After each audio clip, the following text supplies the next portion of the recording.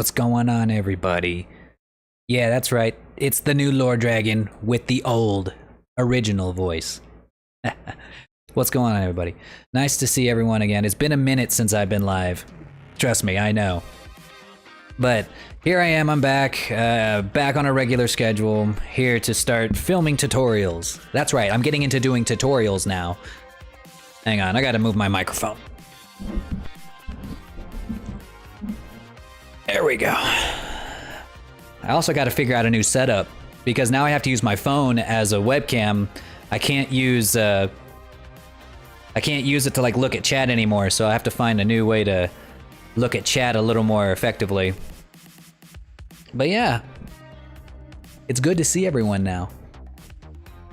So what we have right now for my model is a mostly complete version of the model. I would say that it's about 80% complete. The only reason I'm not gonna say 100% is because there's a few things I need to tweak here and there. Specifically on the gums. The gums need a little bit of work with the shape keys, but the lips look so good. It looks so... It looks like... I don't know if this is a good thing, but it looks like a... God, it looks like a Snapchat filter. Like a really good Snapchat filter. Use a laptop? Just when I absolutely have to. I do not use a laptop or anything else other than to like work if I'm traveling. That's it. I'd like if I was to do like a stream, yeah, none of my streaming stuff can be done over a laptop. Not with my setup. No chance. But I do need something for I do need something to like look at chat. I have a like a tablet, but it's inside right now, and it is that's actually Nessie's, but yeah. But yeah, this models comes with a lot of really cool stuff. Like I added a bunch of cool things. Like for one, I can fold my wings, or I can extend them out. I'll probably keep them folded. What else we got? Oh yeah, I gotta extend them out. I also have this thing called the dragon salute, where I salute with my wings. I'm gonna make this into an emote. Just wait. I'm just gonna call it the dragon salute. Let's see, we got the dragon salute, we've got the, oh yeah, the shades. When it's time to get cool. Oh yeah, you like the glowing effect on my horns? Yeah, whenever I breathe fire, I think it's supposed to stay, like it's supposed to just stay lit. Let's see. Okay, so it's not staying lit on the horns, which I can fix that in Unity. What else? Oh yeah. I can pull out a book. Watch.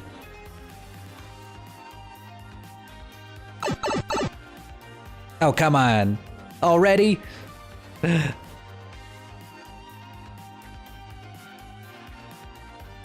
Well, there. I hope you're happy. Welcome. Ooh, welcome. Welcome to the lore cave. Wait. To the lore cave. I am the Lore Dragon. We are just getting started. I am the Lore Dragon. I am a 3D modeler by day, video game streamer by night sometimes. And if you like dragons or 3D modeling, you're in the right place. All right, what else this guy can do? Yeah, so we got the shades. We got... Oh yeah, how could I forget? My favorite one. This is for whoever shrunk me. Yeah. I know sign language. What else we got? See, we had the dragon salute. Wings in, wings out. Shades. Book. Fuck you. I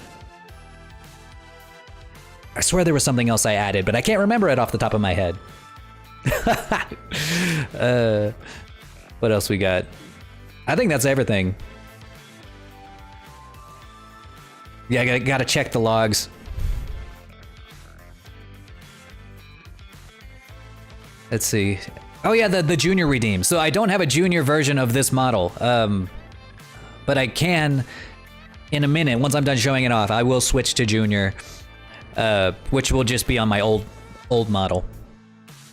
Maybe. Oh, god damn it though. That model requires a webcam, not my phone cam. That's, yeah, not a lot of backwards compatibility going on there. I'm gonna have to figure that out. And I will have to figure that out.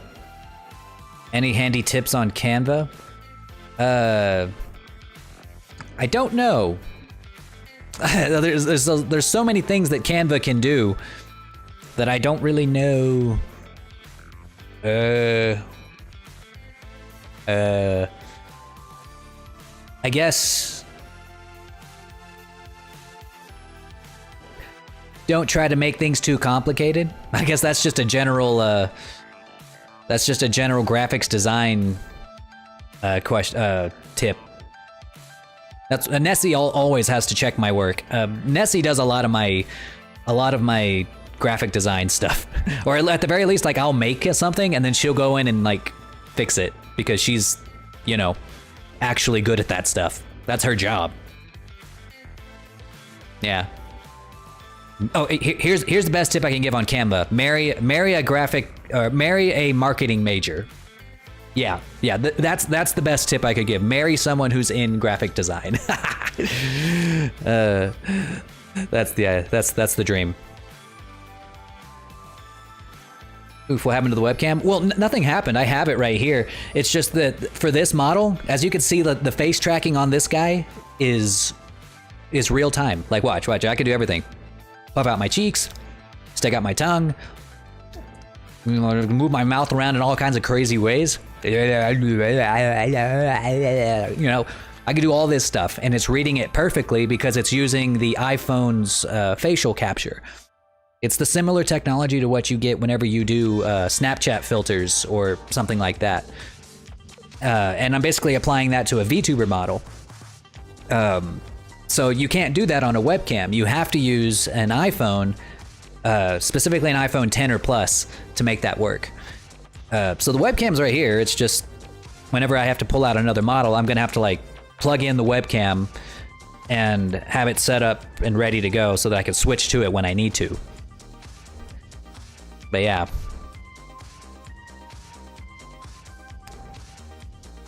But what exactly, well, I guess you could ask me what you're struggling with specifically on Canva. It has been very useful for me. But what we're gonna do today, actually, I'm gonna edit all this out or later, but I'm gonna try, I'm gonna try to start filming these commissions as if they were YouTube tutorials. So for example, like I want to try my best anyway to film these as instructional, mainly because I am going to be wanting to push for a much more YouTube discoverable YouTube channel, at least in the art sector of it all.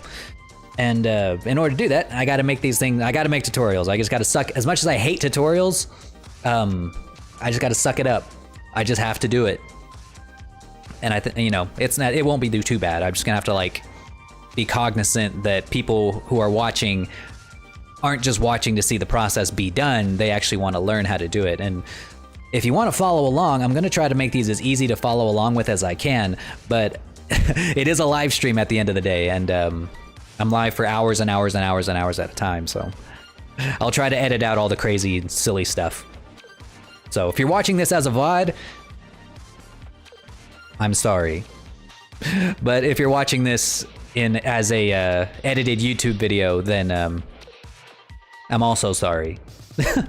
All right, so let's see. Hang on. I'm gonna try to get this set up so that I can see chat in some meaningful way. But today, we are working on a new commission for a good little dragon named Uldred. His model is gonna be an Anthro dragon.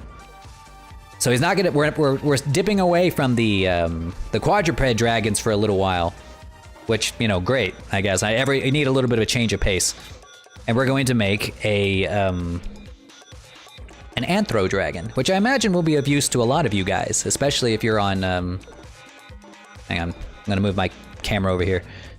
Especially if you're on VR chat. Yeah, that's a much better camera position. All right. Where can I get chat up so I can see it more often? Oh yes, we're back in the box. Oh wait, you know, yeah, we got the cube, the default cube.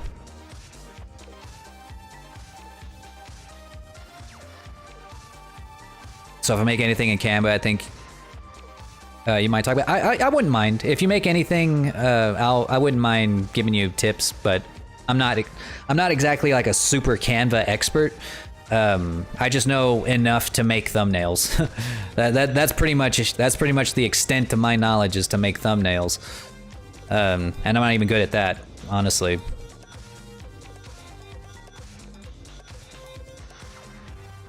All right, so to start with, and you open up a brand new Blender file, you're gonna have the default cube.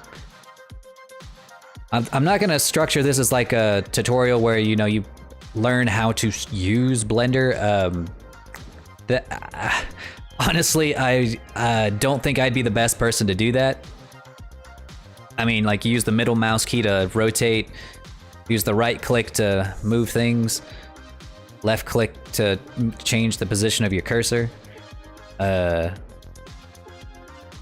we're not gonna go over those basics. This is gonna be more of like an intermediate thing for people who want to learn how to make a model, but this isn't gonna be how you make your first model, you feel me? So, first thing, you're gonna delete the default cube, and then I'm gonna turn on my screen. I'm gonna see if I can get these screencast keys to actually work, so that for those of you who are watching this in the future, you can like look at my keystrokes and you'll know what I'm doing. Let's see, where does it pop up at?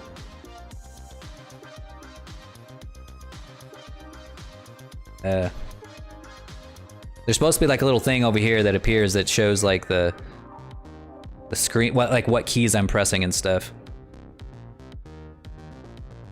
Oh, it's like for some reason offset like really, really far away.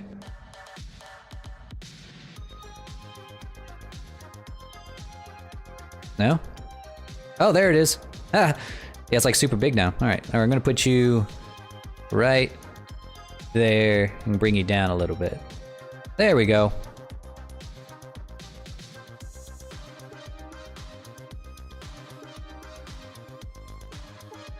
Thanks, Jen. Yeah, this is the new me.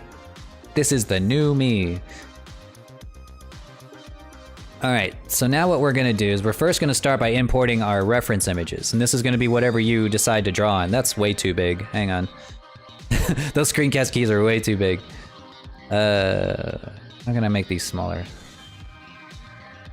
Like maybe that big? Oh yeah, that's better. Okay, so you're gonna import, you're gonna pick Shift A, you're gonna go to Image, Reference, and then you're gonna pick out wherever you saved the reference image that you're gonna be working with. Where did I save mine? And also, good tip, have good management of your files. Mine are never good. Hang on. I gotta figure out where I saved this shit. I think I put it, actually I don't know if I even saved it in my computer. Oh no, I did, it's in Dropbox. I'm dumb. All right, so looking through Dropbox. Where is it?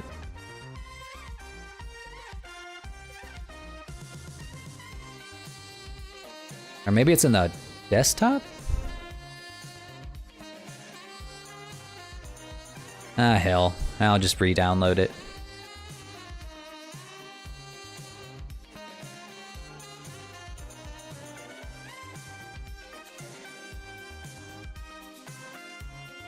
You gotta spend, yeah, I gotta spend a day organizing everything. You have no idea.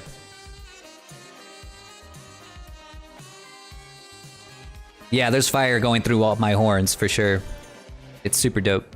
I love that about it. I kind of added that at the last minute. I didn't even think about it until like I was already in the process of painting the horns. They came out pretty good. I'm pretty happy with how that came out. All right, Lord Dragon. And you know what's worse is that I don't title my artwork. Oh wait, here we go. Yes, I did. I actually did this time.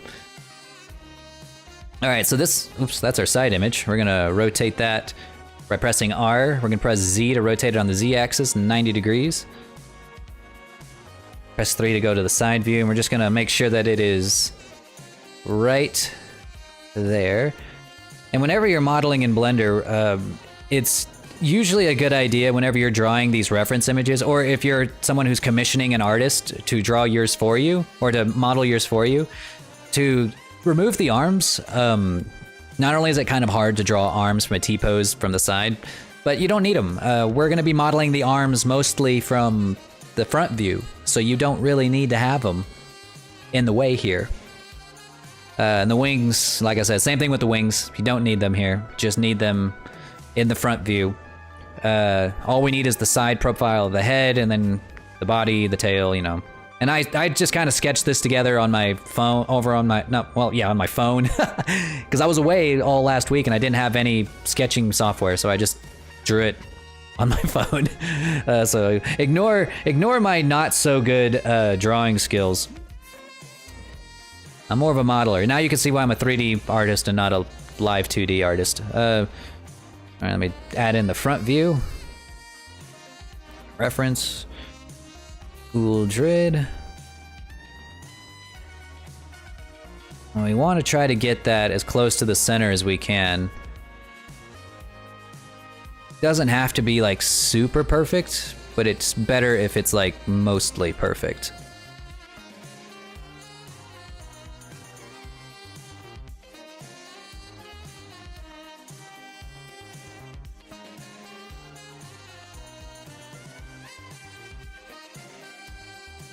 Let's see. Hey, Silver, how's it going?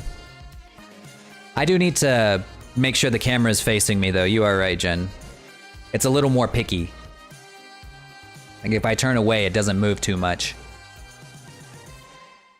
But there's not much I can do about that. I don't know if I can really... I guess I can move it further away.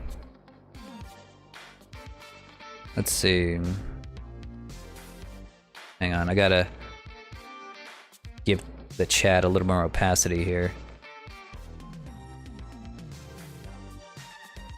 Ah, yes, thank you.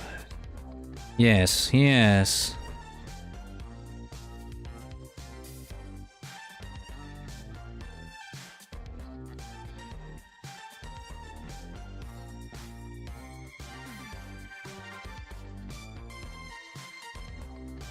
All right.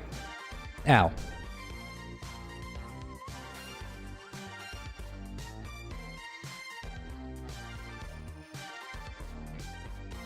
Yeah. We just want it to be right in the center if we can get it. And of course we want his feet to be planted more or less on the ground. Which, you know, if I was to draw this again, I'd probably do it without the background. But I didn't even think about that.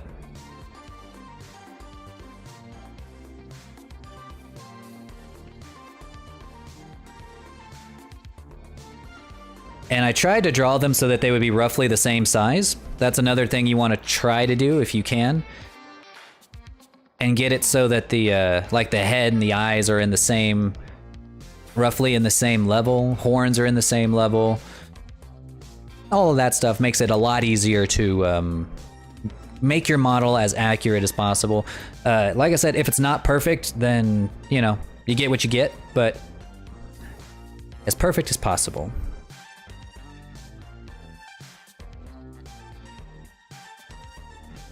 $5D would be all out guard. True, true. Yeah, if you had a 5D thing, it would be God.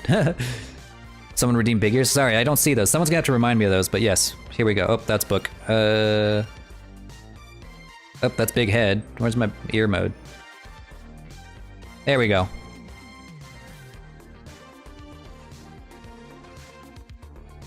All right, so now we have our reference images thoroughly inputted into our document here. We can start modeling. So first you have to kind of decide what shape do you want to start with. And sometimes that could be very obvious. What do you hear with your special ears? I hear your heartbeat, and you should probably go to the doctor. Go get it checked out. Do you have Chad mode? I do. I do actually have Giga Chad mode. Is it Control Shift G? Whoops, nope. Control G? There we go. It's not as apparent on this one. There we go. Oh crap, I just realized something. I think my sunglasses are weight painted to my wings. Watch. They're weight painted to my wings. No! I can only fix that in Blender. No! Oh well. Like I said, 80% complete.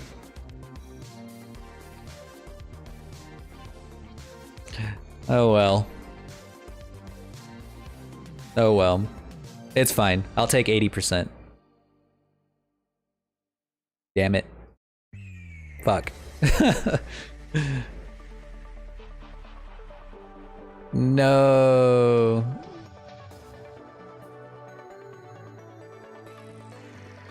Can you hear me now? Yes. How dare you? You should be ashamed. Alright, so like I was saying, the first thing whenever you're approaching a brand new model, if you're going to make it from scratch, you need to decide what shape, like whether it's a plane, a cube, circle, UV sphere, cylinder, cone, whatever. Probably not a torus. Probably. You gotta figure out which one of these best closely resembles your model. Like if you're making something that's a human or very humanoid, you'd probably go with the cube. Probably. A cube is usually a good bet. But for what we're doing, because I'm trying to make this guy a little less like a human and a little more like a dragon standing up on his hind legs, I'm probably gonna go with a cylinder because I want him to have like a kind of snake-like body. More snake-like than human-like. More like a snake body with human characteristics. So we're gonna go Control A. Well, we're gonna make sure our cursor's in the center because it usually is. So if you want it to get in the center real quick, just press Shift C, and that puts it in the center. So we'll go Shift A, Mesh, Cylinder. And in that cylinder, we don't want it to have this many vertices. We don't want it to be too crazy. We want it to start with as little as possible. So maybe, I think 16, maybe 12. Usually a division of, like an even number is usually the best way to do it. Yeah, we can add more later. So let's start with 12. Looks like a dragon already. You have small head mode? Yeah, I have small head mode, big head mode. Yeah, small head mode, big head mode. Welcome. Ooh, welcome. Welcome, Tails. To the lore cave. I'm the Lore Dragon. I'm a 3D modeler by trade. Sometimes I play video games, but now I mostly am a 3D modeler. If you like dragons, 3D modeling, or both, you're in the right place. Ow. No, not the guns. Wait, I gotta... Alright. There we go. Ears back to normal. Alright, so what we're doing now is we're just pressing S to scale. Yes, thank you. Yes. All the memories of my old look. We're scaling this down a little bit.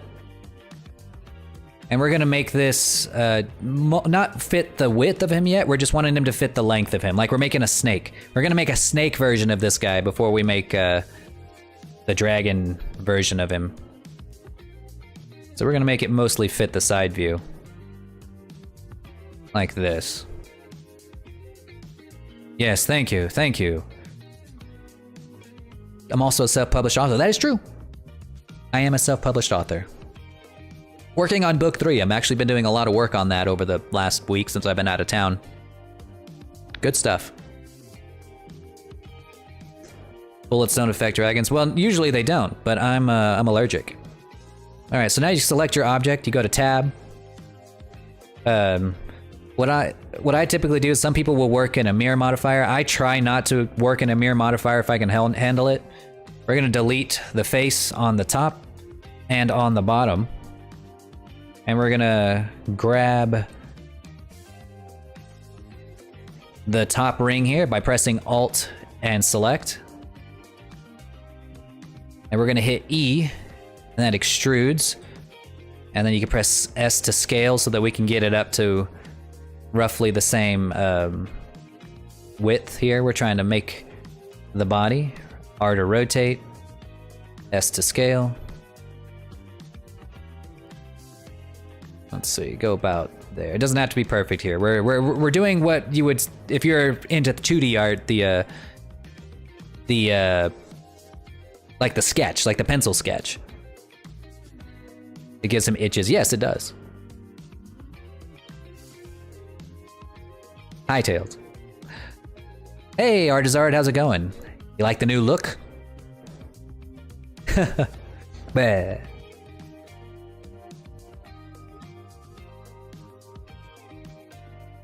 Yeah, like I said, Jen, this thing is about 80% done.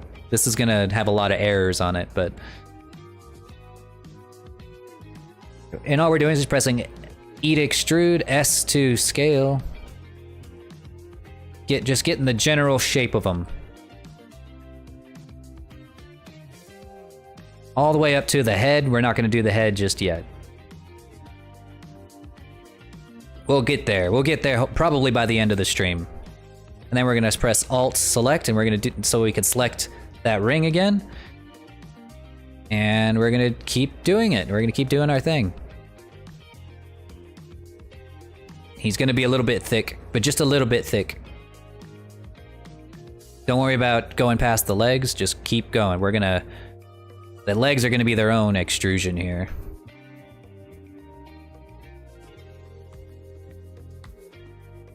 I did not do a super good job on this tail. You could tell that, like, once I got to the tail, I was like, just done. Like, I didn't want to draw on this fucking tiny screen anymore, so I just like, bleh, just puked a little tail into existence.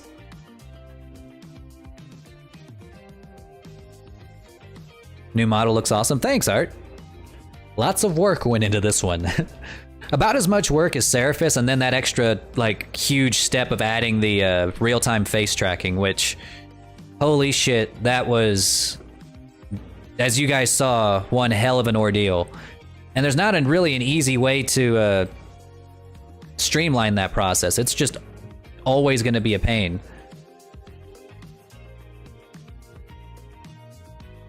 There we go.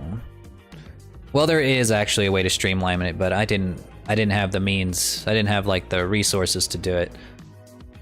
All right. There we go. There's our snaky boy. Now, we won't add the tip of the tail. We're gonna add that here in just a little bit with a cone. But before we do that, we want to make sure we don't need to add any new edge loops. All right. So now what we're gonna do is we're gonna press 1 so that we can select single vertices, and we're gonna turn on proportional editing. You can do that by pressing O. At least on my keyboard. There might be some add-ons I forgot that or some preferences and settings I may have forgotten that I set up like forever ago, but if you can't, if pressing O doesn't work for you, just go up here to the top and it's this little thing right here. And you can just scroll in to make sure that whenever you grab one of these vertices that it doesn't grab too many, like that. That'll grab too many. This we just want it to grab right here. Maybe just a few more. Just make it fit. Make it fit.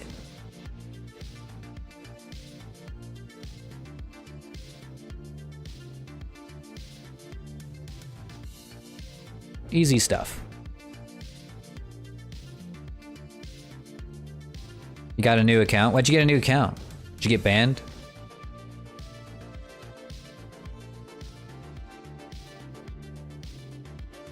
There we go. Good enough for now.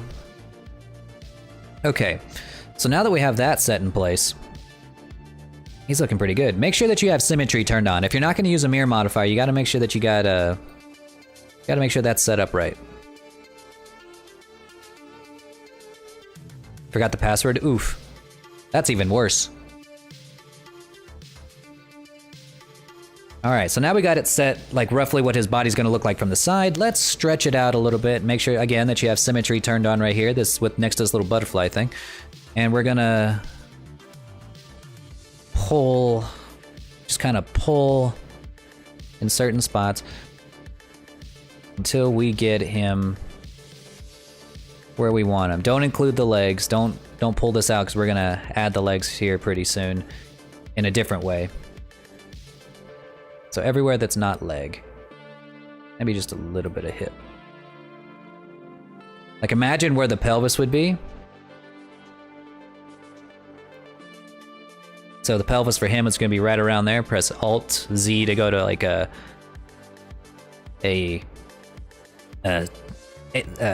see-through view. You can imagine where his pelvis is going to be. We're just going to go down about that far, and then the legs themselves are going to come out right around there.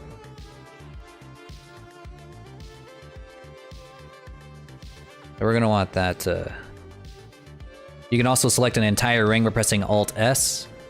Or wait, no, Alt click, not Alt S. And you could scale the whole thing down.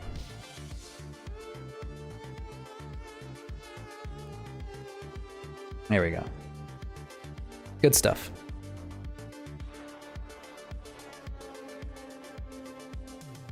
There we are. And we're just fiddling here and there till we get him looking like what we want.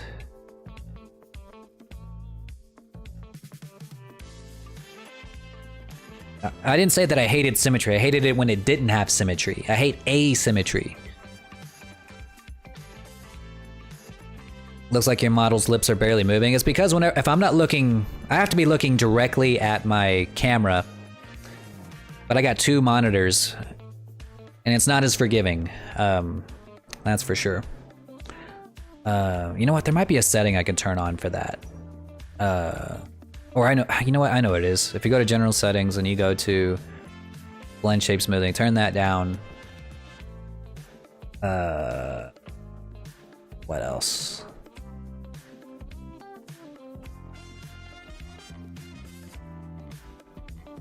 There was that. Ah, there we go. Hybrid. There we go. I think that'll do it. So now if I turn away and it doesn't work, yeah, there we go. So if you turn on hybrid audio lip sync, if it's not looking directly at me, it'll still talk based on if it can hear me or not. There we go. That fixed it. Yeah. Much better. Ooh, that's so much better. Holy shit. Night and day. Fuck. Oof. All right, back to it.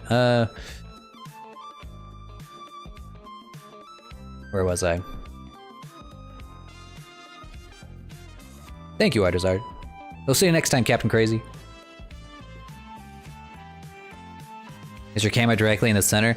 Well, the thing is, I'm not on a computer. You know, I'm sitting on a couch with a TV as my main monitor and my secondary monitor on a tiny little table right next to the couch. So they're like 6 feet apart, my two monitors. Yeah. All right, so here we are.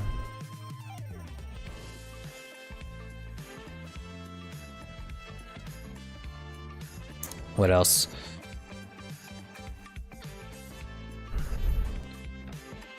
All right, so now you might take a look around and you might notice that you might need a little bit more geometry in order to get this thing to move.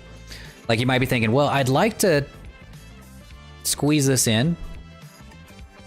Well, it actually looks pretty good, but let's say you wanted to give it at least one more angle between these two spots. You can press Control R and you see that little ring that pops up. You can add an extra ring there. You can put it wherever you want, and that'll give it a little more geometry to work with. Always nice to have a little bit more, but not too much more. We're gonna give him a little bit more of an anthro body here. So if you can think of it this way, the style that I'm going for on this particular model is almost like a, if you guys have played D&D, if you know what a Yuan-Ti is, where they have or Yuan-Ti or whatever the fuck, where they're basically centaurs, but they have snake bodies instead of horses. It's kind of like that up to about here, and then the legs just kind of pop out. I want, like I said, more serpentine than human, which is the style that I like. And since I got to draw it, that's what he's going for. Who's that handsome dragon? It's me. It's a me. Hips? Yes, he will be getting hips. But first we gotta figure out where his legs are gonna go. His hips are mostly gonna be from his legs. So we're gonna just focus on the upper body for a little bit, giving him his neck. Right around there. Looking good, looking sharp. Oh yes, and if you want a better idea of what he's gonna look like, make sure to go tab into object mode, click W, shade smooth. And that is gonna be a much more accurate representation of what it's going to look like when it's rendered. If you don't do this, well, like you saw, he's gonna look really cubey. Really, really cubey. Currently drawing with a mouse. Oh man, that's how I did this guy. Or kind of with like a mouse on my phone. Like I had like a mouse plugin that I could do with, and that's all I had available. Like I didn't have a pen. My Apple Pen wasn't working. I can't get over how detailed. Yeah, it was work. It was lots of work. Lots and lots of work. Substance Painter made that significantly easier though. Oh my god, did Substance Painter make this easier. I don't know if I could have done this level of detail in Blender alone. I really don't think I could have. If you guys want full transparency. Alright, we're gonna make a room for his arms here. We don't want... it's better to not have a line there. We want it to be mainly just 2 squares for his arms, and then 2 more squares right here for his wings, eventually. For wherever they're gonna go. Wings are probably gonna come out. Wings are probably gonna come out from here. Arms right here, and so on. Let's see. I think that just about does it. Now, what we want to go ahead and add, just to make things simpler, we're gonna go to this little wrench here. We're gonna add a modifier. We're gonna add, where is it? Subdivision surface. Unless you want your model to be low poly, which might be necessary if you're using a toaster as a computer, then you're gonna want to add this, and as you can see, it automatically smooths it out. Turn the render to 1 so it doesn't crash your computer, or it's less likely to crash your computer. Right here, levels 1, level 1. And as you can see, it is a little bit inside the mesh that you've been currently working with. Makes it a little rounder, makes it a little smoother. If you want to work more closely with the mesh underneath, click this button here, and as you can see, it makes the mesh shrink wrap to the solidified surface. So you're able to better mold it after it's been subdivided. But we don't need that. I don't need that just yet. That's a preference thing. I will be needing that very shortly. Using a toaster as a computer, that poor protogen. I know. Thanks, Godzilla. I do look pretty cool. Look like Grigori's benevolent clone. Ooh, that's a good compliment. Good compliment. Let's see. All right, so that is the body, kind of. Let's go ahead and pull out some arms. Let's see. So we're gonna select these 2 faces right here on the side. Oh, actually, this, well, will it do it? No, it won't. This is gonna be about as far as we can get without using the mirror modifier. So now it's time. You're gonna press Alt Z to go into that into that X-ray view. You're gonna click 1 to go to the vertice view, and we're gonna select all the vertices, all the dots on the left side. And we're gonna delete them. So now he's cut in half. Just like that, and then we're gonna set the mirror modifier. So go into that little gear, or into that little wrench, add modifier, mirror modifier, and now we have both sides. Anything you do to one side, it's gonna happen on the other side. So now when we add this arm, it'll add to the other side symmetrically. Nice stuff. Have you got a glowing heart? Nope, no more glowing heart. I didn't want one.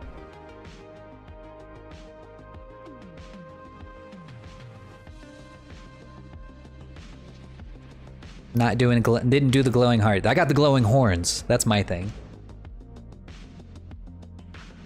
All right, so now we're gonna go ahead and pull out them arms. Look like little nubs. Might as well just pull them the full distance, all the way to the length the arms are gonna be. Shrink them down. Right about there. Perfect. Looks just like something I drew in middle school.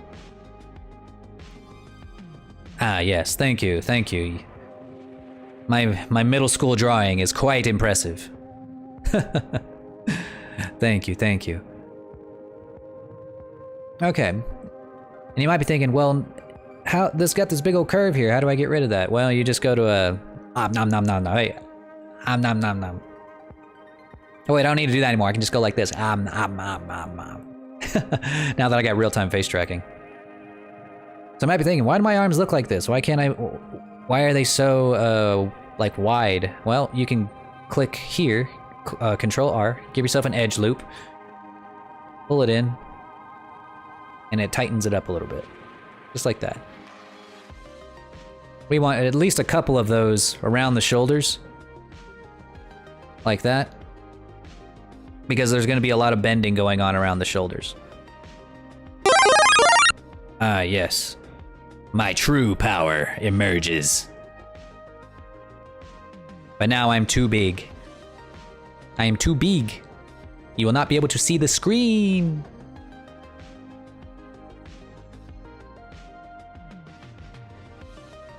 Oh yeah, and another thing you want to do, whenever you get that mirror modifiers, you got to turn on clipping, which is right here. You got to turn on clipping. You don't want to forget that step. That way, whenever you pull the model apart, it stays as one piece. Very important. Very, very important. Your middle school drawing is very impressive. Yes, it is. Ah. You look awesome. Thank you. Let's see.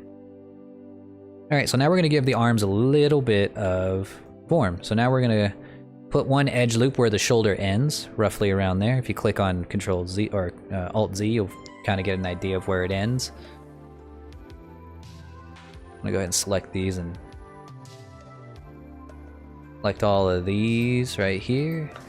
And we're just gonna kind of pull it up a little bit.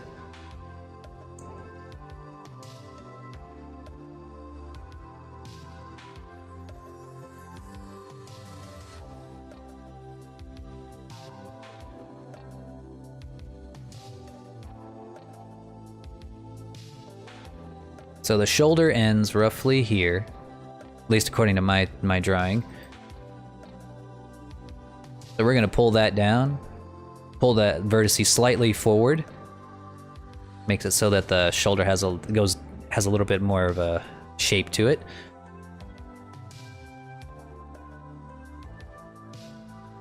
And then we're gonna add another edge loop right where the bicep meets the forearm, shrink it down a little.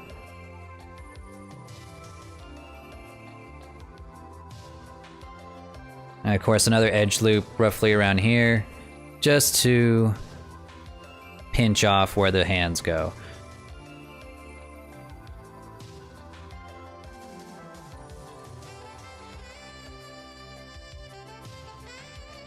Good stuff.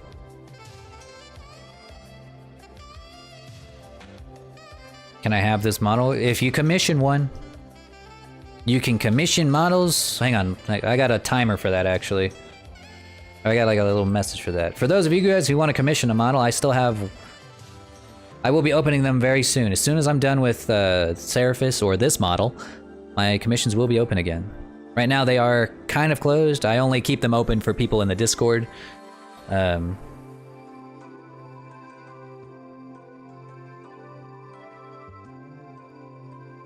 So for forearms, 3 edge loops. Yes. For now, there will be many more to come. You're also going to want an edge loop for everywhere where the arm changes in size. So if you want it, like for this part where the forearm gets a little bit bigger, you're going to want an edge loop there to give it some height. Like that. Right here where the forearm kind of dips in, right here, you're going to want that. An edge loop there, that's why there's one here. Like that.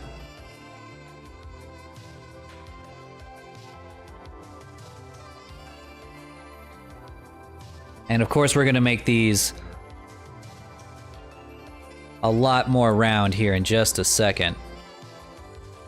One thing that'll really help, now that we have the arms out, we're also gonna want an edge loop kind of going around this way. That way it kind of completes the circle. Yes, just like that. You say you are lost and you're in need of some advice. All right, so the bicep is probably going to be right around here, so you're going to want to pull that peak up.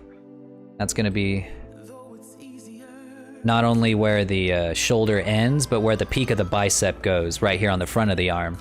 The tricep is going to go on the complete opposite side, so you're going to want that to go just slightly higher, or slightly closer to the body, and pull that up.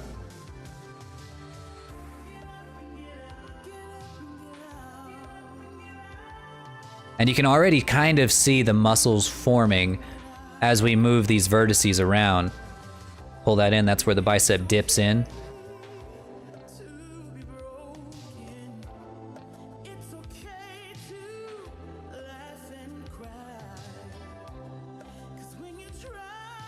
When's the next Patron model giveaway? I don't know if I'm really going to be able to do that again for a little while. Well, if I do it, it's going to be strictly on Patreon. It can't happen on Twitch anymore. Like, I'm actually still haven't finished the model for the 3rd giveaway winner. So I need to do that first before I do another one. But good news is that it would be based on this model and not my old one. So whoever wins the next one's gonna get something like this, what I currently am using. So yeah, there's that. I would have to say, I want to do one at the end of the month, but that'd give me like 3 days to prepare. I might have to wait till the end of October to really like do a really good subathon. Otherwise, I'll be doing it. Well, actually, I don't have to. It's just, if it's just gonna be a Patreon giveaway, I can just do it. I could just do it on, well, I don't know. I'd have to think about it. But it would have to be, it'd probably be the end of October. It would have to be. But you would get one like this, though. Let's see. What was I doing? Yeah. That's where the shoulder ends. Alright. Another thing about this model is that it's not going to be hyper realistic. It's going to have, well, it's going to have like a toon shade to it. He's not, Uldred didn't want to spring for like a super realistic model like the one I'm using now. So he's going to have a little less detail.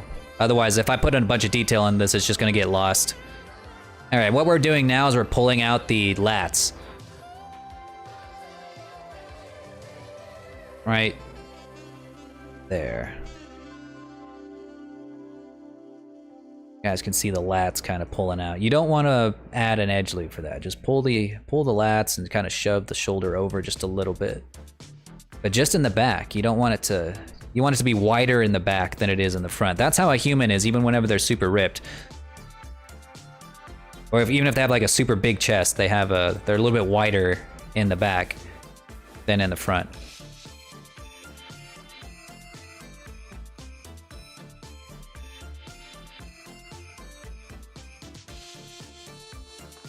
I want to give him just a little bit more of a pronounced back arch than in what I put in the drawing. Because he's gonna, like I said, he's gonna be a lot more serpentine. Or serpent-like.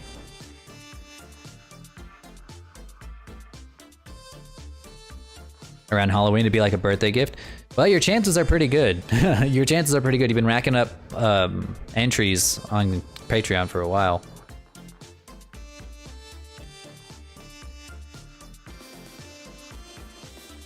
All right, looking good. Now for the legs, we're gonna want those to be right around here. We're just gonna grab 4 of these. Oh no, Rangers, not the Rangers. You know what, I should make one that's like Junior attacking me. I could do that, it wouldn't even be hard.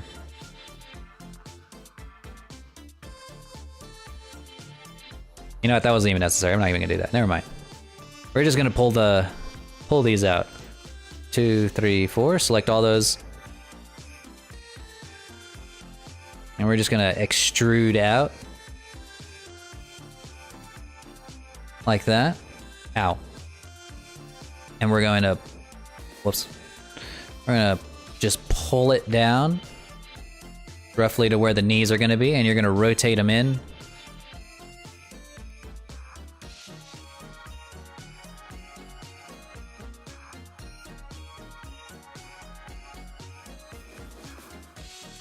Don't worry, they look a little skinny right now, but we're about to fix that. You add that edge loop in here.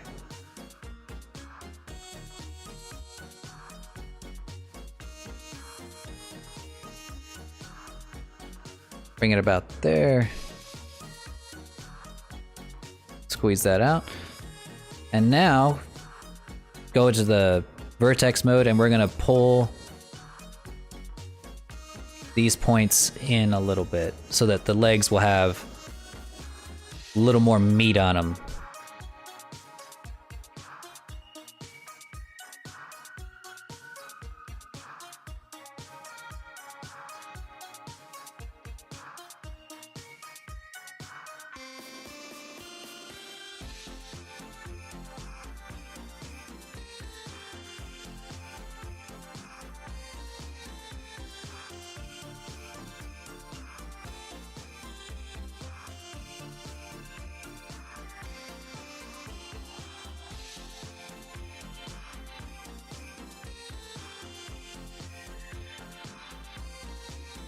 All right, let's pull them forward.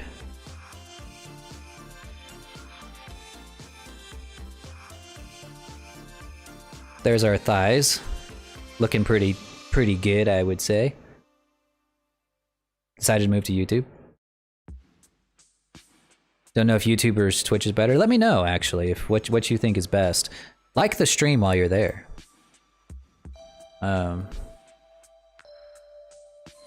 May come a day when I have to switch, but I don't know if that's gonna happen immediately, but... Because if I had to choose between having a monetized YouTube channel and having a Twitch partnership, I would definitely choose YouTube every time. It just seems more sustainable for long-term growth. But I don't know, I could be wrong. Lots of successful Twitch streamers.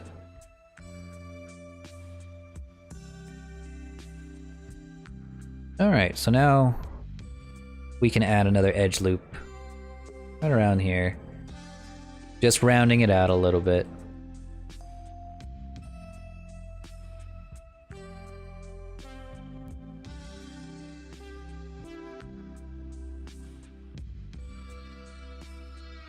Don't think too hard about what that is.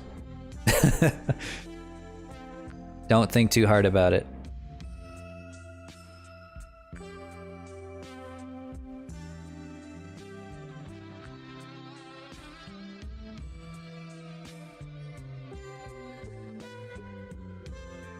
My little avatars are no longer Rathian. Hang on, I can actually fix that. Where are you? Yeah, on YouTube, I do have to fix it for you. That is one problem, but there's nothing I can do because there's no extensions on YouTube.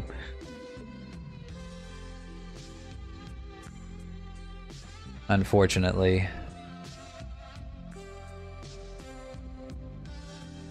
Here, I'll make you a Rathalos here and then a Rathian in Twitch.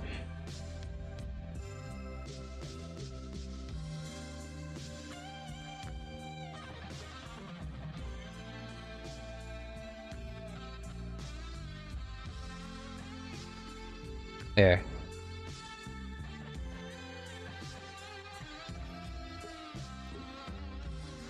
You've done so much work on your Twitch stream. I wouldn't lose Twitch. I don't think so. I don't think there's ever going to be a point where I lose Twitch, really. If I lost anything on Twitch, it would just be my affiliate status. That would be more or less what I lose. And I'm not too afraid of losing that, truth be told. Alright, thick boy. Slightly thick boy. This is where he's getting his hips from. You see, because his hips on a serpentine dragon are not going to be rough, are not going to be so much here as they are going to be back here.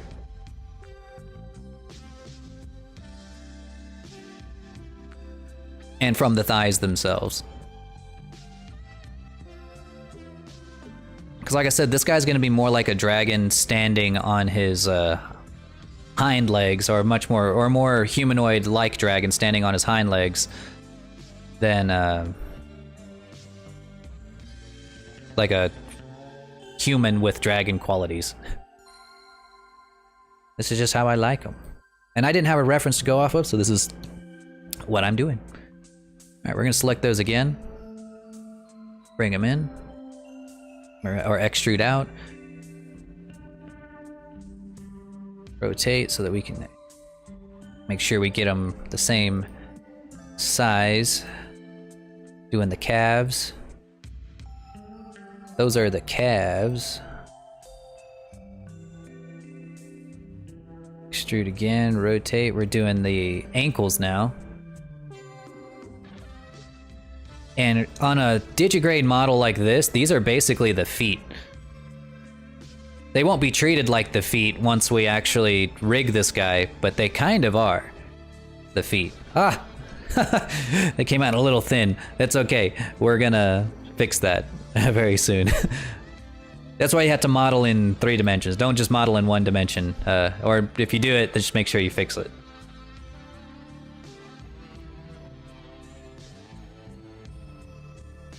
And we're gonna add the toes here very soon. Or you know what? Actually, I'm just gonna delete that. Never mind. Change my mind. We don't need that. I forgot that with digigrade models, you kind of just model up to here and then up to the calf right here. And then this whole thing is the foot. So once we model the foot, we're gonna stretch it up to fit that rather than modeling toes onto it. So that's pretty much it for that step. Now let's make sure that these legs are not, well, like that.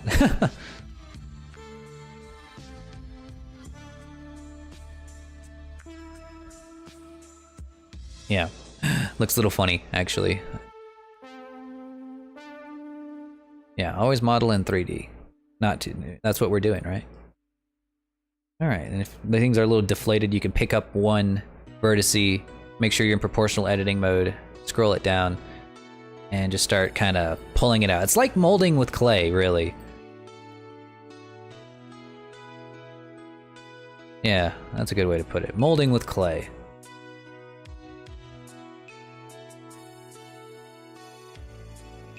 You could do it that way. Is this a dream? Too good to be true. What I feel for you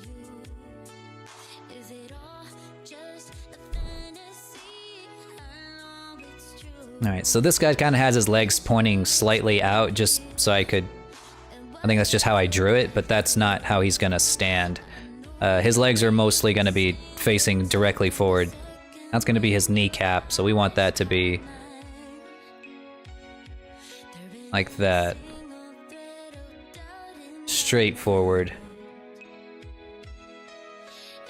So these will not be matching the reference image perfectly, and that's okay. You know, don't be afraid to change something from your reference image.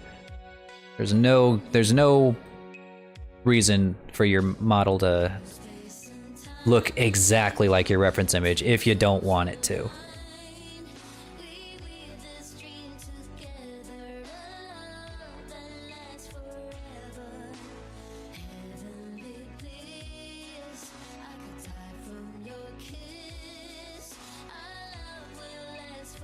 Good shit. And try to keep it as circular as you can. You don't want any of these, and you don't want any of these like crossing like this.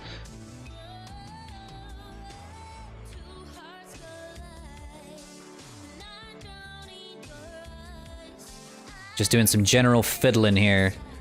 Don't tell Uldred, I'm fiddling with his legs. I swear, it's totally consensual.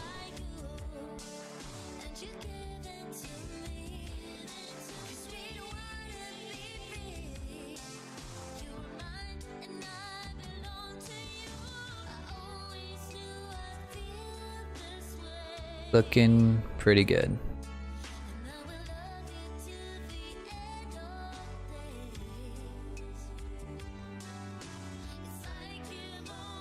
Nice.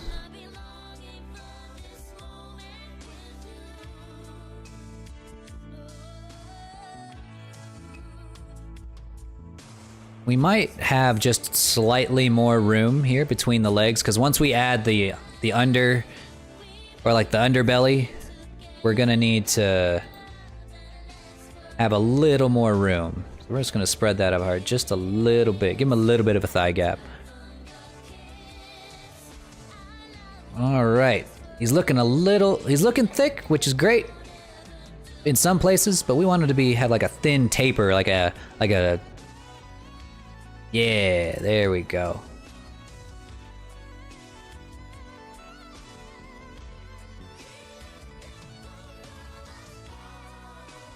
The song slaps.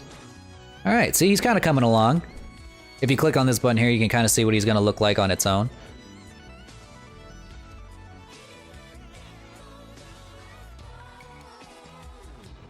Okay, so we've got the tip of the tail, we've got everything but the tip of the tail, the hands, and the feet. So let's go ahead and get these ready to receive hands and feet. What we're gonna do is we're gonna select everything here, delete it. Don't need anything plugging up our arms or legs.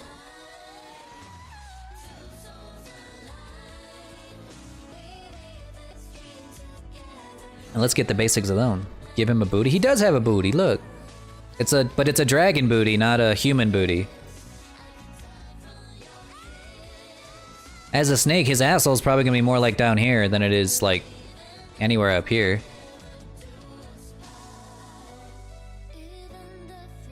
Look at that. See, this is how I like them. This is kind of like how the Anthro lizards are in Divinity Original Sin 2, and I fucking loved those designs. I thought those were dope as hell. They actually kind of look a little monstrous, you know, but not too monstrous, and I love that. I love that. All right, guys, what should we do next? We can actually go anywhere. We can do the hands next, or we can do this. We could start on the head. I'll do the hands. I don't like doing the hands, but I have to. You guys know if it was up to me, I would just pull hands from somewhere else. But I have to do it for the tutorial. I have to do it. I have to do it. All right. So we go to object mode. We're gonna add a new object. Make sure your cursor's in the center of the screen by going center or Shift C. And we're gonna add Shift A cube. I love how if you're a lizard divinity, you don't need a shovel. Yeah, I love that too. I do love that. You can just dig like a little dog. I love the lizards in Divinity. They look so good. And that's what I kind of based this design off of, was something a little more, like I said, a little more serpentine. And when you give him wings, he's gonna look even better, which is gonna look super cool. Oh, you know what? That's what we can do before we have to do the hands. We're gonna add the wings, but not all the wings. We're gonna add the wing arms. Because really, if you guys wanna know, when it comes to dragon wings, they are arms. So, like when it comes to birds, bats, pterodactyls, doesn't matter. Wings are arms. They are not just wings. They're not like a different appendage. They are arms with little things on them, with little webbing on it. So whenever you're modeling wings, if you're really struggling to get them to look right, just think of it like you're trying to model an arm with a big hand and really, really long fingers. That's what these are. They're just really, really long fingers, and this is your thumb. It also helps for drawing dragons too. So what we can do here, I'm just gonna delete this. I'll come back to it in a minute. So what we're gonna do next is the wing arms. We're gonna click our mesh, and we're gonna figure out where we want them to come out of. I know I said I was going to use these, but now that I look at them, they look like they're a little too big. Like if I were to pull this out and extrude it, it might not look super good. As you can see, it's like really, really big. And it also takes the other half because it's using a mirror modifier. So to stop that, we're gonna click Control R, make an edge loop here, right around there. We're gonna do another edge loop right around here, ish. Actually, we'll select that one, Alt, select, and then click G twice, and it'll move this over a little bit. The reason we're doing that is just to make more of like a little circle here, like that, for the wings to come out of.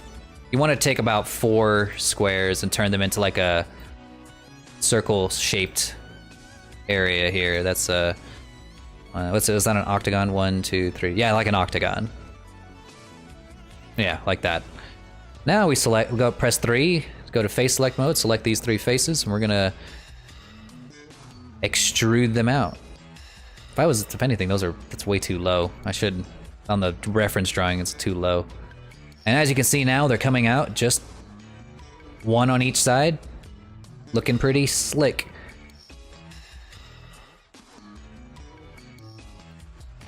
It's gonna be tricky. Wings are always tricky to model. What's up, Draken?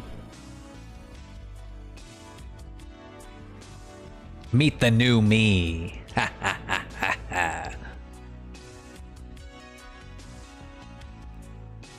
Alright, we just take those wings, we're gonna rotate them down just a little bit.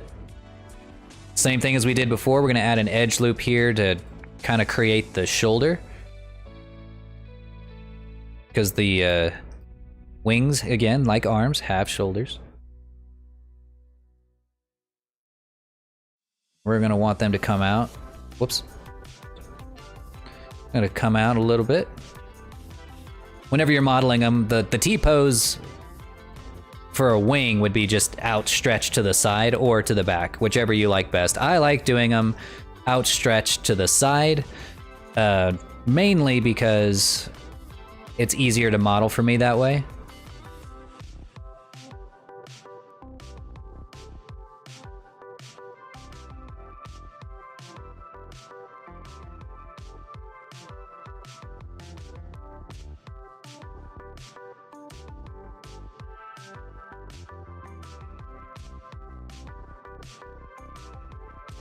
Been stuck working on a drawing I just posted. Ooh.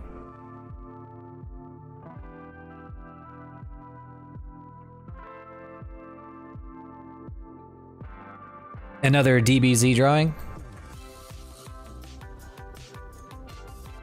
Sorry, for whatever reason, I can't get Instagram to open on my my computer.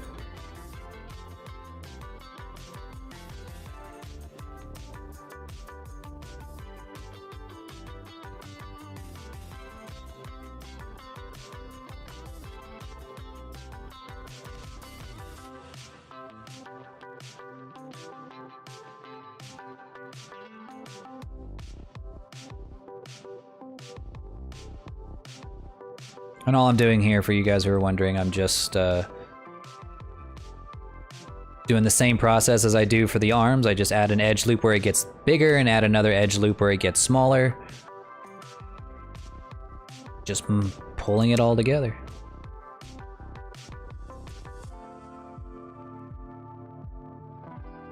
Oh, a fight! A narration or an illustration, nice.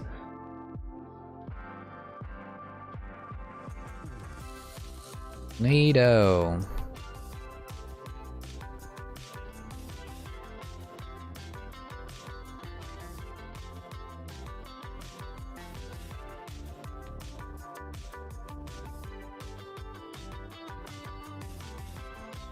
I don't know how these got a little bit.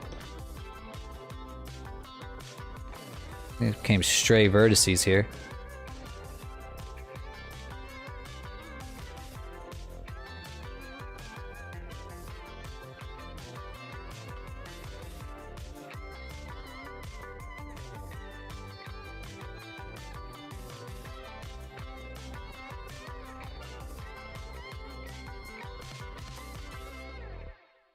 There we go.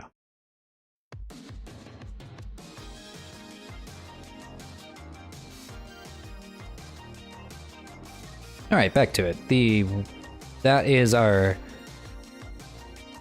This is our wing shoulder. This is our wing bicep all the way down to here, and this is our wing forearm all the way up to here. Needs to go a little bit higher, about there. And then once we're ready to model the hands, we're gonna model hands over here, and then we're just gonna copy paste them, add them over here, and then give this hand like really, really long fingers. Do regular hand fingers over here. Good shit. You made 3. You planning on doing like a comic book? Delete the faces on those. All right, now we're ready to make the hands. We're gonna grab Shift A, mesh, cube, shrink it down. I'm gonna squish it, so press S, Z to make it go down. Squish only on the Z or on the Z axis. Oh, too much. About that much. Go to the side view, we're gonna scale it up on the Y, make it wider. Just a little bit. This is gonna be the palm of your hand, think of it that way. We don't need a mirror modifier because the hand is not symmetrical.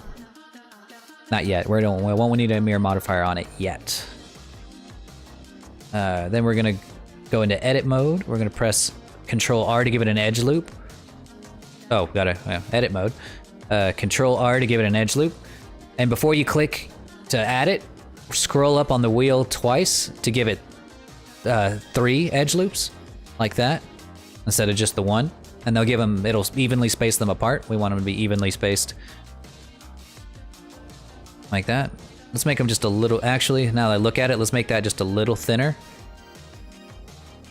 Not quite a square, but a little bit taller than a square. Now select just the faces in the front. We're gonna press I, which will inset, like that. But before you click off on it, go to this here, go to Insert Faces. We're gonna wanna make sure that our inset is set to individual, and that'll make sure that you're insetting only to each individual square. Nice. Now we have that, we're gonna press E to extrude. And you probably can already see where we're going. These are our fingers. Yeah. We're gonna add another edge loop right around here. This is gonna be our knuckles, right around there. We're gonna add another edge loop right around here. This is gonna be where the palm starts to shrink. We're gonna add one here. This is where the thumb is gonna begin.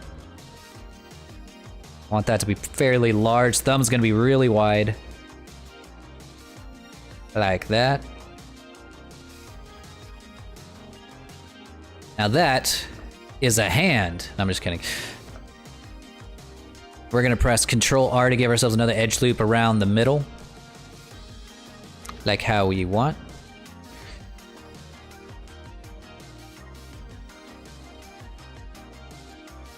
What else? Oh yes. Select the top faces here. Or actually, before you do that, select everything. Go to Mesh. Hang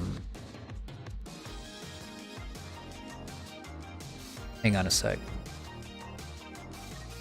Because I have it set to Alt Q to smooth vertices, but I don't remember where to do that. It's in the faces. Edges. Vertex. I'm sorry. If you don't know where to find something, you can just press space and then go to like type in smooth vertices and you can do it that way. Okay, so it's under mesh shading, smooth vertices. Mesh, shading, smooth vertices. You can do it that way. But I have it set to Alt Q. I don't remember how I set it that way. I did that like months and months ago. But that's how you do it. That's how you make it look a little more like a hand. You're gonna select these faces here. Click I to inset. But make sure to turn off individual for this one. These are... Undo, do that again. These are your knuckles. Whenever your finger bends, it's gonna bend right here along this surface. So it's gonna go like this. It's gonna look really, really nice once we get to the rigging phase. Make sure they're on roughly the same edge, or roughly on the same level here. Doesn't have to be perfect. Neato. All right, now we're gonna add one edge loop for every bend in the finger. So that would be 2. Just let them be evenly spaced for now.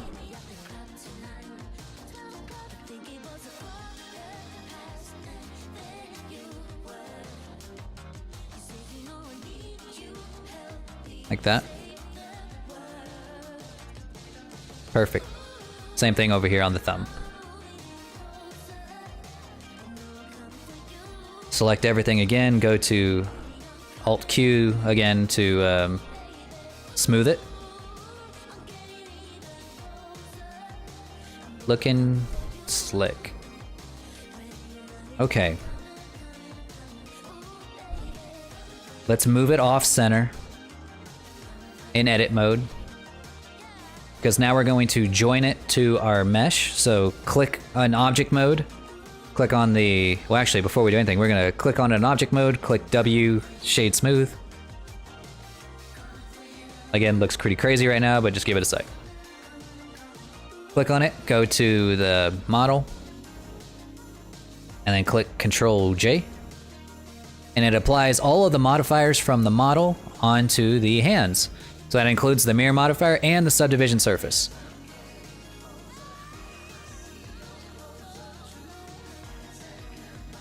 All right.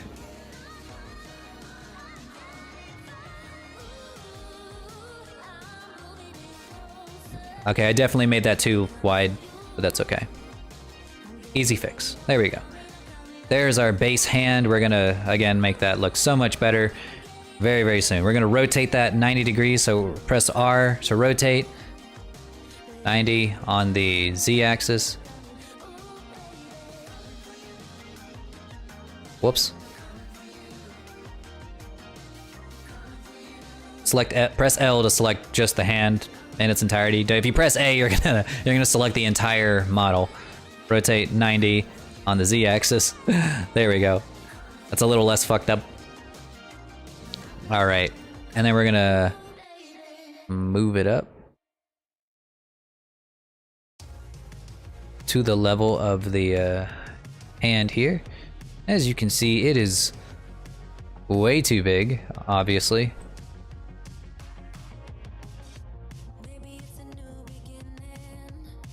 Or maybe I just drew really tiny hands. I think I just drew really tiny hands. I'm not good at drawing hands. I'm way better at modeling hands than I am drawing hands. It may not seem like it right now, but give me a second, you'll see.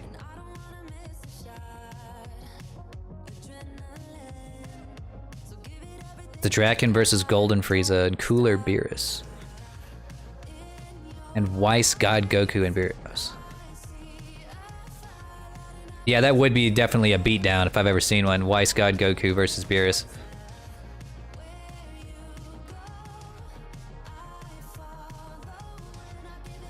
I love this song.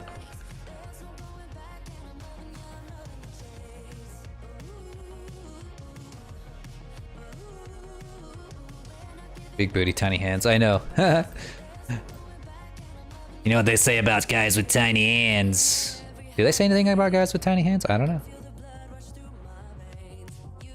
Okay, so at this stage, guys, it's all gonna come down.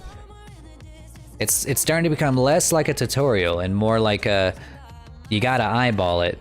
There's not a lot of, we've already gotten past the point of doing techniques and are now moving on to the point of fiddling, where you just have to start taking vertices here and there and making them fit the shape that you're going for.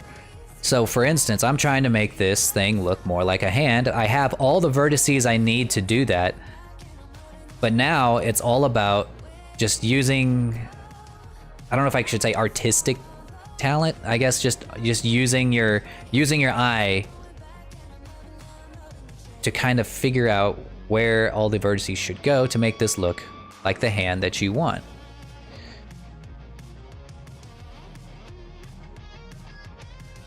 Make it less cubey, wherever you think it should be less, where it should be round, where it should be sharp.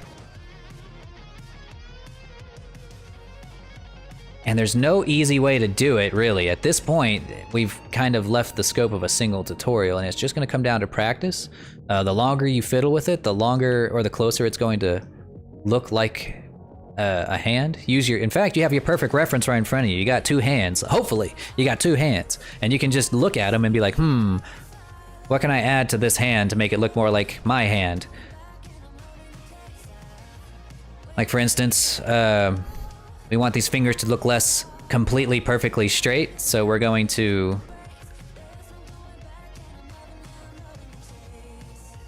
add that up a little bit.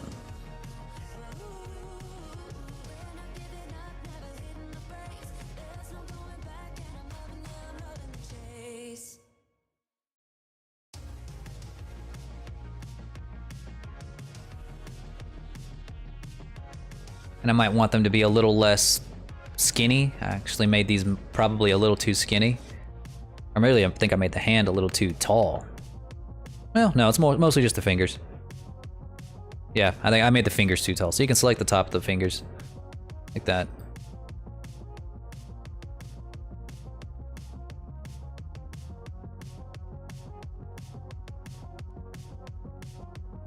See how these turned into knuckles? Pretty good looking knuckles.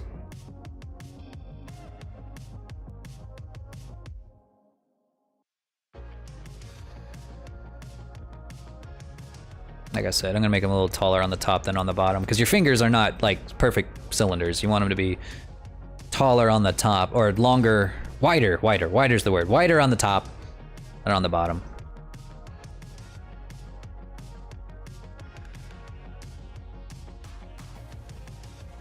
Too wide. There we are. And then, what else do I want to do? I also don't want to spend too much time on the hand right now because there's so many other things I want to add to the base mesh. I still can't decide if these hands are too big or if they're too small.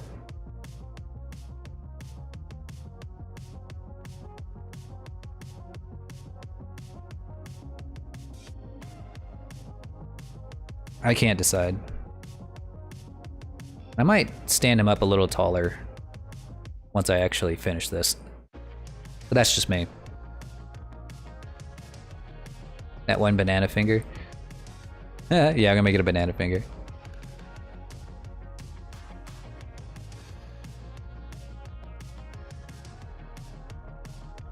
Well, that is one thing I didn't even think about just now. We probably want your fingers to be different lengths, right? Most people, this is a fact, have different sized fingers. Did you know that? Who knew?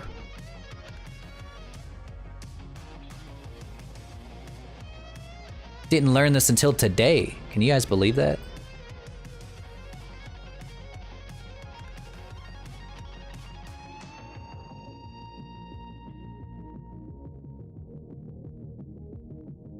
Nobody told me.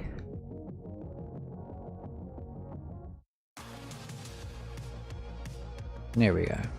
It is coming around. It's starting to look more and more like a finger or like a hand. Like I said, the longer you spend on it, the more it's gonna look like a hand. And I will probably off stream spend more time messing with it. We're not adding fingernails yet. We're not adding like wrinkles or any hardcore details to the hand. This is about as detailed as we want to get for this particular step. If we spend too much time on it, we're gonna get bogged down working on nothing but hands today. And you won't even get to see me do anything else. You won't get to see me make the head or the rest of the wings. But I will say I did kind of fuck up. I was gonna, before I got to this step, I was going to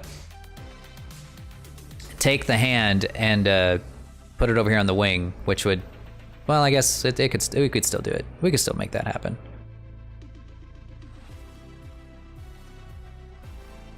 Okay, so we're gonna make the wings. I'm gonna show you guys how I do that. We're gonna press L to select the entirety of the hand. We're gonna put Shift D to duplicate. We got two hands, two sets of hands now. And we're gonna rotate that 90 degrees on the X-axis. Wait, no, not 90 degrees on the X-axis. 270 degrees. We want the thumb facing up. Thumb facing up, and the knuckles, these things, facing backwards. They're facing our back. See where I'm going with this? Kind of. Before we do that though, we want to extend our fingers here. So select the tips of your fingers. All of them.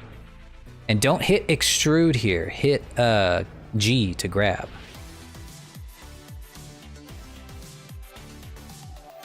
And make sure that you're grabbing enough of the finger to pull the edge loops along with it.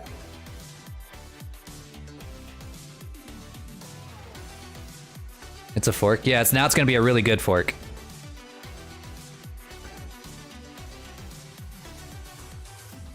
Yeah, now it's a super fork.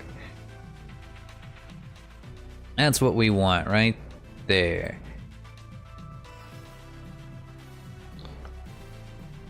And then we select that. And now we're gonna shape it to look like what we want. Hands are gonna go here. Or the first part of the hand's gonna go there, and we're gonna select the tip of the finger here. And we're gonna press G to just start pulling it down using the proportional editing tool. To make sure that it doesn't start to flatten out, make sure to rotate it as well. Actually, I know, better idea. Left click where your knuckle is, right there. Then press period on the keyboard, and then go to 3D cursor. What that's gonna do is change your pivot point to here. So if you rotate, and make sure that your proportional editing is turned on, it will rotate around that pivot point. Like this.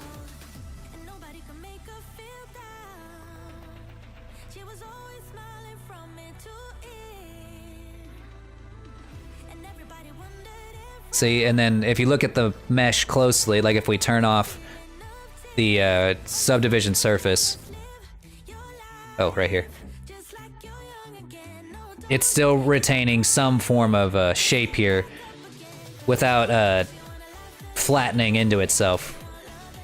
We will still have to kind of fix this, but fix it much less than we had to before.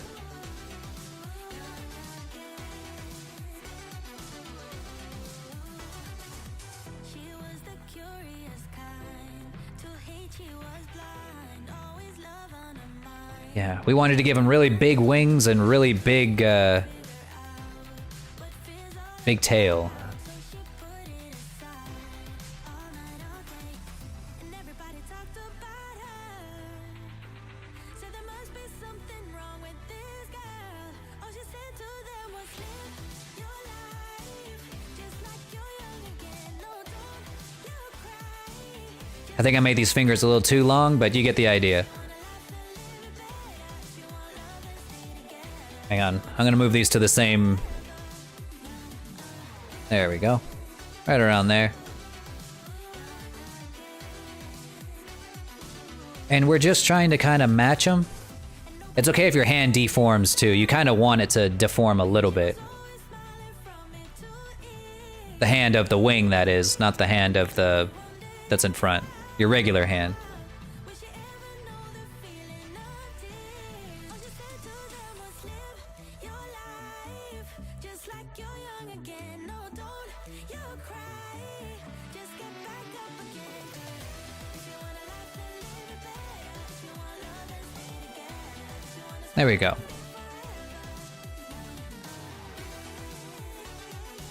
Like I said, it's okay if the hand deforms a little bit. That is just fine. All right, so we're gonna do that same thing. We're gonna click on the pivot point here. And we're gonna do that for the other two fingers. Select, select.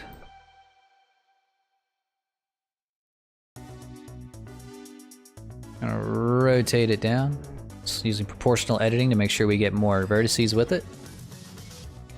Yeah, these are way too long. His wings don't need to be this big, but right about there.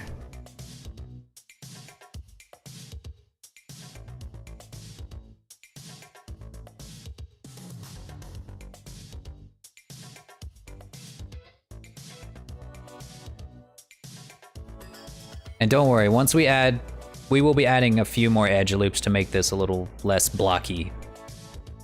But in the meantime, this is what our guy is gonna look like. He's still very low poly. I think we're still under 10,000 polygons, I think. You can check your polygon count by going to the show overlays button, click on the arrow next to it, scroll down. Oh wait, no, don't scroll down. Over here, statistics. And you can see your triangles up here. Yeah, we're not under 2K right now. Well, actually, yeah, when you turn on the subdivision surface, we are at 2,776. Very low poly for now. I don't think this guy's actually going to get super high poly, unlike my dragon model. My dragon actually ended up being like final poly count of like 95,000, which is a little higher than I would want it to be. But, you know, we got what we got. A lot of it comes from the props, honestly. The props that I gave him are a little much, but...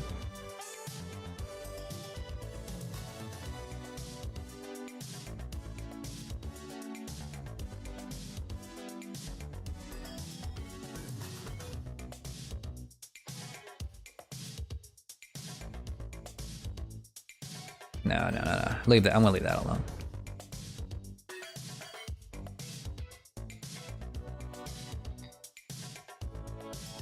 All right, same thing. Just roll it down. Oops. Make sure it's on the cursor. Roll it down.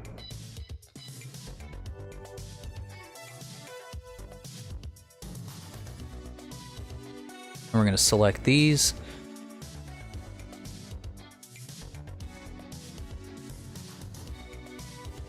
Make it a little less ultra tall.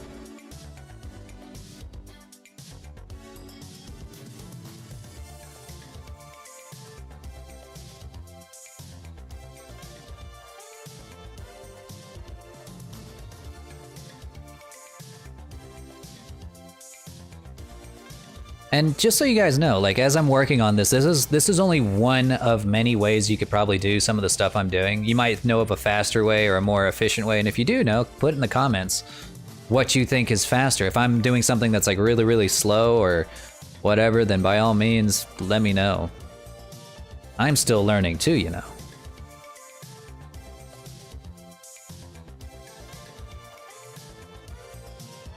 Always picking up new tricks. Always love picking up more tricks.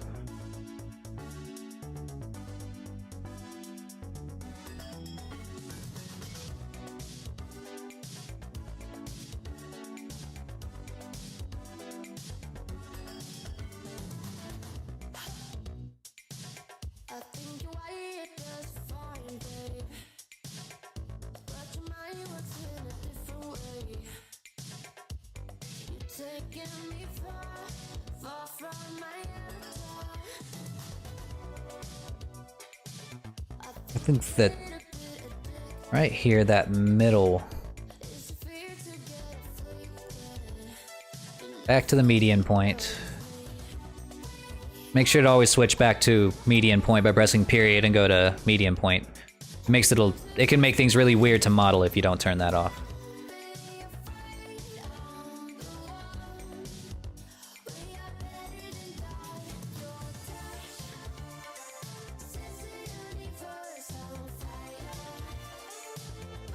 And now we're just trying to make these a little more like rings now that we've done some pretty distant modeling. We want to zoom back in and kind of get a better control of the mesh. I forgot, this is what it's going to look like. We had the subdivision surface turned off that whole time, but this is really what it's going to look like. So now that I know that, I can readjust these a little bit.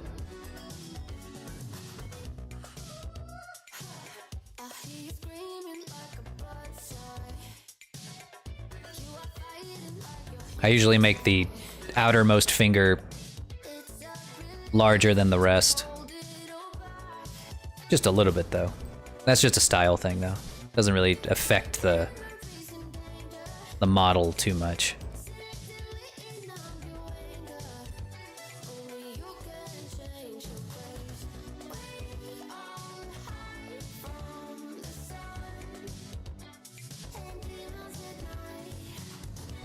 No, I didn't really draw these super good. I don't want my wings to be my fingers to be this thick, or wing fingers to be that thick.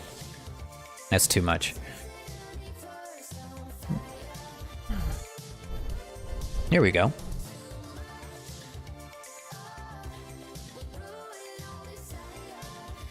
Good stuff. Now the thumb. It's literally just a thumb. There's nothing different about it. Just let it be a thumb. Yeah, just let it be the thumb. And we're gonna put claws on them here soon too.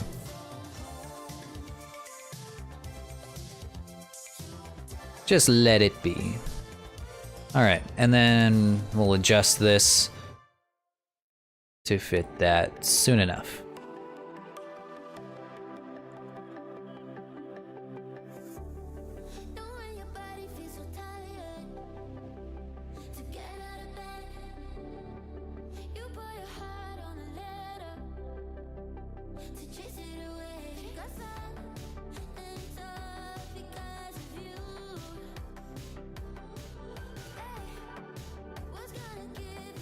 All right, our base mesh is coming around pretty good.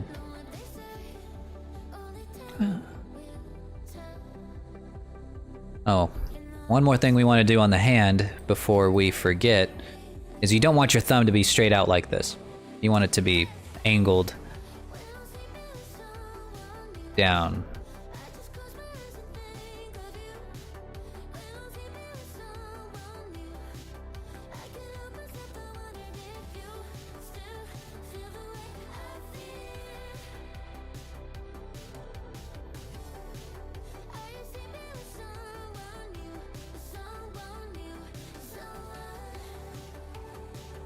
There we go. Yeah, just Just kind of pull that up, pull it in.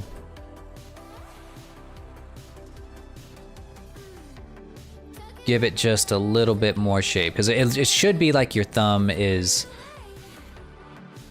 like this. This part right here will be the bottom of the thumb, or no, wait. This part, this face, is actually the bottom of your thumb, and this is going to be the top of your thumb. It can be a little deceptive whenever you're looking at the mesh, but this is gonna effectively be the top of your thumb. So you're gonna want that to be a little bit bigger. Yeah, because if you look at your thumb, your fingernail is more in line with the side of your palm than it is with the top of your palm. So your fingernail is gonna go right here. Not right here, or not up here. So make sure that you keep that in mind as you are modeling this guy.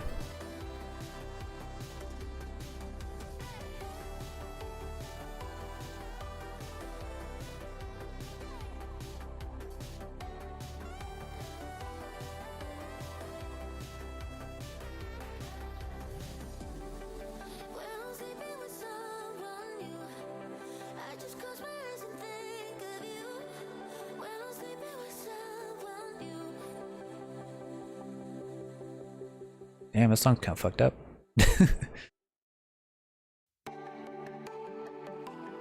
Whoops. Don't do that.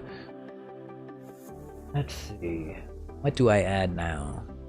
Okay, like I said, I could sit here and fuck around with the hands forever. We're not gonna do that. We're gonna do the feet now. We'll do the feet, and then I'll work on the head and put them all together. Put all the pieces together.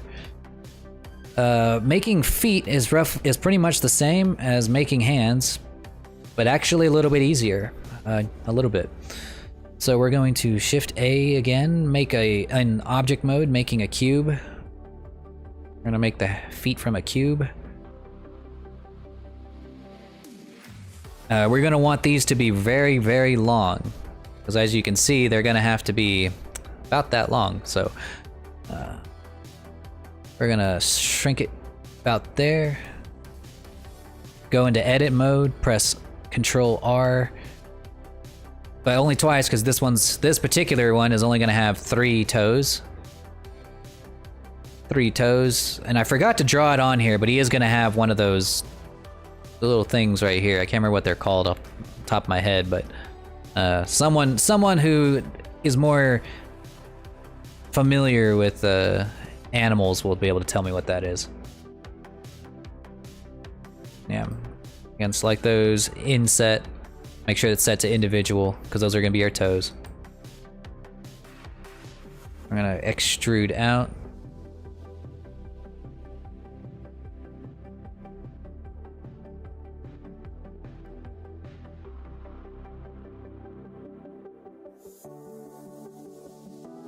Good shit. And I think before I add that, I always go ahead and just stick this up there, but before we do that, or actually select the entire thing, smooth it out, select, get one edge loop going right about there.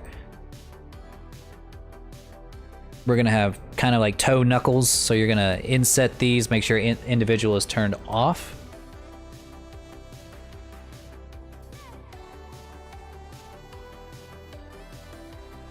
Actually, I'm gonna do that again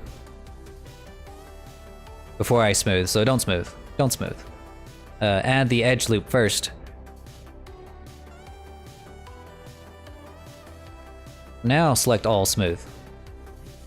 Never mind, barely made a difference, but whatever. Inset, now we got toe knuckles. Now we select the whole thing. No, we don't. We're gonna get it.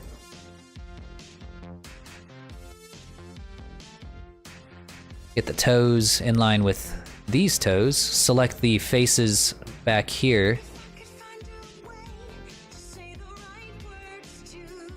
Gonna rotate it up.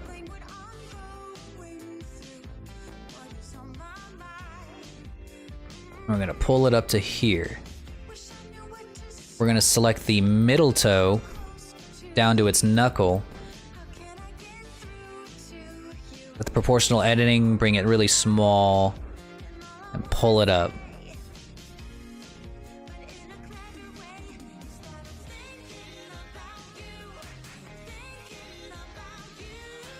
Yeah, so think of this, where the knuckles are, as the ball, or like the tip of your foot, you know, right on the other side of the arch.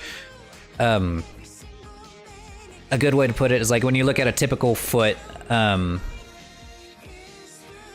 digigrade things are kind of like it's kind of like they're standing on their tippy toes rather than walking on flat feet. So this is the arch of their foot right here. This is their ankle, and then it comes down to your toes. So their knuckles, the knuckles of their toes kind of extend all the way up to like here. And that's kind of what we're doing right here. And with this kind of particular, you know, dragon style, the middle toe tends to be a little bit taller than the others. And of course, we're gonna angle them outwards as well, but here in just a second.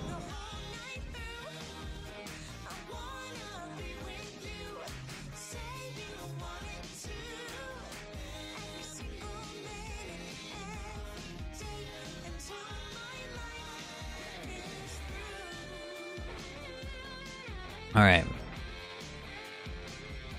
We're gonna select those. We're gonna bring that down a little bit. We're actually going to extrude here and rotate it there to make the ankle.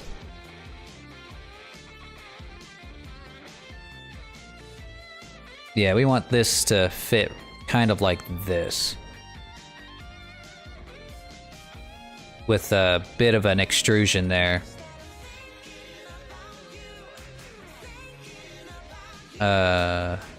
There it is.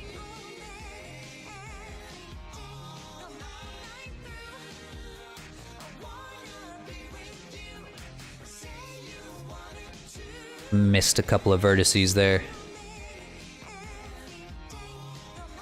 It'll round out once we put the subdivision surface back on it.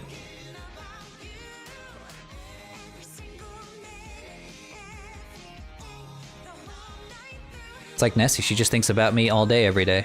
Just kidding. Okay, and now I feel that's pretty confident. We're gonna take that. For one, we're going to, before we add it, we're gonna go to object mode, shade smooth.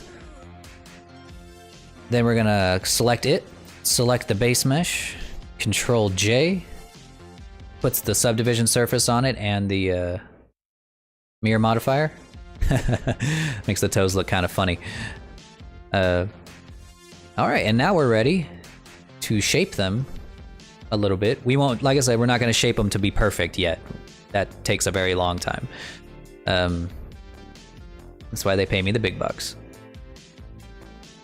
And by they, I mean regular people. VTubers. VTubers pay me the big bucks to make these models, because I spend the hours off stream making these look nice. Yes. Yes.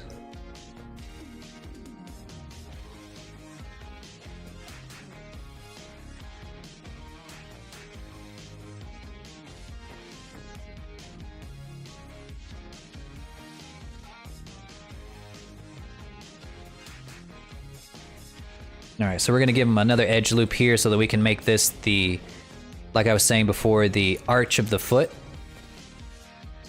We want it to dip in a little bit more.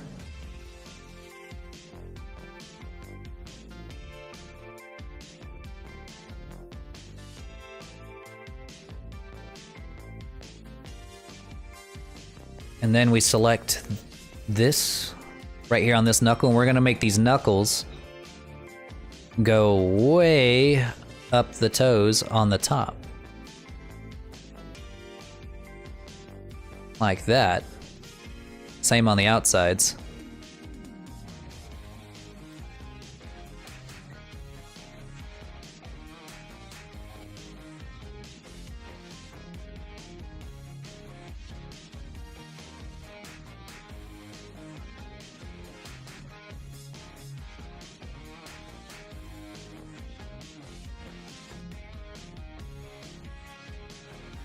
One thing I did forget to add, which I could still add at this point, is a edge loop going around that way.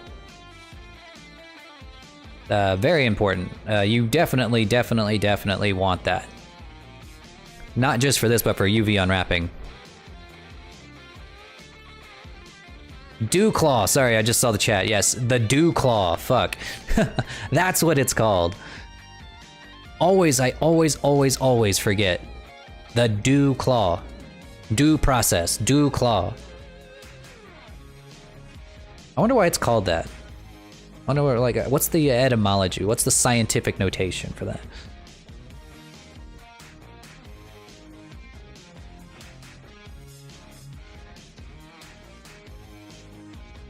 Okay. Before we add the claws, we will add the dew claw here in a second, now that I know what it is. We're gonna rotate these outward. And the way that I think is best to do that is to select right over the top of it the point of rotation. Again, put period 3D cursor, and then rotate it out. Same on this side with this toe.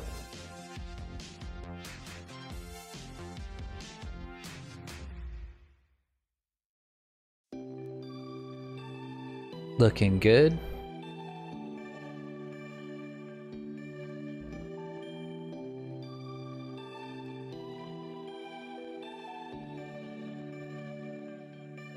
All right, and then we add the claws.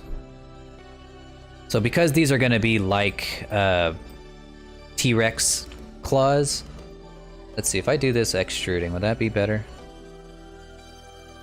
They all come out straightforward. So let's undo the rotation. Undo the rotation. Let's do the claws first, and then we'll rotate them out. I think that would be better. So they all come out uniformly. Extrude out. And then select each one individually. Select that one. Oh, wait. Make sure to turn up back to median point. Make it super duper small. To get a good point on that claw. And then move the point down. Not all the way to the ground, but just slightly above it. And then you make another edge loop here. And then you pull up on it just a little bit to give the claw a little bit of a curve. Make another edge loop here. That's not exact, it's like right next to the toe itself. Just a little bit off so that you can make another edge loop right in the center of it. Turn off proportional editing by pressing O or just clicking this up here. And then you shrink just that one line. And as you can see on the subdivided mesh, it separates the claw from the mesh a little bit. Now, if you want that to be even more separated, what you could do, if you really want to, you don't have to, but if you really want to, is you can grab it and pull that in to the mesh like so. If you want to. You don't have to. I'm going to. And it makes it look like it's coming out of the claw a little bit. You want to be careful with that because you want to... whenever you UV unwrap this, you're going to have to remember that that is inside the mesh. Or that is going inside the model and not staying outside the model like this. Either way, I go ahead, when I do this, I go ahead and mark a seam. We're going to need to do that later anyway. So... go ahead and do that now. And then just shove it inside if you want to. I'm gonna make it just a little bit bigger. Cool stuff. Alright, let's just repeat that exact same process again. Making these small. Super duper little bitty. Bring it down, not all the way to the floor. Edge loop in the center, make it go a little bit higher to give it a curve. Edge loop right up next to the toe.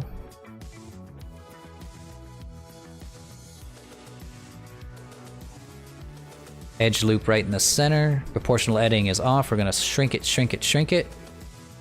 Pull it, mark it as a seam. Pressing W, mark seam. Then pull it inside. Make that a little too small, make that bigger.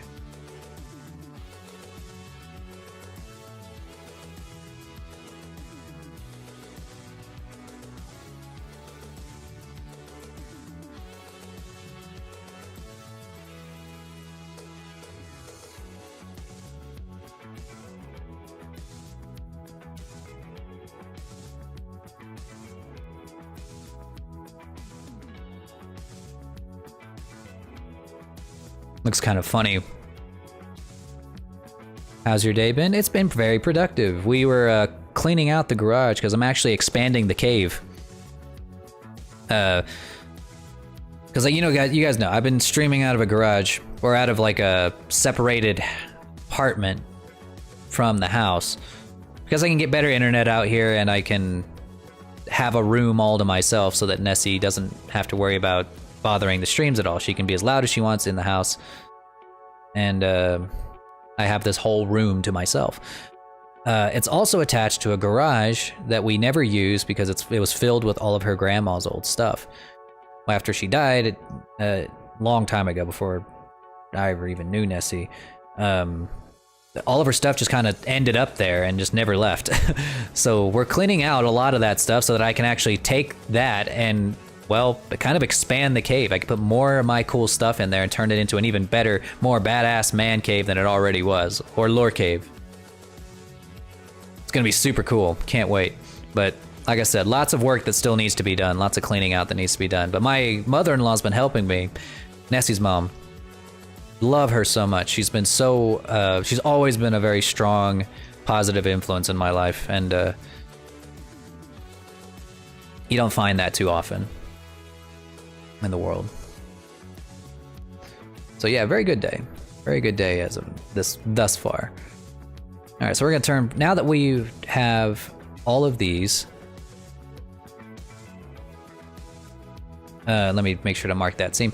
All right, so we basically just did all those toes the exact same way. We did all the same steps, just repeated it, and because we're on the mirror modifier, it did the same thing onto this side.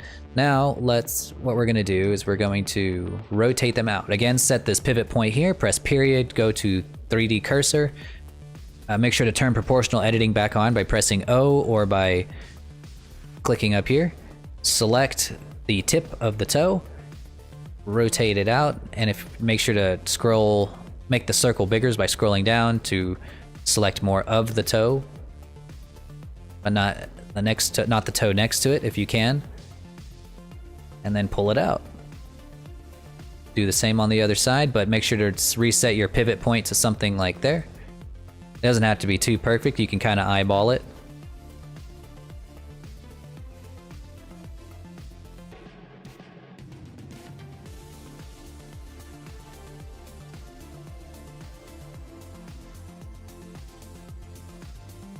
There we are. Starting to look a little more like a foot. All right, now we're gonna make this a little skinnier. A little skinnier foot. You can do this by Alt select that line there. Oh yeah, make sure to, again, turn it back to median point. We're just gonna press SX to scale only along the X-axis.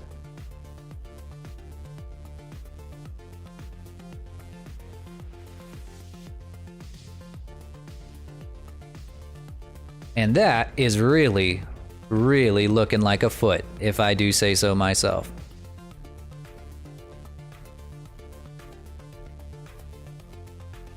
Now, I would probably just add one more edge loop right along here just to give it a little more roundness along the ankle. Just a little more roundness along the ankle.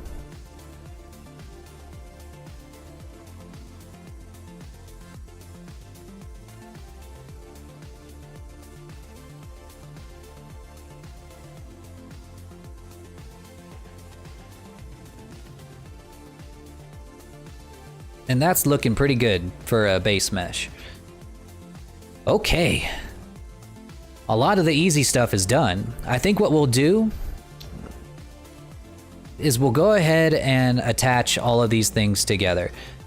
We've got the hands and the feet separate from the base body. Let's put it all together.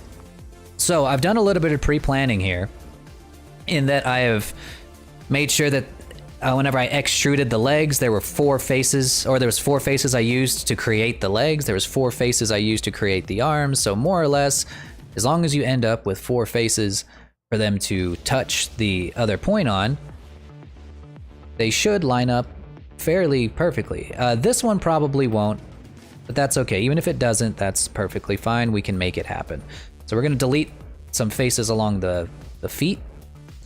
We're gonna press 2 to go to edge select. Press Alt here. Make sure you have statistics turned on so that you can actually see this. But what you're gonna look at here is you're gonna see, okay, there are 10 vertices for the foot. There are only 8 vertices for the leg. So we're gonna need to add some vertices to the circle around the leg, this edge around the leg, at least 2. So you look for places on this foot or on this leg that you could add another edge loop to. For me, it's right here. So it lines up better here. Probably the same on the other side. Yeah, it looks like it's roughly the same on the other side. So we just move this down to here, and we hit another edge loop right there. It should probably go. It probably goes all the way up and then into the groin. This edge loop went all the way up and around the ass. It's okay. We're still at a very low poly count, so it's all right to add a few edge loops here and there. If we were already at like a really high poly count, probably be less okay. Or if we had already applied the subdivision surface, it'd be less okay. But at this stage, it's perfectly fine. You don't need to be super ultra hyper optimized here, all right? Chill. Low poly stands, chill. We're not making RuneScape here. All right, so what I just did there, I selected 4 vertices, 2 from the leg, 2 from the foot that are close to each other, and I press F to make a face. And now, because they have the same number of vertices, if I press 2, go back to edge select, I select one of the edges along that circle I just made, or on that face I just made, and just press F again, it fills in the face here. Press F again, it goes there. And if you press it a few more times, it'll go all the way around, just pressing F here until it completely fills in that gap between the foot and the leg. It looks a little wonky, but that's okay. It's to be expected. You just select the entire ring by pressing Alt Select. Then you smooth it out by pressing Alt Q. And as you can see, what smoothing does is it kind of makes the distances between the vertices a little more equal. And that tends to make smoother shapes, smoother faces, and as you can see, a fairly clean foot transfer. As you can see, we're looking pretty good. We're gonna do that exact same thing over here on the hands. For the hands, I usually I gotta give it a little more room here. I usually just remove these right here, not the entire bottom of the hand. Usually. Now we're gonna select all of here. As you can see, there we go. You can actually see it. We have 8 vertices on the arm, and I believe we just made 8 vertices on this edge loop here. So we're already good to go. So let's bring that hand a little closer in.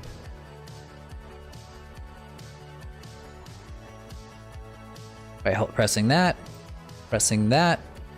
made a face. Again, select the inner edge and just start pressing F, and it'll autofill those faces. And we have our wrist. Again, select that that ring of faces like that by pressing Alt Select, and then press Alt Q, or if you don't have that, again, you can just go to Mesh, Mesh, Shading, Smooth Faces.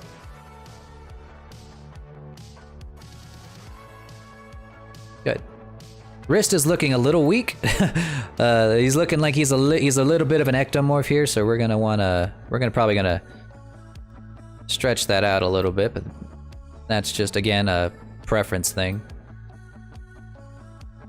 Just a little bit artistic control here.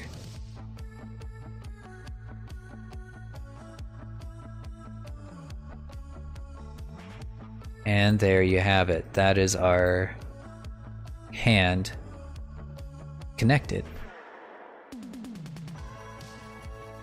Yo.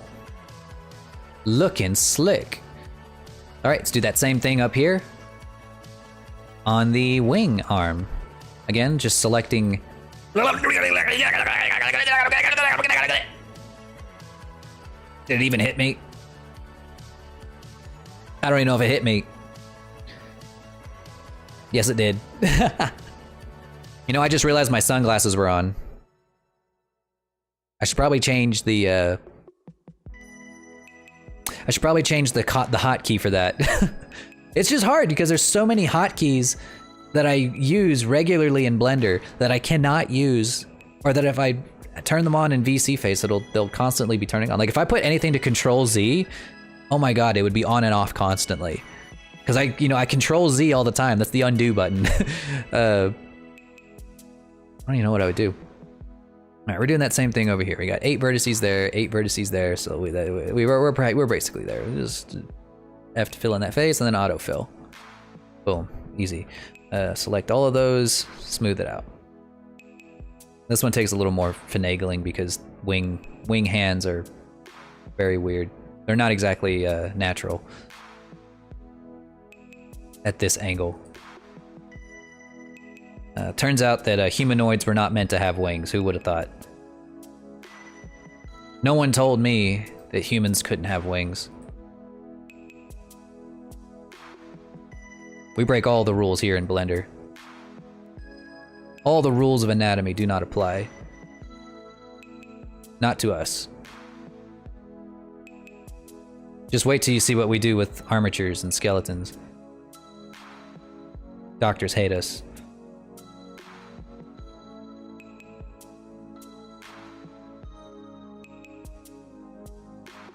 Okay, that more or less did it.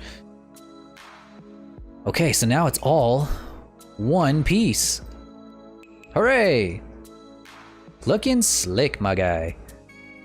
Looking pretty good. Okay, so now what we're gonna do is we're gonna work on the head phrasing.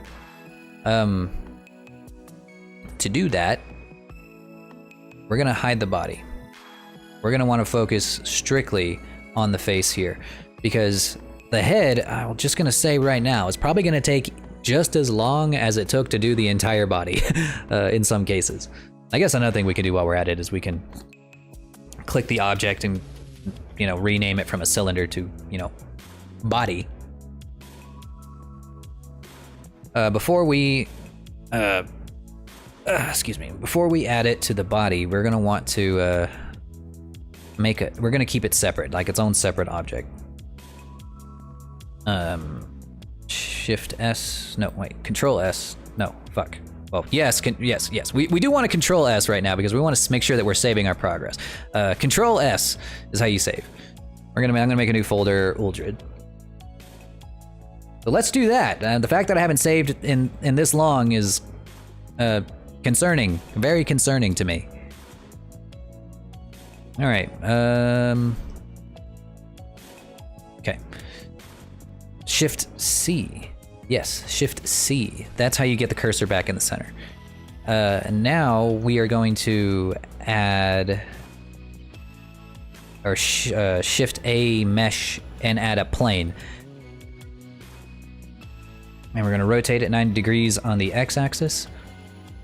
We're going to shrink it down. So some people, when they make their faces or their characters' heads, they do so from a solid shape, and then they mold it to look like the head that they want. But I have never found that to be useful, because you're going to need to make rings for the eyes and for the nose and for, well, everything really. You need it for the eyes, the nose, the mouth. They're all going to need to be rings. So if you try to model from a shape or from like a cylinder like we did for the body, you're gonna have to make extrusions and intrusions for all of those parts. And I've just never been able to make that look good.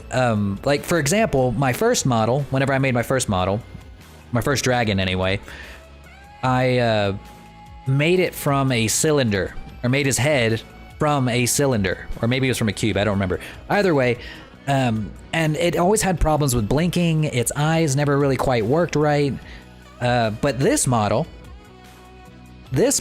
is actually made plane by plane, face by face. And it just came out so much better. I mean, I don't know if there's really another easier way I can explain that, but so I prefer to go face by face. And a lot of other artists do too. But again, if you want to try to model it the same way we just modeled the body, you are more than welcome to do that. It's not invalid, it's just there are other challenges that you're going to have to face to do that. But for our sakes, right now, we just put on a mirror modifier and separated it. We're going to turn clipping on, we're going to need that here pretty soon. And we are going to start with the eyes. So select one edge of that plane and hit extrude. Rotate it a little bit. Oops.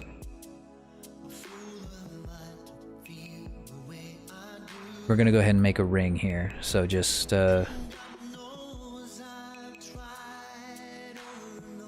worry about the brows. If your character has really thick brows, or like this dragon has really thick brows, we're gonna get there soon. But for right now, pretend you have like pretend like your character has a perfectly smooth face. Trying to think of an example. Like a garden snake almost, with almost no eyebrows. Like imagine how like a 5-year-old would draw like a lizard or a snake. That's kind of what you're gonna wanna go for right now. No horns, no horn protrusions, just the head on its own with eyes. So let's go ahead and make that ring.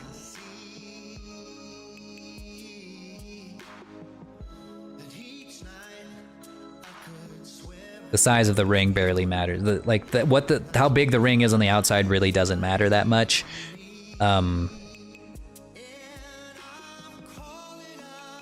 So don't worry about that. You can always add edge loops to it later if you want the rings to be smaller.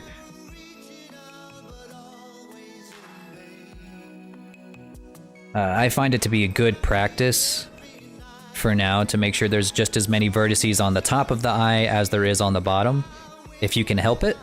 I don't know if that's super helpful exactly how helpful it is. But I found it to be helpful whenever I start rigging the guy to blink to have the same number of vertices. It makes a very clean blink. Of course, with eyes like dragons, it's a little hard to tell. Here, see if I can actually show you guys how clean the blink is on this dude. I actually haven't taken a really close look at it. He doesn't really blink too well, actually. There we go. I just have to keep my eyes closed for a little bit longer.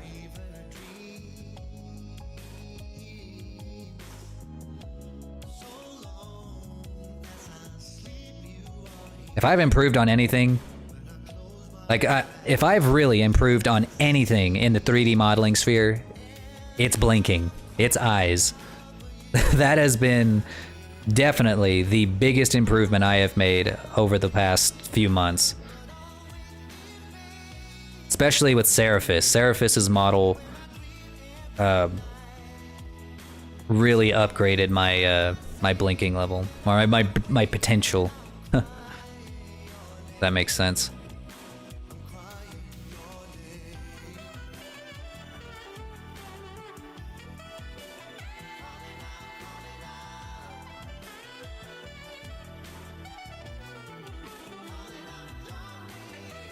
Okay.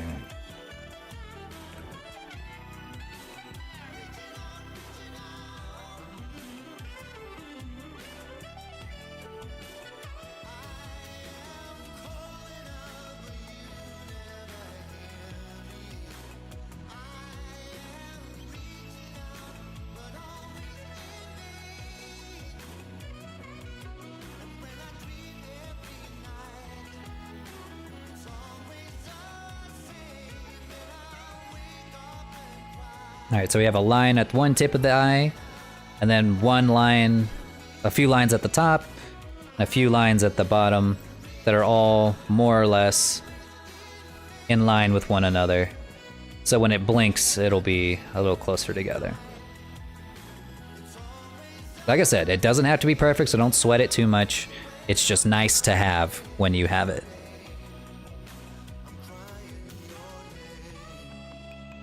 Okay. So that's it from the front, but you'll notice it's flat. What do we do?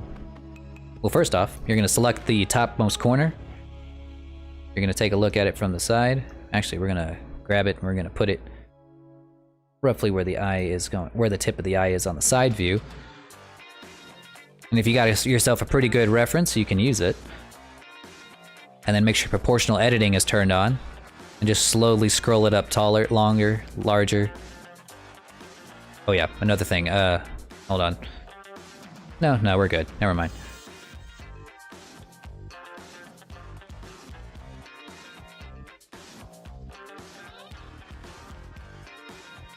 Okay, never mind, I lied. Okay, so what you're gonna do actually is you're gonna pull it up to the back corner and you're going to rotate it on the Z-axis, again using proportional editing to make sure it goes in the right direction. But not the whole eye.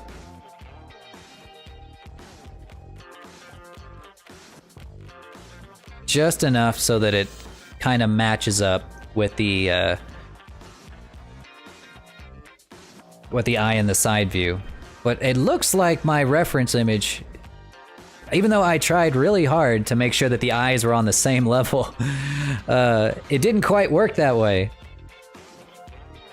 But that's okay, we can just move the reference down since we're done modeling the body. There we go, I guess. We're gonna have to go, again, unless your reference is just like fucking amazing, like the perfect reference, you're gonna have to redo some stuff eventually. Okay. Or you're gonna have to do some stuff in Blender yourself. And kind of go off reference a little bit. It's not like tracing, you know, you can't exactly like trace a 2D object in a 3D sphere, but you can get it pretty close. All right, and what we're doing is basically just kind of jumping back and forth between the 3D view to the front view and the side view to make sure that we're getting as close to the eyes as we can. And this is the entire eye socket, by the way. This isn't like the eyeball. This is going to be for the entire eye socket. That does matter. That will matter here pretty soon.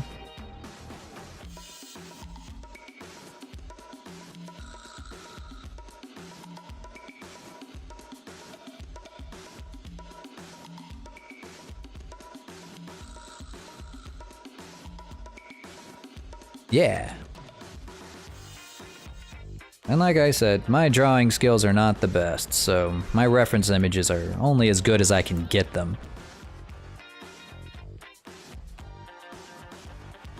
Alright, here we go. Now that you have the rings more or less in the right place, you can add a few edge loops to it to give it, like maybe 2 edge loops, just to give it a little more roundness. We're gonna need that pretty soon. Next up, we're gonna want a ring that goes around the snout. So we're gonna add, or we're gonna go Shift A, another plane, rotate it 90 degrees on the X-axis, probably rotate it 90 degrees on the Z-axis too. And we're just gonna pull it apart. Uh-oh. Whoops, never mind. Click to the side.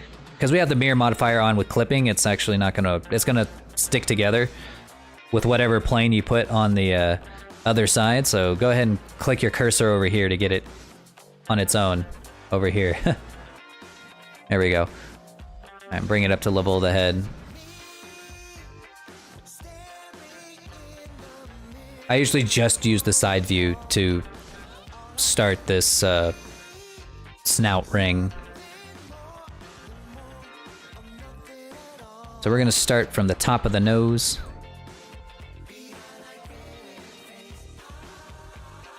And we're gonna extrude down a few times. Kind of keep a mental note of where you want your mouth to go and make sure that you have a line on the mouth. Just one.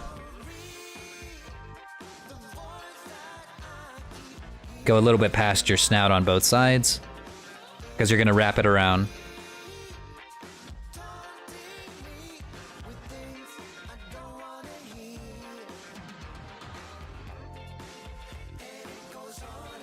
Let's bring them closer together.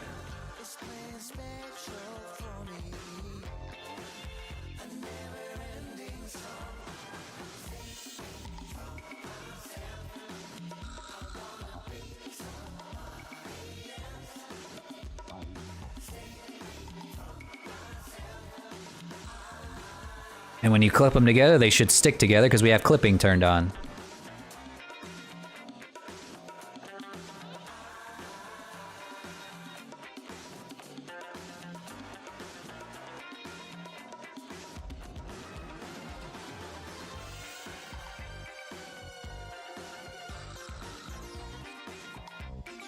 You can press Alt-Q to kind of make them round out a little bit.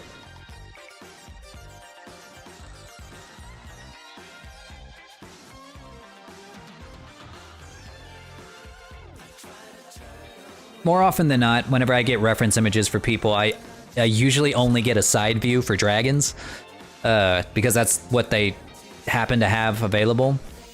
And I can kind of see why, because if you were trying to draw like a very accurate to scale reference photo of a dragon's front view, it's very, very difficult to get it to be perfectly to scale with a side view. It's not impossible, but artists can do it. But oftentimes, when you're getting a reference photo done, you're not getting it done by like a professional concept artist. You're getting it done by, I don't know, just some guy, you know, somebody who does reference photos. Concept artists are like really, really good at it because that's their job. But all right, so what we're doing now is we're extruding from the side. We're making another ring. Actually, before we do that, we're going to select that. We're gonna go to edge.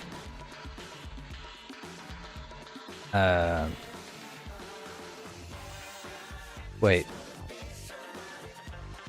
Was it edge crease? I think it was edge crease. Maybe it was mesh.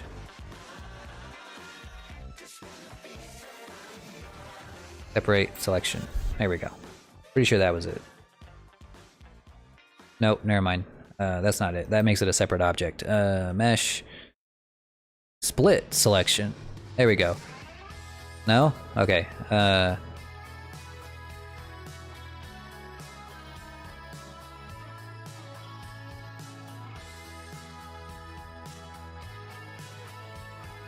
No?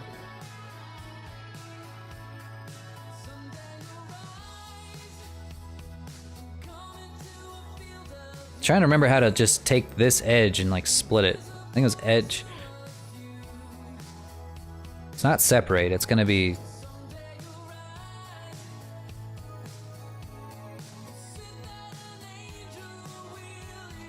I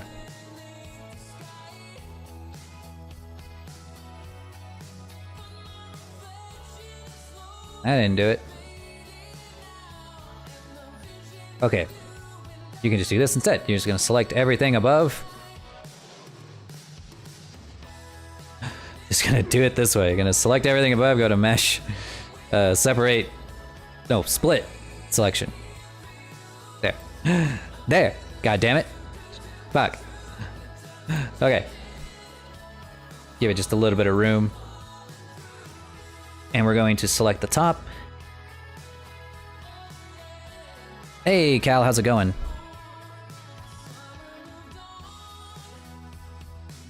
All right, we're gonna go here, select, and just extruding out. Keep a rough count of how many times you extrude out because you're going to do it an even number of times on both sides. Again, it's not super duper important, but it's kind of important. Or it's like, it's useful. 1, 2, 3, 4, 5, 6. 5, 6. 7. Same thing on the bottom. 1, 2, 3, 4, 5, 6, 7.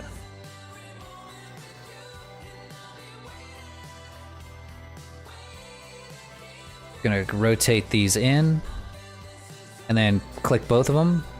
Face, or F to make a face. It's kind of like we're making him look like a clown.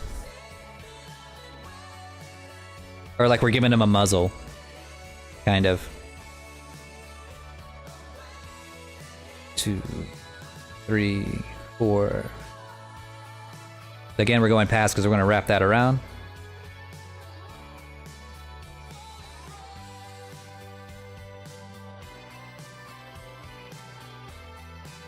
Boom. Select, select, and then we're going to wrap it around.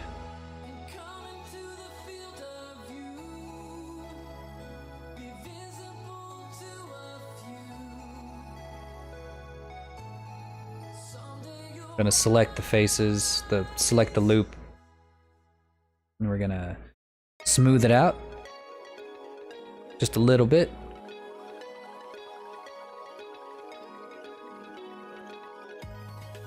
Push that in.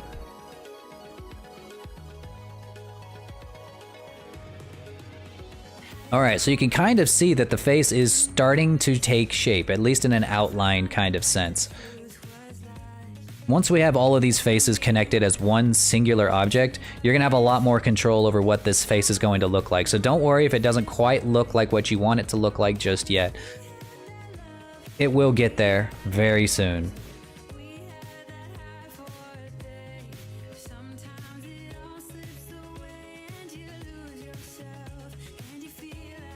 Truth be told, one other useful tip that's gonna come in handy very soon is gonna be, you're gonna want roughly as many faces going across the front of the lips as you do going over the eyes.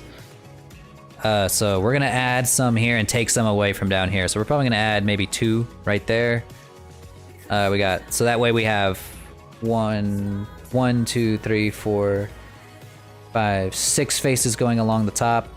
1, 2, 3, 4, 5, 6, 7 going along the bottom. So really only got to remove one edge loop here, and I'm thinking one from here and here, and then select those 2. You can go to Control X to not have to delete them, but just to dissolve them. Yeah, that'd be good. That's gonna be handy for later. Well, turned on my sunglasses by accident. I love the sunglasses. I just wish they looked good with my wings folded in. They look crooked without my wings folded in.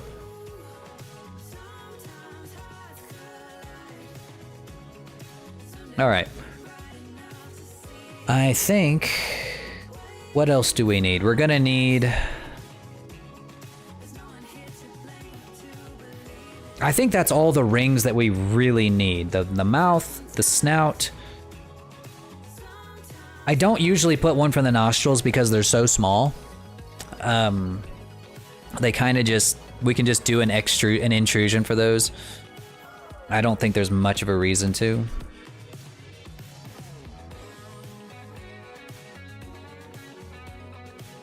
I'm just gonna make sure it's nice and shrink wrapped.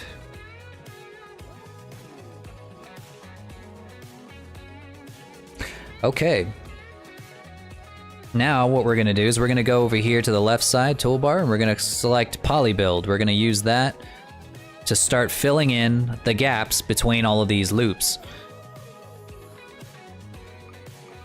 Okay, so what you're gonna do is whenever you get to the corner of two faces like this, you press Control, and you'll see like this little bit pop up here. Click. And then you can kind of pull it, make a face and pull it out. It's as simple as that.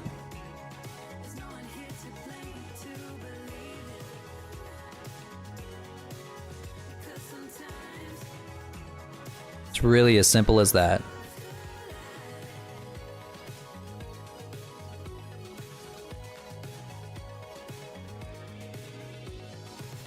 Hang on, I'm gonna make chat a little bit bigger over here.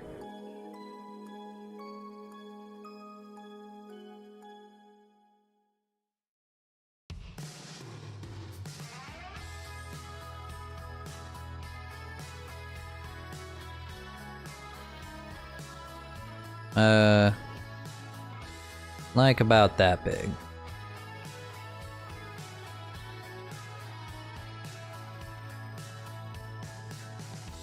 There we go. Okay. All right. So then we're gonna get back over here. We're gonna do some poly building. But that's not what we're gonna do right there. What we're gonna do to make it faster, is we're going to hit here, make a face, and then 1, 2, 3. We're gonna need 3 lines across it, so 3 edge loops.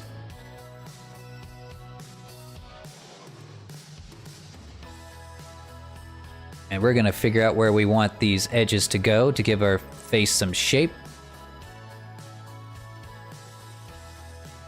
And then we're gonna select here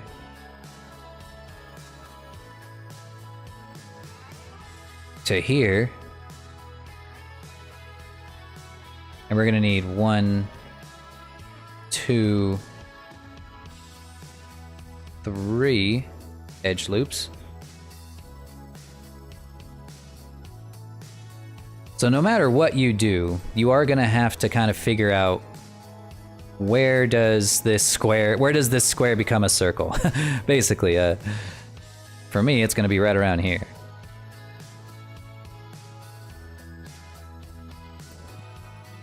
And we're just trying to fit this puzzle together so that it actually makes a bunch of squares into a circular-ish shape.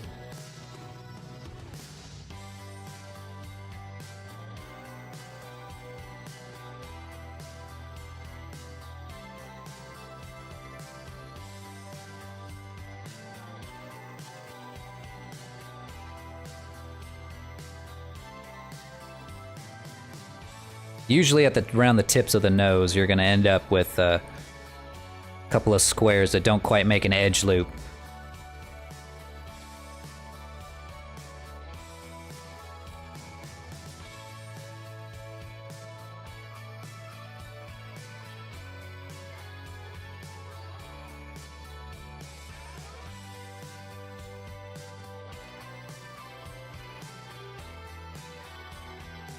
And just like that, we have a closed nose.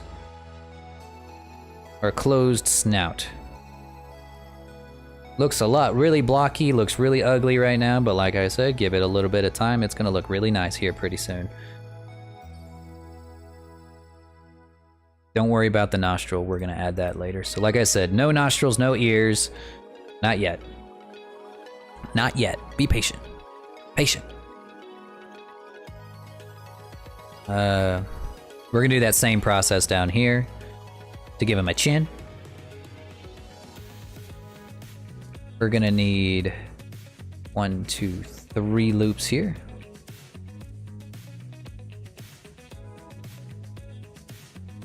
I gave him a very front forward blocky chin, so we're gonna need that right about there. Very blocky. He's a strong chin, strong man. Let's see.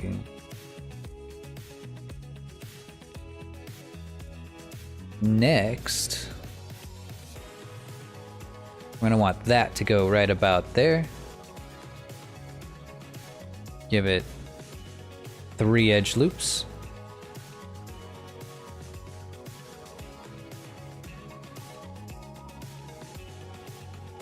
Probably gonna give this one more here.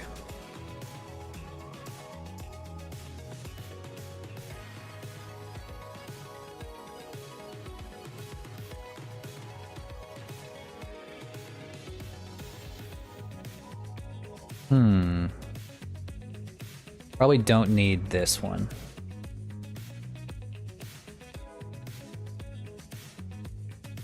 But I could use one more going along this way. Okay, that's gonna be super easy.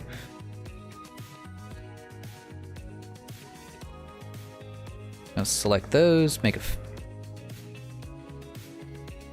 a line by pressing F, and then make a vertex in the center by pressing Control R. Select 4 vertices, make a square, make a face, make another face. Autofill. All right.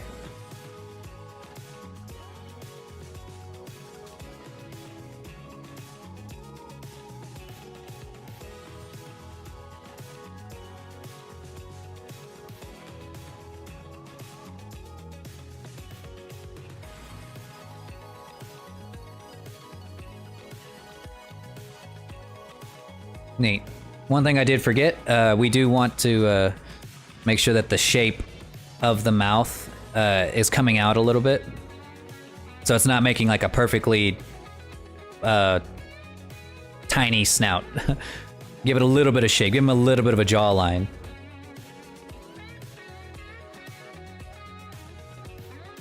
He's gonna have I want him to have a fairly thick face. So I'm gonna make his mouth a little bit wider.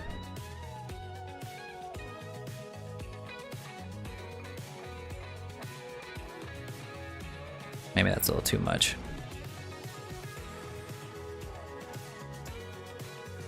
Fantastic. Okay.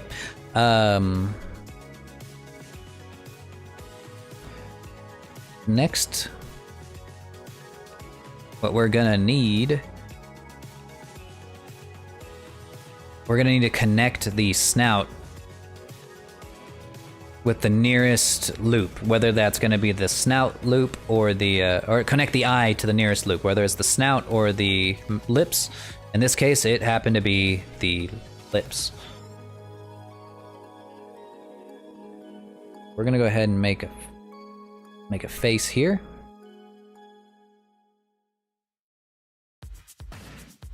Make another one there. Probably going to give it an edge loop right down the center because it's probably going to connect right around here.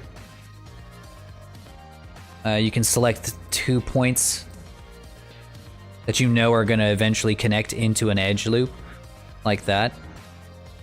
And then you can press Control R to give them 1 vertice for each one beneath it.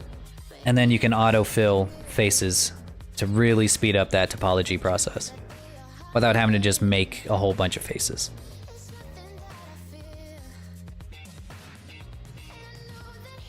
And from here on, it kind of becomes a game of like a puzzle game of how can I make all of these squares make a circle. And really again, we're back to that point where there's no, as far as I understand, there's no real simple trick to making this easier. No matter what you do, it's going to be, you are going to have some form of, you're gonna have to have some form of artistry here to figure out where you want these to end up. And this is, to me, it's always just been as simple as just doing it. You know, I've never had to like really think about, okay, is there a strategy here? It's really just get the faces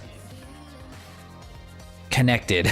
You know, just like figure out where they're gonna go, figure out what loops you're gonna have, and then how can I connect these loops, these face holes together.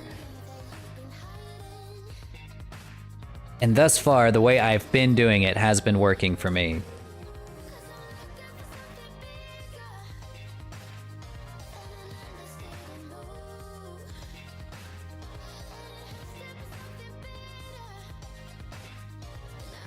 All right. So as you can see, we kind of have the eye hole connected with the snout a little bit.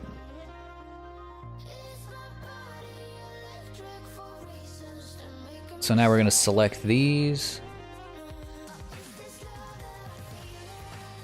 And we're going to try to make an edge loop that we're going to extrude them once for every one of these loops that's coming across right here. Sorry, I keep moving away from my microphone because I keep scooting further and slouching further and further away. Gonna go here, loop down here. You guys kind of see what I'm going for here, right? Trying to connect these to these. Yeah, just like that. Don't worry about what it's shaped like. That I just have it there so I can see what I'm doing in the side view. And there's a reason I didn't select this one is so I can do this. Autofill for the win.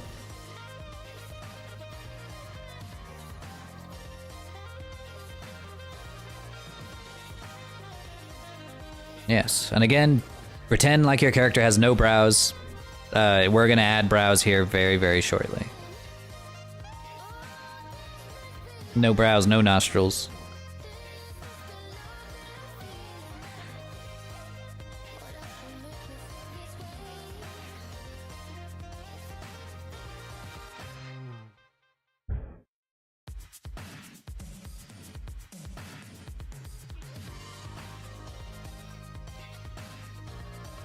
I do like how we get the song, the instrumental version, and then the regular version. But I think it's time to change our genre a little bit.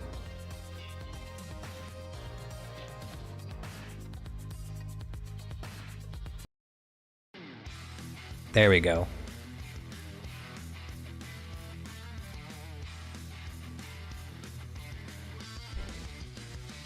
It's time to take flight. Whoops. What'd I just do? Okay, so it turns out Control-Shift-W closes Chrome. God damn it! I can't do nothing! I can't do shit! God damn it! Every time I do anything, anytime I have any sort of like hotkey, it does something on my computer that fucks up my fucks up the stream somehow. God damn it. Love you, VC Face, but I need a stream deck. You know what? That's what I need. I just need to get a stream deck. There we go.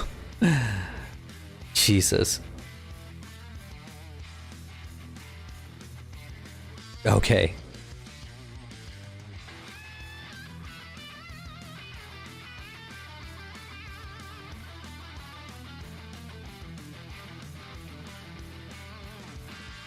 I'm gonna try to tilt myself so that my wings aren't quite in the way.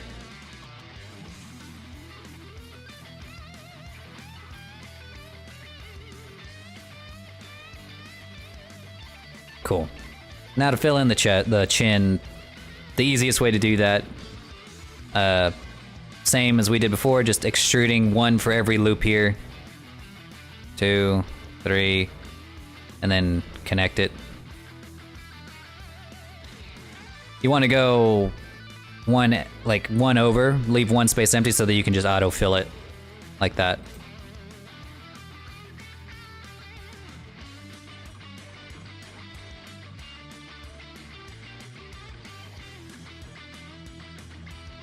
Same thing right here.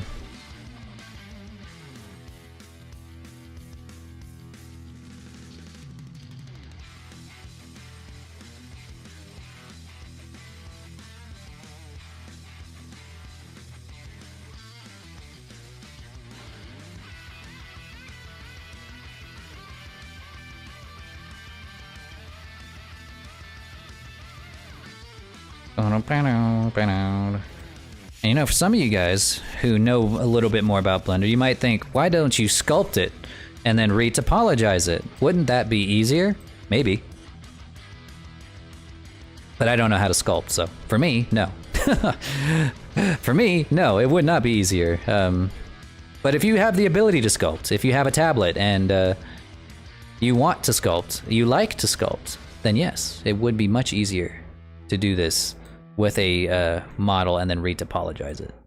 With a sculpted model and then retopologize it. Yes, it would. By all means, do that. Whatever you like best, pal. Okay, so now we have what I like to call a mask. We have our dragon mask with a lot of really well placed loops. We got one going all the way down the center. I think something fucked up happened here. I don't know what happened here. I think somehow this face got entirely merged together somewhere. We're gonna have to redo that.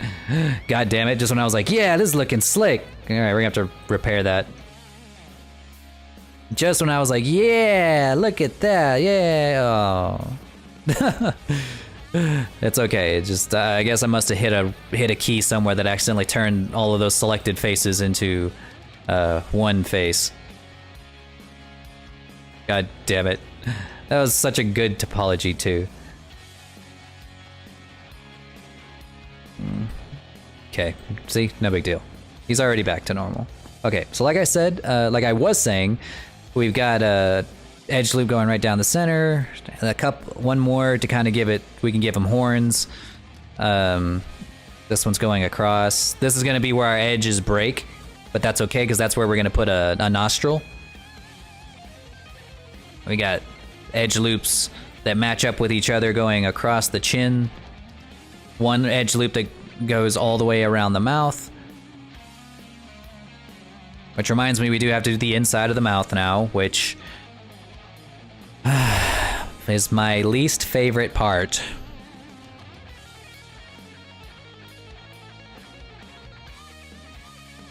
That's the part, like, lots of people hate hands, hate doing hands.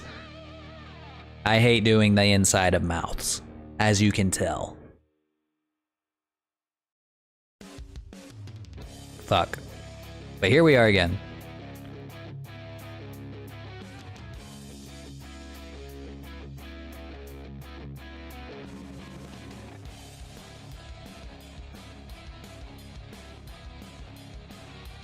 Okay, let's grab... Do I want to do that now? No, I don't want to do the inside of the mouth just yet. We will have to, but we don't do that right now. We want to wait until the, until the head is done, so that way we know where the throat is actually going to go. Okay, so one thing we're going to want to do first is we're going to select the entire edge of the mask and we're going to extrude it just a little. Do it a couple of times.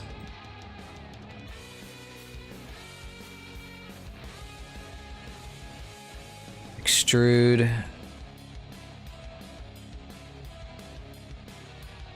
Okay, and then you press S, Y, and we're going to do, what that's going to do is it's going to flatten that out for us. Be a little bit easier to work with when it's a little bit flatter. And let's give him a jawline now. Select one on the outside.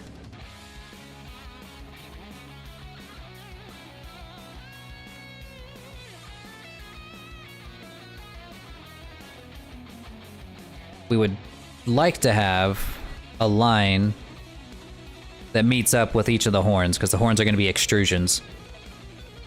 It's okay if there's one going down the center. In fact, yeah, we want that. I think. Maybe. And if nothing else, then we can make horns and then just shove them in there as separate pieces. Okay. Now the complicated part is going to be figuring out how exactly do we want the head to attach to the body. Because there's a couple of ways we can do that. I will say this much, his face is entirely too thin. We want to...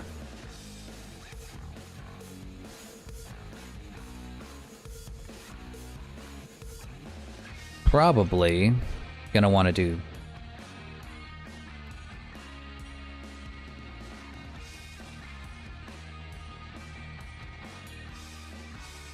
There we go. That seems a little more intimidating. Less garden snake.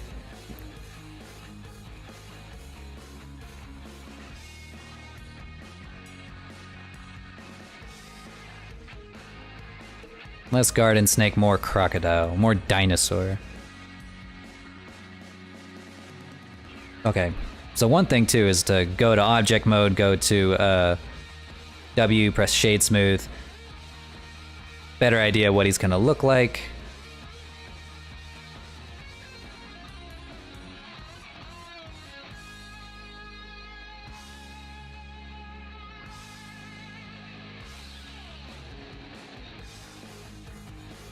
And you might be thinking he's looking a little bumpy. Well, let's fix that. You're gonna go to face select mode, you're gonna select just a few places you think look a little weird and bumpy, and you're gonna smooth them out. You can go to Alt Q to smooth them out, or you can go to mesh and where is it? Shading, smooth faces, and click on it a couple of times and it'll smooth it out. I'm gonna do that over here on the nostrils.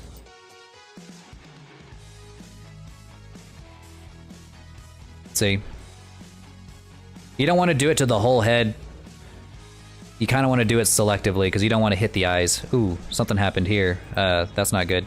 Let's fix that.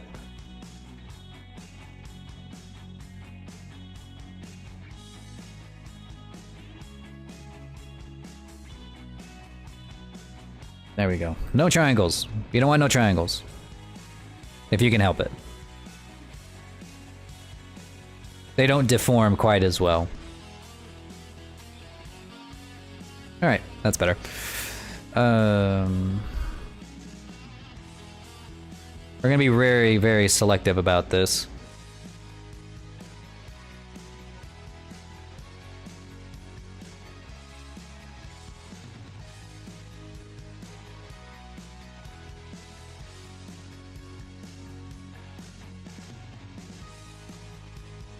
Because some places you might want to smooth out twice, and some places you might want to smooth out like 3 or 4 times.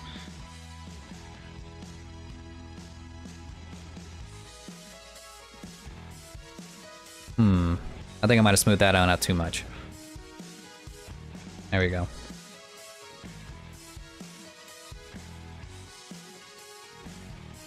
Neato.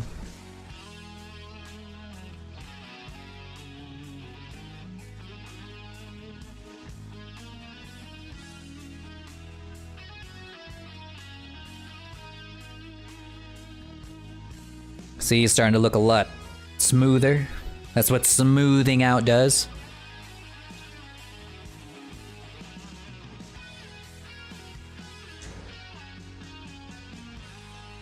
Yes, triangles are forbidden. They're against my religion.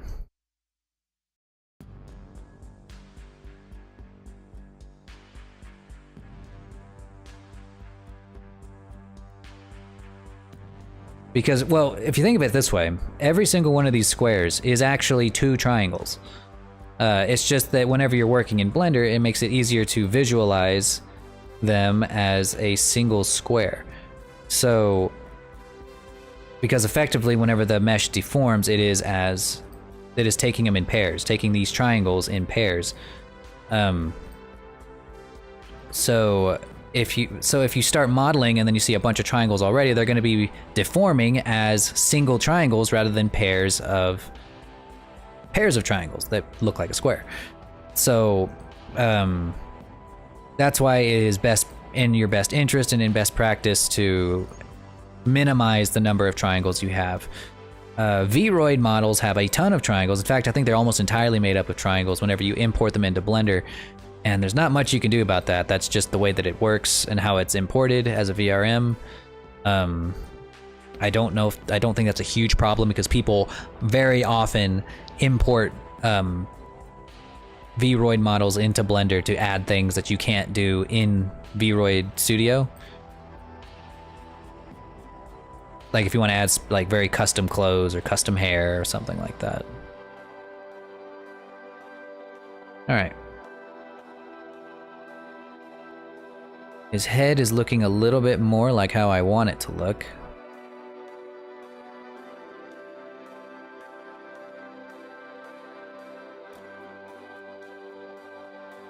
We're gonna kind of deviate from the side view a little bit.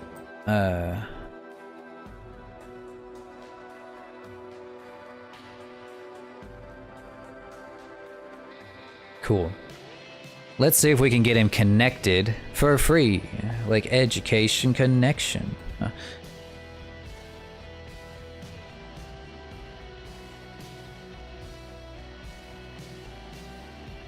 Now, as you can see, the way that I have it in here is that his neck connects all the way to the head from here in the big long arc, and then connects under the chin here, like that.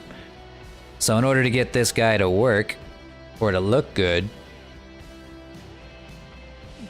we're gonna have to make this this loop here connect under the chin here, like this.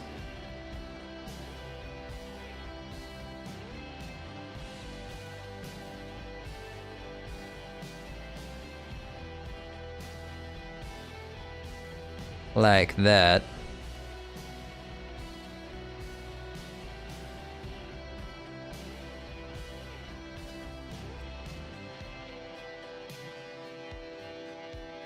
Yeah, gonna be more or less that way. All right, so what we're gonna do is we're gonna select these two together and we're gonna join them.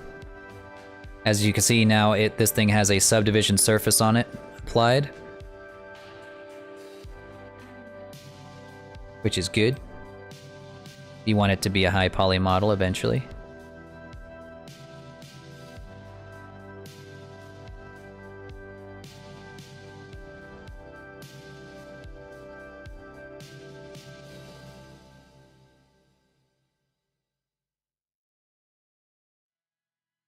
All right, we're going to do our best to get these connected in a way that makes sense. It won't be quite as easy as doing like a face fill, because it's going to be not connecting a ring to a ring. It's going to be connecting a ring to a like the top of a, like it's going to be connecting like the top of this ring down here to like another separate ring here. It's very weird. It's going to be a very weird connection. Like, because this thing has 9 vertices, this one has 13. We're gonna start here.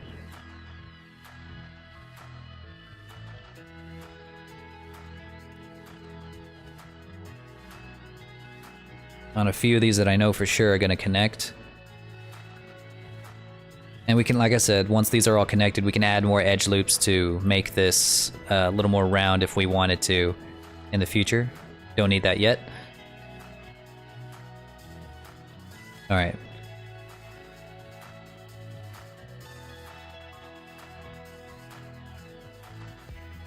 Adding an edge loop there so that we can hop that in there.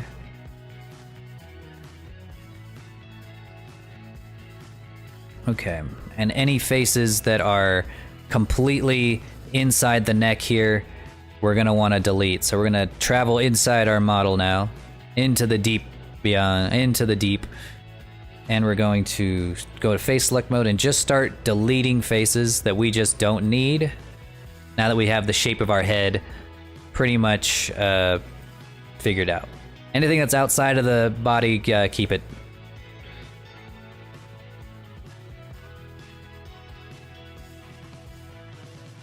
But try to keep them, like if you, like for instance, if I delete a chunk of faces, make sure that you're deleting like an even chunk. So don't like leave any open stragglers here if you can. We're gonna have like an L-shaped hole here.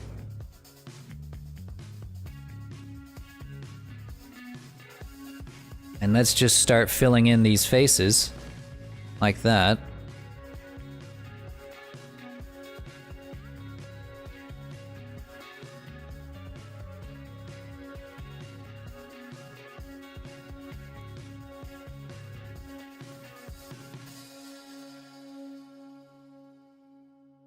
Actually, let's not do that one like that. Let's put an edge loop going right down the center. We do need another edge loop in the center. That is something that's a little past due. This is definitely going to be one of the messier parts, so you're going to want to pay attention here. Or just be very careful with connecting your head to your body. If it makes it easier, what you can do is like in the... Once you've deleted those faces down there, you can select the entire head. However you want to do that. You can select the whole head.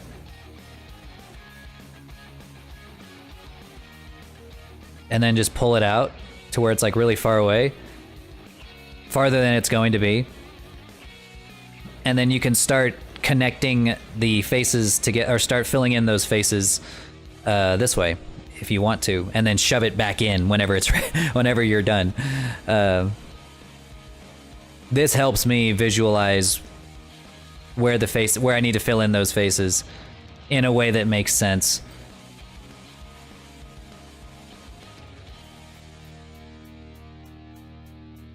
And then I can just shove it back. One thing I know for sure is that this guy's gonna need a jawline. So we don't want to connect everything perfectly. We're gonna probably have like a separate group of faces that are gonna intrude in. So we're gonna take that and we're going to extrude here.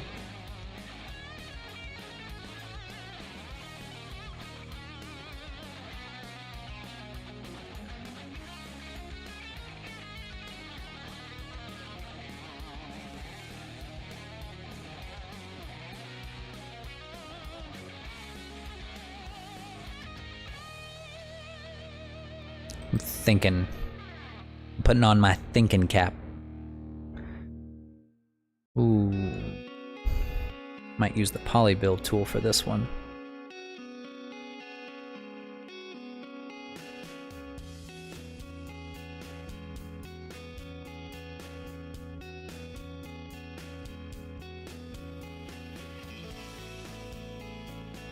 We're playing the topology game, gentlemen.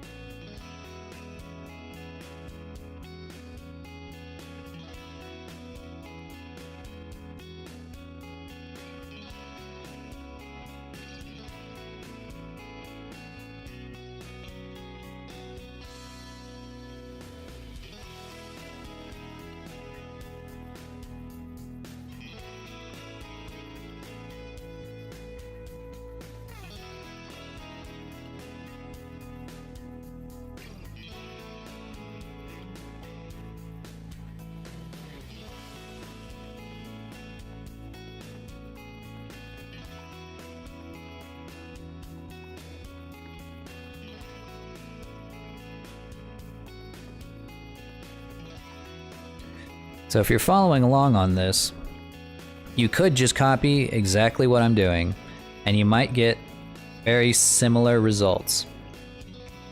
But understand that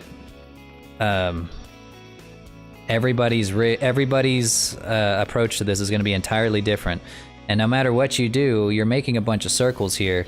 There's no guarantee that every edge loop is going to go all the way around the entirety of the model. So for instance, as I'm sitting here looking at this edge loop, I know for sure that I'm going to need one that cuts the head completely off whenever we get to the point where we're getting ready to UV unwrap. So I think the head itself is going to be, or the head loop, I should say, is going to be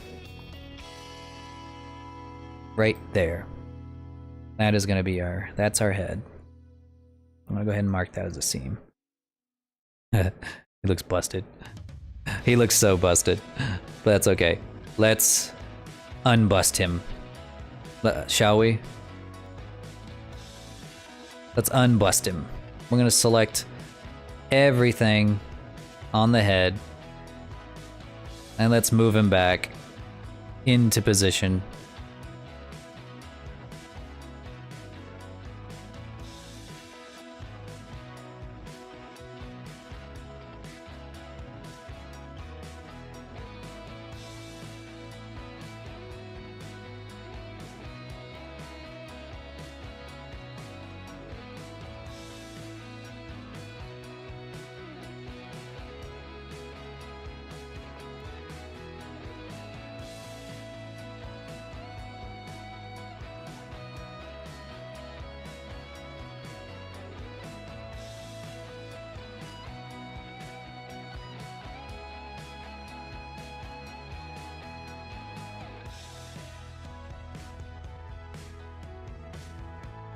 And we just fiddle around till we get it where we want it to go.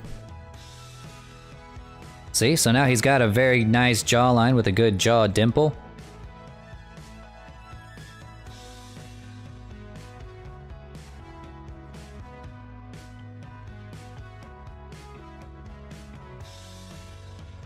And we have all of the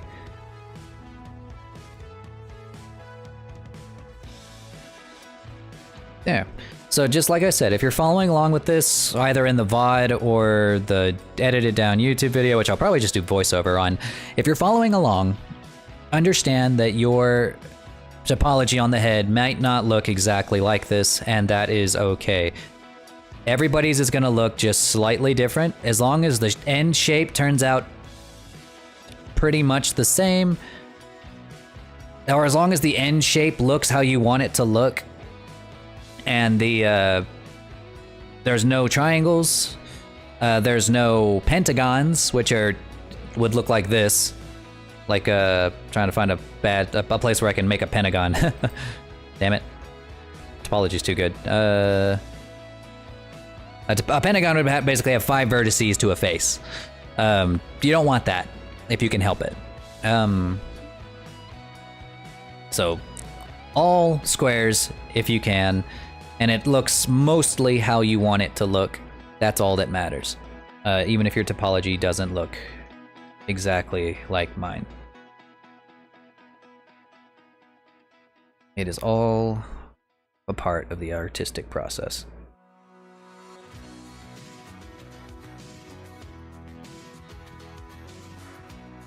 And now all of our topology, all of our vertices are here. For our base mesh. From this point forward, everything we add is going to be strictly for looks.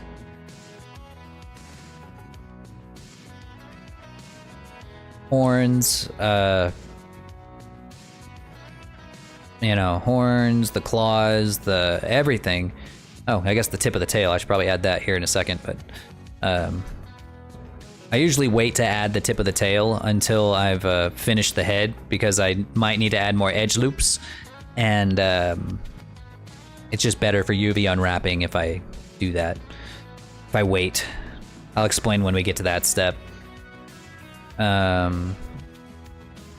Neato. Let's just start moving things where we want them to go. I want his eye a little, I want his head to look a little closer to the side image.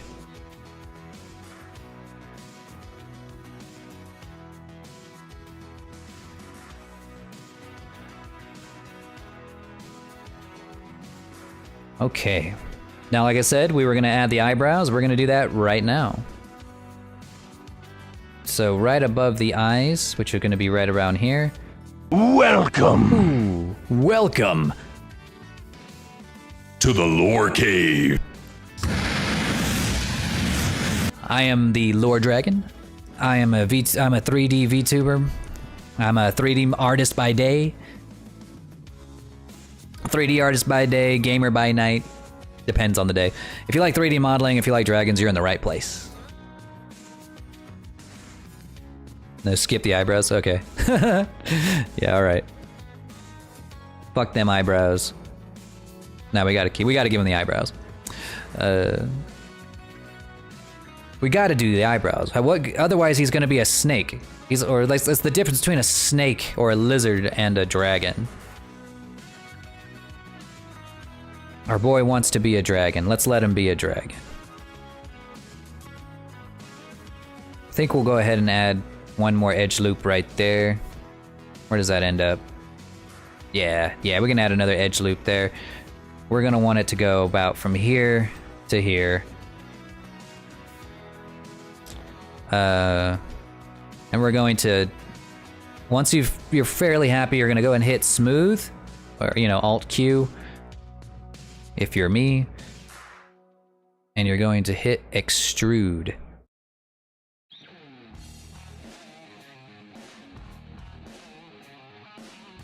Just like that. And then you're going to hit Shift, Alt, Select, and that'll select the faces that surround that extrusion. You're gonna hit smooth again. Maybe one more time. Yes, there we go. And here we have some eyebrows. Our starting eyebrows. Now we can make them as tall and wide as we want.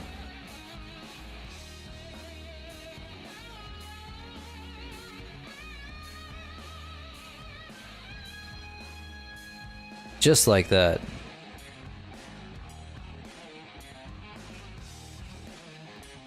He looks very surprised. And again, the more you fiddle with it, the more it's going to look like what you want it to look like. For dragons, I tend to pull these out a little bit. Because I want... dragons tend to have sunken eyes. At least the way that I make them. With sunken eyes.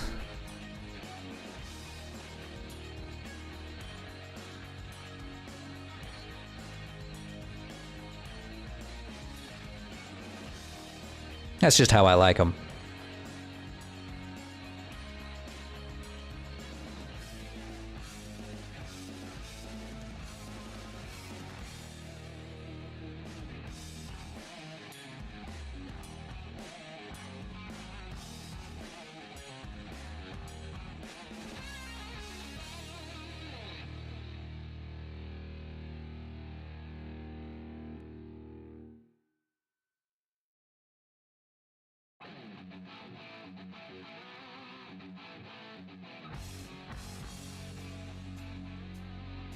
Gonna want him to go outwards too, because that's where the horn is gonna come out as well.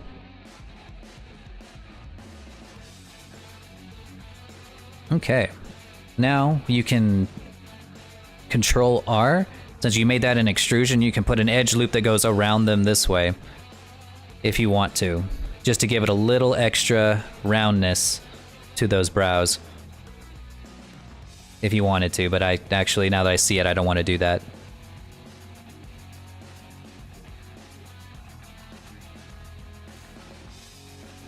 Don't want to do that. I think instead...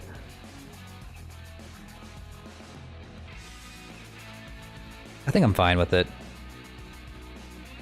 But what I might do is add an edge loop that goes around the top. So that yeah, that's what we want. Edge loop around the top. And you can take Control Shift to select all of those, pull that up right in the center. That way. Yeah, that's what we want. All right, and then I'm gonna go over to my subdivision modifier over here.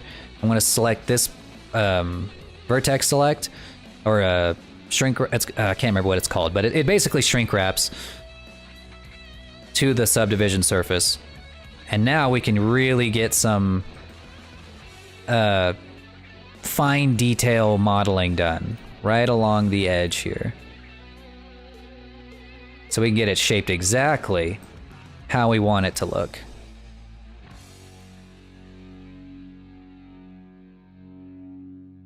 Exactly how we want. Just like that.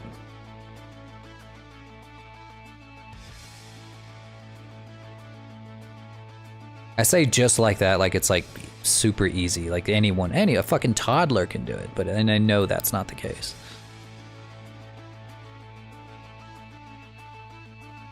All right, now let's add them horns. You just select the two faces along here. If you added an edge loop here, it's gonna be two faces. If you didn't add an edge loop, it's gonna be one face. And extrude again for however long you want your horns to be. I'm probably not gonna go that long. About there. Lift them up to the horn, rotate them out a little bit. Just let them be like straight horns for a sec. Shrink them down. Since you're gonna be using a subdivision surface, you don't want to shrink it down too small, or else it's gonna look really, really skinny. Really, really, really skinny. Hang on.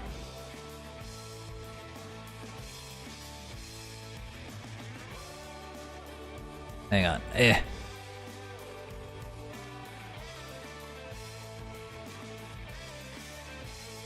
There we go. And then you can control what they look like by making a edge loop somewhere and pulling them down.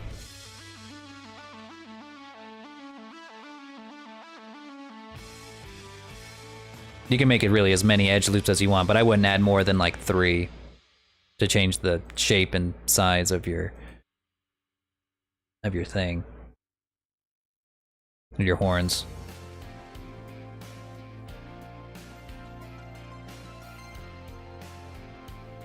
And just like we did for the toes, you're going to want to add an edge loop that goes basically like right next to the horns. Actually, before you do that, make sure you click out of the vertex select mode, because this is going to be much easier to see without the cage mode. Cage mode, that's what it is, I think. Where are your ears? Where are the ears? Oh, the reference image did not have any ears. Not for this guy. Just horns. That's all he wanted.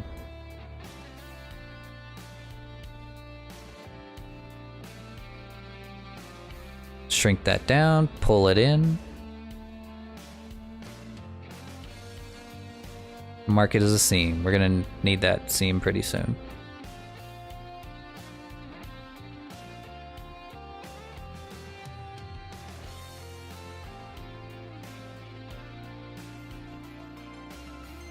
Yeah, Def Derg. He hears just like snakes, I guess. They have like a little hole somewhere in there. Okay. Let's see. Those horns are probably going to go out somewhere. He looks like a rabbit.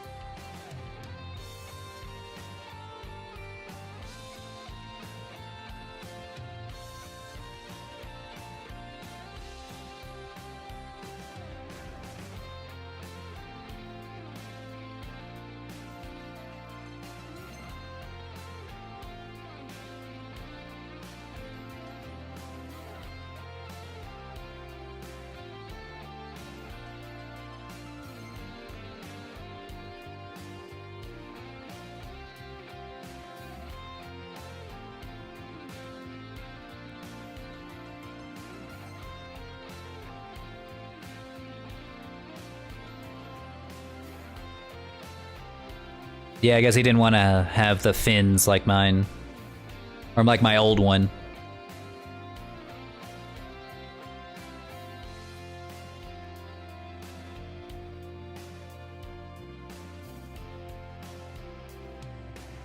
Ow.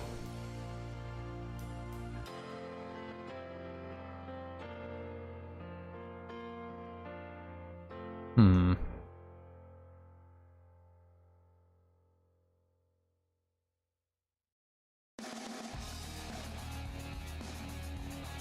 There we go.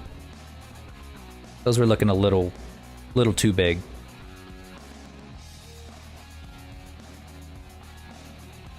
Man, he looks mean. I like it. Look at him. He looks pissed off. Look, he's gonna fucking kick my ass. Look at him.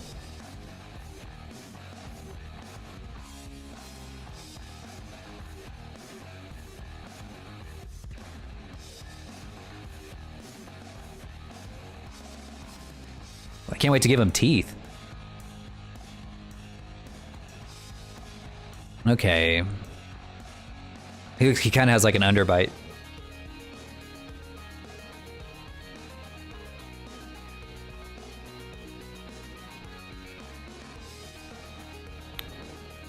Like I said, I wanted him to have kind of like a jagged chin.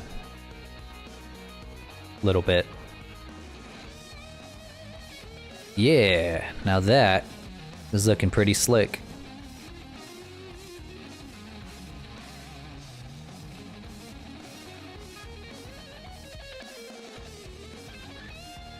I've gotten a lot better since I've started doing this, let me tell you. I don't want to like sound fucking conceited, but I just like the improvement is night and day. You gotta acknowledge your progress, you know, no matter what you're doing, whether you're writing, painting, drawing, 3D modeling, it's very important that you acknowledge your progress. It's not conceited to acknowledge your progress. It is conceited to talk about it fucking nonstop, but I honestly don't know anyone who does that. I don't think I've ever heard anybody really hype themselves up too much, you know? I feel like in most cases people have kind of evolved away from doing that. He is looking slick, thank you. All right.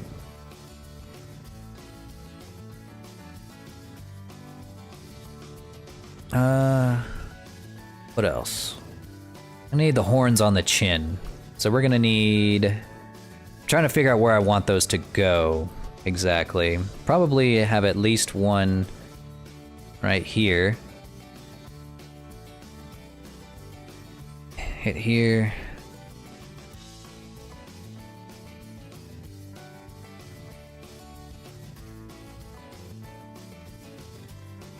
Hang on, I'm gonna go ahead and save in case I don't like where these end up. We're gonna need some here, probably one on the bottom, two on the side, and then another one right here.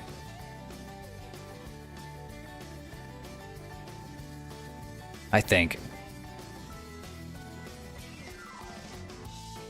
Whoops. Before I do that, intrusion, extrusion, scale down.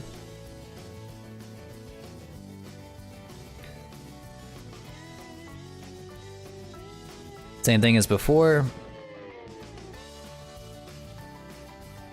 Adding an edge loop, adding another one. Pulling it in, shrinking it down.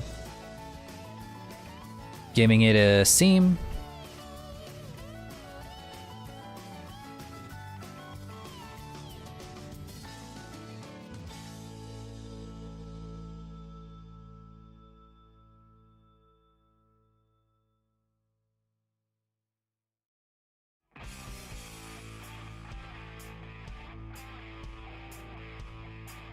Now the important question, does it go on the side or on the inside? Side. Definitely on the side. Intrusion. Extrusion. Shrink it down. Edge loop. Another one on the inside. Scale it down, pull it in, mark it as a seam. select the faces, style them where you want them to go.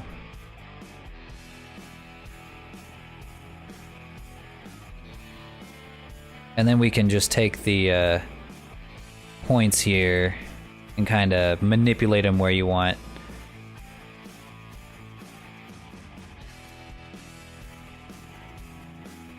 To change the shape of the horn itself, if you don't like it after the fact.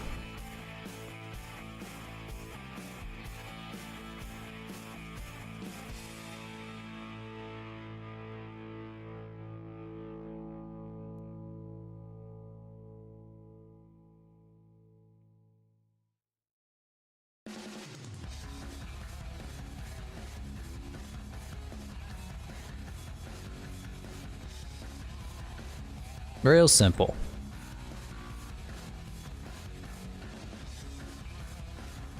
What's today? Tuesday? Might go to the movies with Nessie later. I'm really feeling like it. Yeah. Maybe we can catch a movie, a matinee.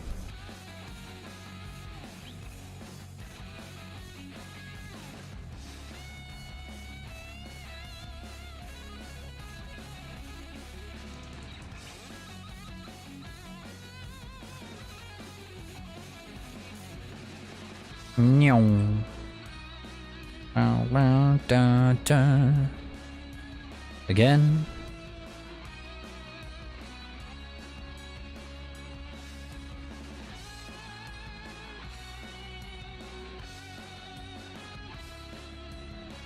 Ow. Hey, Lexi, how's it going?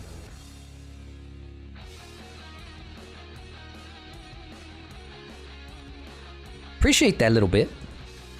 I hope everything's going good at your job. I think last time we talked, your job was getting pretty stressful. I'm sorry to hear that. I hope it's gotten a little bit better.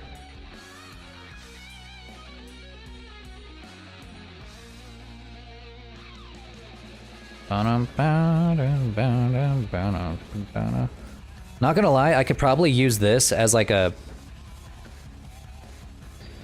maybe a base for my model. Like if I wanted to make an Anthro model, this is probably how I would make it. Really, no joke. I'm gonna save an iteration of this because I might just build off of this to make an Anthro lore for myself. No joke. You watched Prey? Yes, Prey was so fucking good. I loved it so much. The perfect sequel. I wouldn't change a thing about it.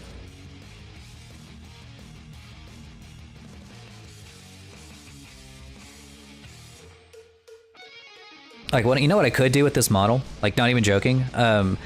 If I wanted to, I could use the body as a base for my own model if I wanted to make an Anthro one, and just copy the head from the model I'm currently using and slap it onto this one so it keeps all the shape keys that it had before, and I can keep all of the mouth tracking. So if I improve the mouth tracking, like if I do improvements on the mouth tracking on the model I'm currently using, I can transfer it to this one like seamlessly. Yeah, I'm saving that. I'm keeping this one just in case. Like if for no other reason than just to reuse this body, because I think if I was ever to make an Anthro model, this is the form I would want it to look like. More draconic, less human. Yeah. Cool. What was I doing? Oh yeah.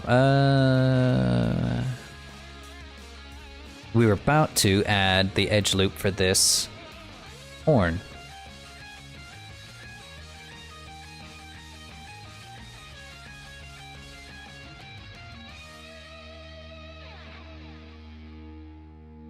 Okay, and then the horns on the top of the head. I wasn't sure if I wanted them to go all the way down his back, but now that I look at him, I think I do. And I think I'm gonna add them in the same way that I added the horns on mine.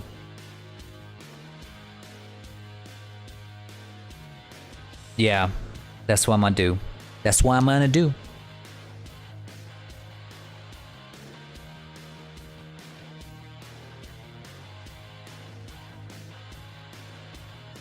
He's looking pretty slick on the outside. Alright, so the eyes, really quickly. Really simple. They don't have to look super fantastic here. This is where your mesh can kind of start to to kind of fall apart a little bit. It doesn't, because like all you have to do is extrude in. It doesn't need to really be much more complicated than that. Extrude in. Well, actually, I lied. You do need to make an eyelid. We do need to make an eyelid. So we need to extrude in a couple of times. Let's turn off that real quick. Extrude in a couple of times. No, never mind. I want that again. And then extrude. Make one big extrusion in.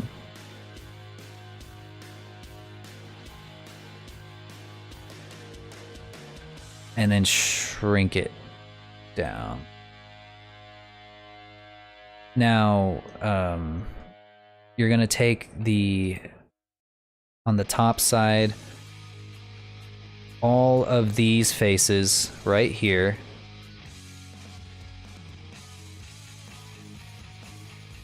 Along the top, like we did, like leave the ones on the edges, and you're going to extrude down.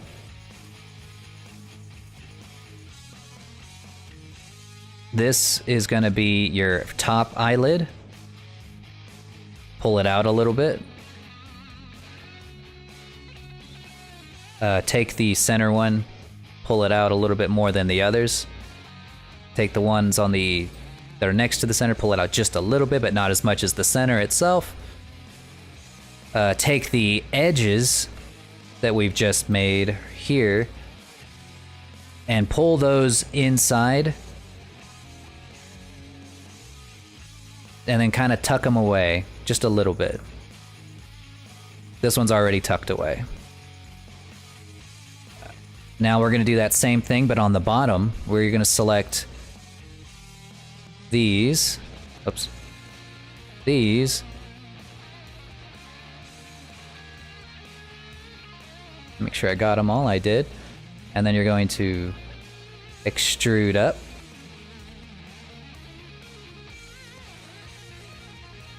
They're already tucked in. Okay, and we're gonna select the middle one again. Pull it out. Might have to pull out some of the bottom parts of the eyes just to make it sunken. Again, we do want the eyes to. I want the eyes to be a little bit sunken.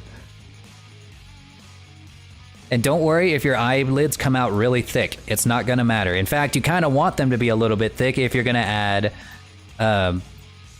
ARKit face tracking, which is what I have on right now.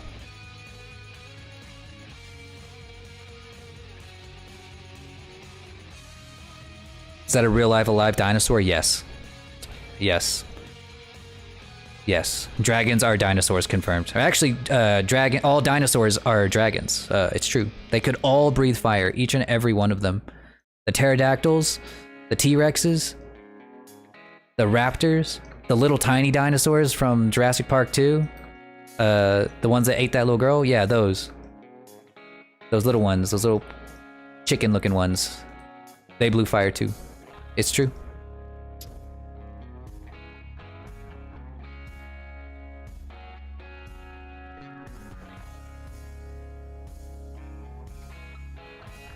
There we go. And you see, we've got ourselves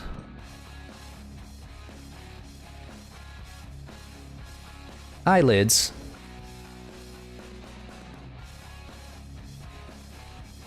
And then we can mess with them later. One thing you're going to want to do with your eyelids now that you have them made, add like 4 edge loops to the eyelids, to both the top and the bottom. No more than 4 though. 4 is definitely plenty, because whenever we're getting ready to rig it to blink, you're gonna need them there so that whenever you pull it down, you're just pulling down and stretching the eyelid and not the brow with it. Otherwise, if I didn't do that and you try to pull this, it's not going to come down round. It's going to come down really, really flat. You want it to be able to come down a little rounder than that. So add about 4 edge loops, maybe 3, depending on how big your eyes are. If your eyes are way bigger, you might need to add more. For this guy, his eyes are fairly small compared to like some furries, so.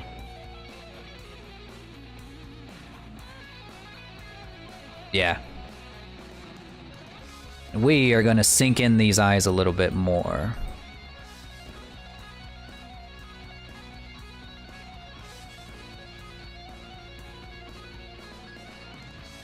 Yeah, some of these furries got some really, really big eyes, and you're gonna need way bigger eyelids than that.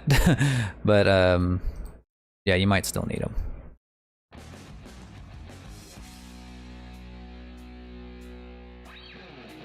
He actually looks kind of creepy right now because it looks like his eyes got plucked out of his head or something.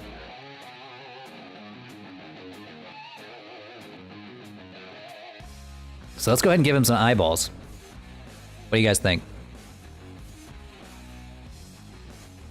T-Rex breathes fire. Fuck this shit, I'm out. Alright. So to give eyeballs is really easy. You don't even have to think about it. Don't even look at it. Don't even think about it. You just fucking Shift-C, put it in the center. Shift-A, mesh, UV sphere. Probably not 32. You probably don't need that many. Actually, no. Just leave it on. Shade smooth, rotate it 90 degrees on the x-axis so that it's facing you, lift it straight up, give it a go to edit mode, pull it away from the center, shrink it way down, shrink it way down,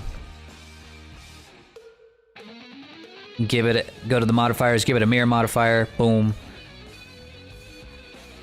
make sure it's on the same level. Boom.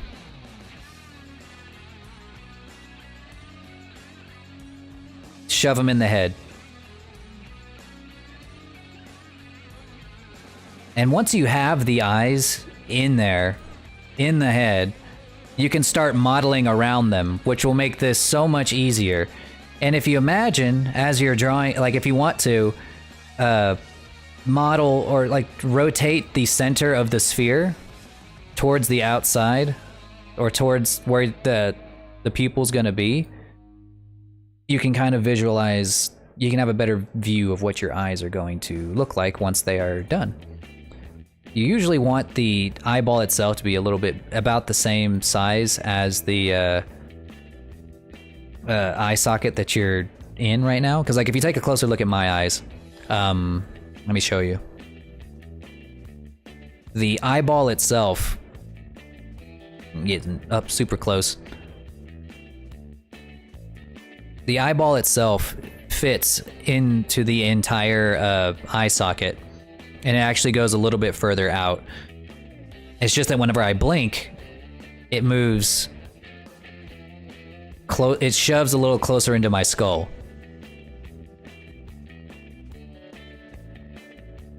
See? And that spot where the pupil is, that is the center of that circle. It helped me. That's that little dot right in the center of the UV sphere. And that's what we're about to do to this guy. So first you kind of get it in its place, make it a little, probably like I said, a little bit bigger than you might think. Usually just big enough to fit just inside the eye. Shove it in there. And then start modeling around it once you have it. It's the ultimate reference.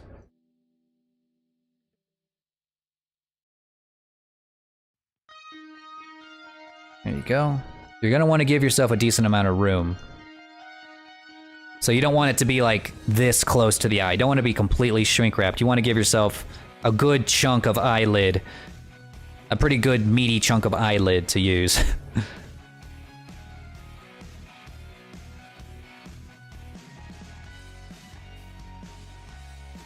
See?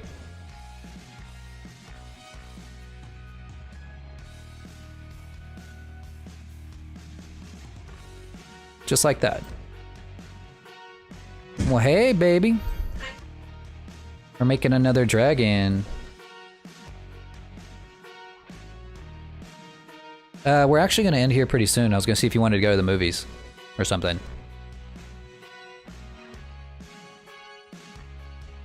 Not to, really?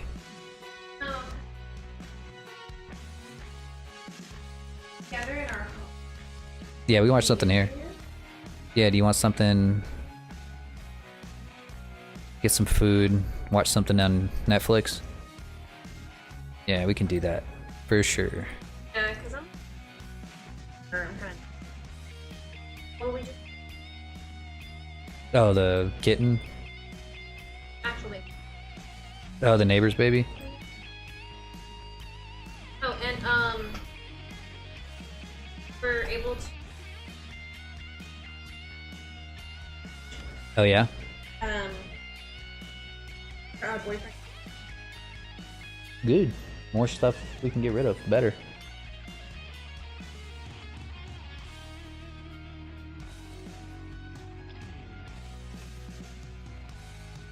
It's old. Quarter. I grew up with... Same! Well, isn't that cute? I know. Yeah, we'll probably be done here in about 45 minutes. We just gotta... Really, what don't... I guess we do have to... we gotta do the inside of the mouth. God damn it. Also stuff at work stuff I can do, and then...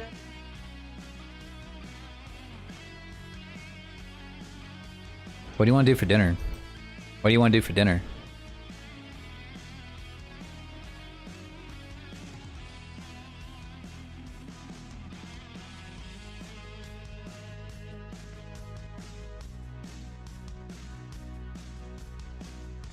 None that you like. Just got those thighs. I had pizza for lunch. You want to order sushi? No? Okay. Oh! That, oh, like... Yes, but get the right tacos this time. The barbecue tacos. Yes.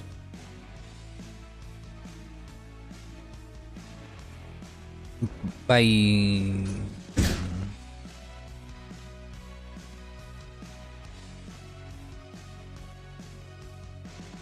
Alright, I guess we're getting tacos. Cool.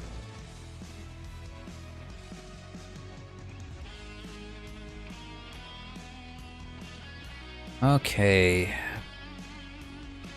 Okay, so now as you can see, the eyes are modeled around an actual eyeball, which we will be using shortly. His eyes aren't quite sunken anymore, because again, you have to kind of model around the eyeball. So we're gonna give him some cheeks.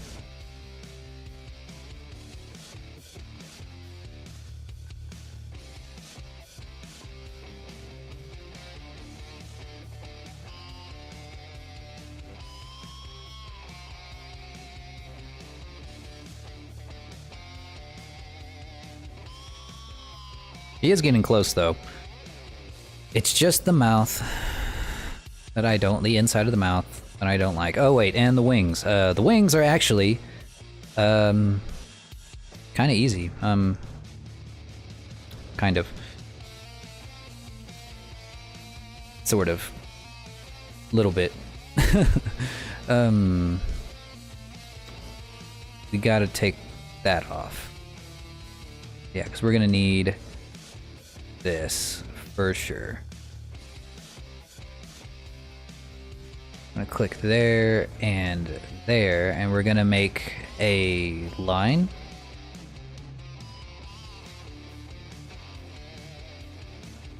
And all that's gonna do, it looks kind of crazy right now. That's okay.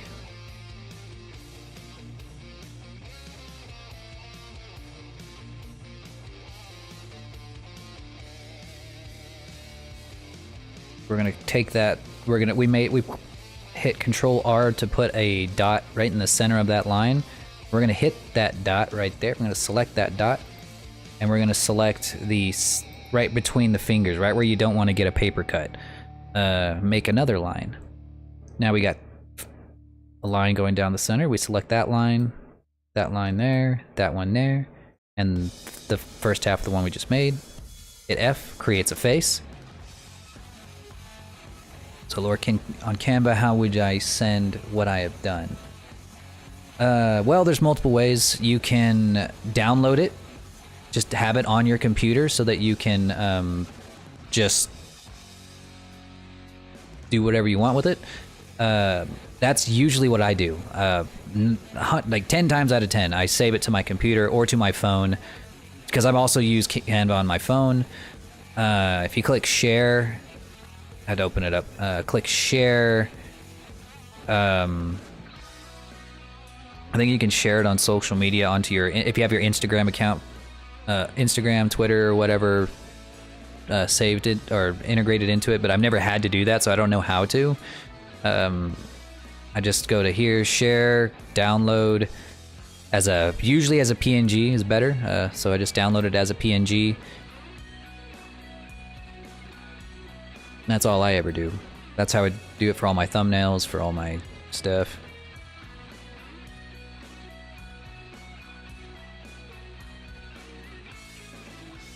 Let's see. Alright, what are we doing? Oh yeah. And then we select the faces again, but for the top this time. Again, it's gonna look a little crazy, but that's okay. It's about to change.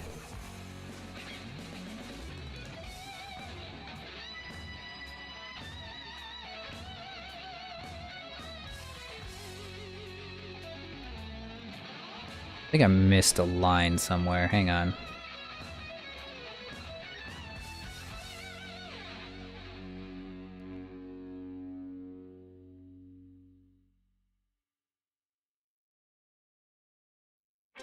This one. Aha. And then right here, face. Huh.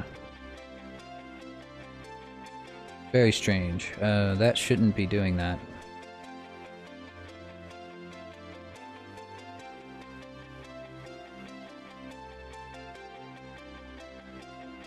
What? It definitely should not be doing that.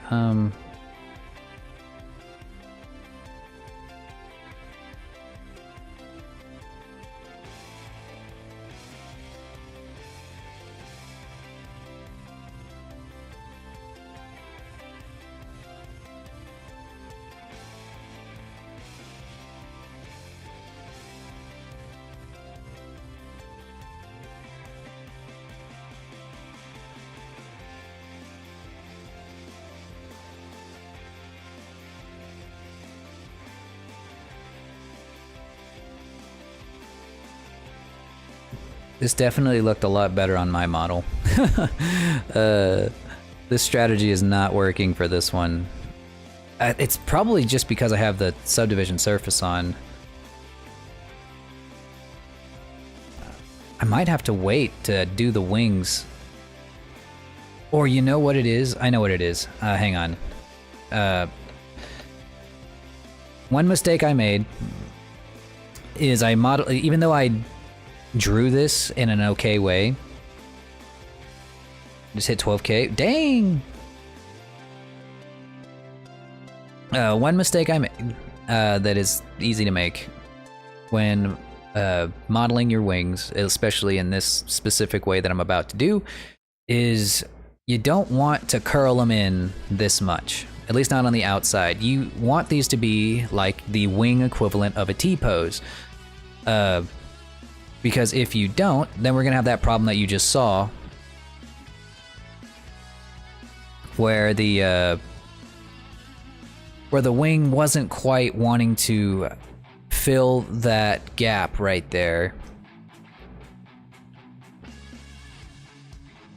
Because it was trying to both do the subdivision surface and not have it at the same time. It's weird to explain, but you're gonna want to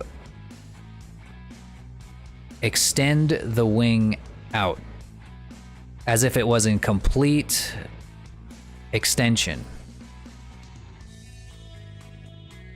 That's why it worked whenever I was working on Seraphis's wing, but it's not quite working right now. Even though I didn't draw it that way, which I should have, but I didn't think about it at the time. That way it can go from here to here, here to here, here to here to here to here. So you want your wings to be completely extended out. Completely, what's the word? I guess ready to take flight.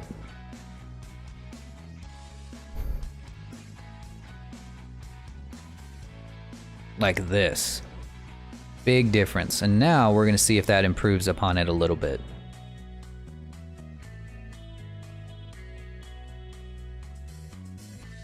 Okay, so we're gonna try that again and you're gonna see a difference. Here and here, make a face. I'm gonna take that off.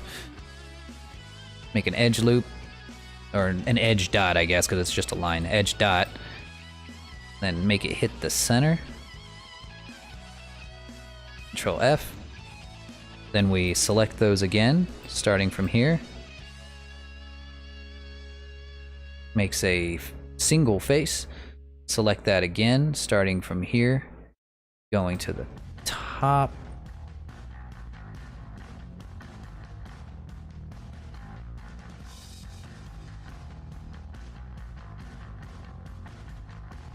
And hitting face again.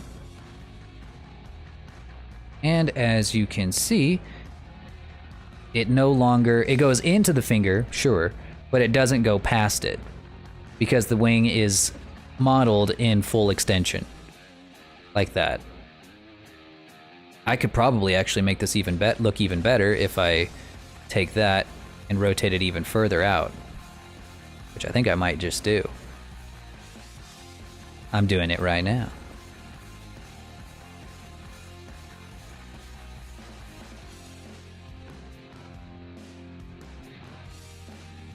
There we go.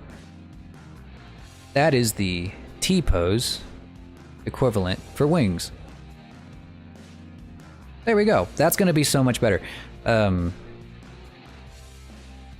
going to probably extend the rest of these out as well, just a little bit.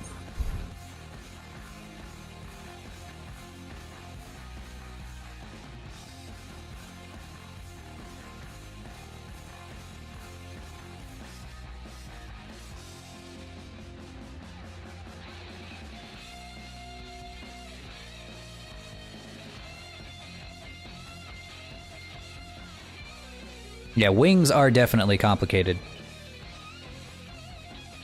Or they can be for sure. Especially if you're trying to put them on an Anthro model. You know, the anatomy just isn't there, you know?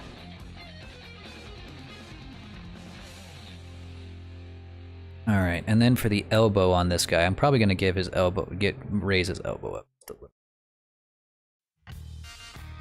There we go.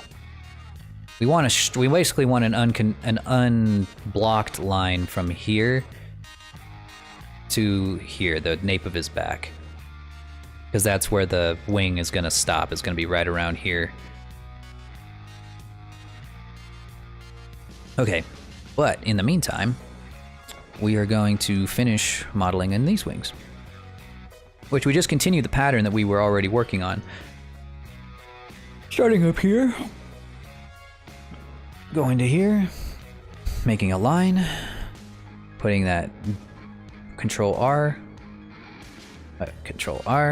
make a little dot there, make a line there,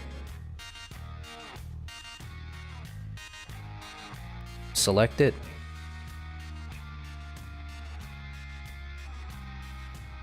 make a face. And and some people, whenever they're modeling their wings on their dragons in Blender, they want it to be solidified, where they have basically two faces, like a cube, like a really, really thin cube. So that, because like you'll notice that whenever you render this, only one side of these faces is actually going to show. But if you make a material or put a shader on it in Unity that turns off back face culling, then you'll be just fine. You'll be just fine making it a single face. And honestly, it's easier to rig. It is much easier to rig with a single face than it is with a bunch of like a solid thick object. Really hard like Kazu. Honestly, I kind of want, like, I've gotten a lot better since then. The first time I did Kazu's wings, it was a nightmare because I could not figure out how to do wings. It just completely eluded me. But I have learned a lot since messing with Kazu's wings, and I have gotten, I think I finally kind of got it down to a pattern. But then again, all I do is make dragons. So I think if there's one thing that I am really good at now, it is just making dragon things. What is the most complicated part of a dragon model? 4 legs or 2 legs? 4 legs, 100% 4 legs. Well, I guess the model by itself, I'd say, if I'm just talking about strictly the model, I'd say that maybe 2-legged models are a little more complicated for VTuber models. Or no, other way around. I'd say 4-legged dragon models are the more complicated models. But as VTuber models, like full-on VTuber models, I'd say that 2-legged models are a little more complicated. And the reason that is because when I have to rig it, I do have to really pay attention to the weight painting. I can't just do automatic weights for everything other than the neck and the head. I have to do, I have to actually weight paint everything very carefully. Because for a bipedal model, VC Face is actually going to use the whole model. It's not just going to use my head and neck like it is with the model I'm currently using. But to actually put it together, like if I'm just sitting here modeling, putting the whole thing together just in Blender, strictly the Blender process, yeah, 4-legged models are definitely the harder one, just because they're bigger, you know, more parts.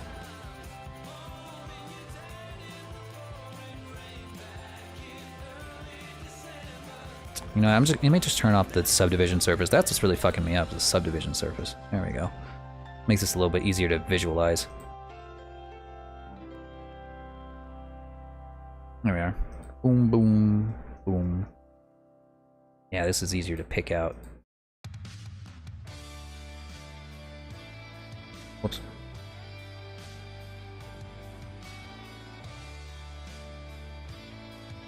Nice.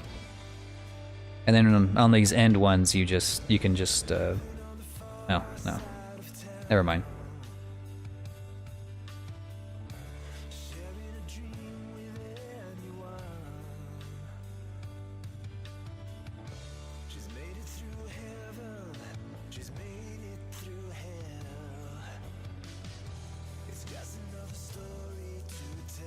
Oh, you want to know whose wings were really fucking hard?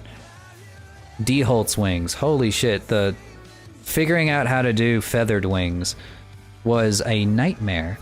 Holy shit. That one was a huge pain. But no, even worse was Firecrackers.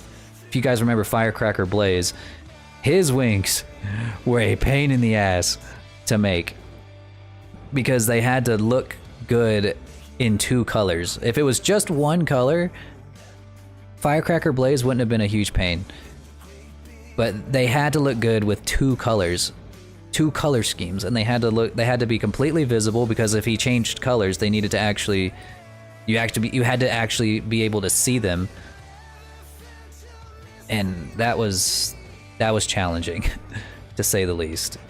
That was definitely unpleasant challenge. Not one of my favorite parts of that model. I loved Firecracker's finished model. I thought it was really good. I thought it looked really cartoony. It was definitely a turning point in my modeling career. I think that like it was really one of those moments when I went from being like, maybe you should hire me, to like, yeah, I make pretty good models. I think that was the point where I started to get really confident. But especially cartoon models. I got really, really confident in my ability to make cartoon models, for sure. Wasn't quite there for like realistic models yet, but I definitely, I'm getting there now, especially with now that I've gotten a good handle on how Substance Painter works, for sure.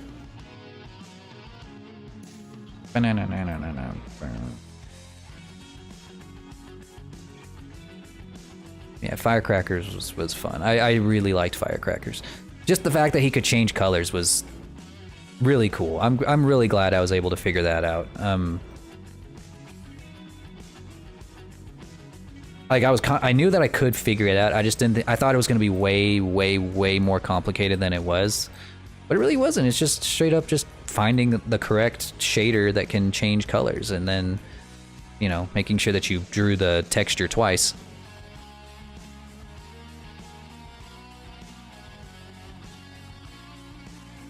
That's when you started posting finished models to TikTok. You know what I should do is I should make like a video where it's like going through like a lip sync, and I'm switching between like the first models that I ever made, and then I'm like moving up in difficulty, or like moving up in complexity, starting from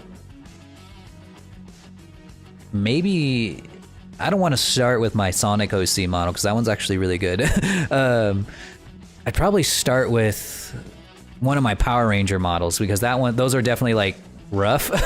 Those are like, now that I look at them, they are so rough around the edges. And then like move all the way up to the current dragon model that I have now. Okay, so this part here, where it's between the hand and the body, it's kind of a similar process to whenever you're filling in the gaps on the face. There is not really a super easy way to go about this, other than finding the deepest part of it right here, and trying to do the same process that we just did, but you might want to add some edge loops. So try to count the number of edge loops. Find the deepest part of the hand right here. Count the number of vertices away from it. That's 1, 2, 3, 4, 5, 6, whoops, 7, 8. And you're going to need that many vertices going down the other side. So that's going to be 1, 2, 3, 4, 5, 6. And here's the real kicker. You can't count these. You have to count now 6, 7, 8 potentially, because it's going to also connect to the body right around here. So 7, 8. So what you're going to need to do from here, now I think we pretty much got it. Looks like we got kind of lucky. So sometimes you don't, and if you don't have enough, you can always add more edge loops anywhere on the arms if you don't quite have enough, and that's fine.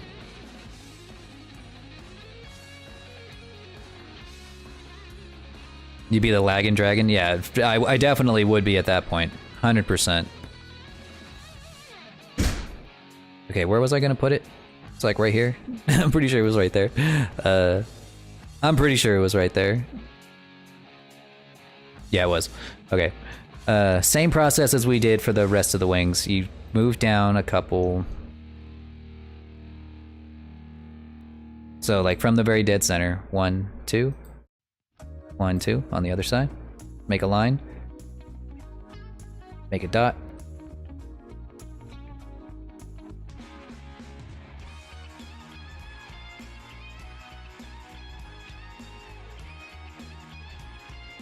Cool. Do it again. But one line down, one edge loop down. In this case, it's going to look like that.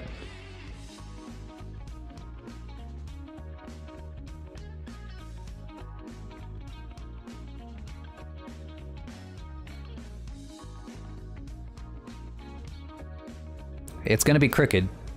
That's okay. It needs to be able to deform anyway. And the deformation is going to kind of run in line with the natural topology that we've made thus far. But if it starts to get too crooked to where it's completely out of control, go ahead and add an edge loop. In this case, that's kind of what was happening there, so we went ahead and added an edge loop. Whoops. Ouch.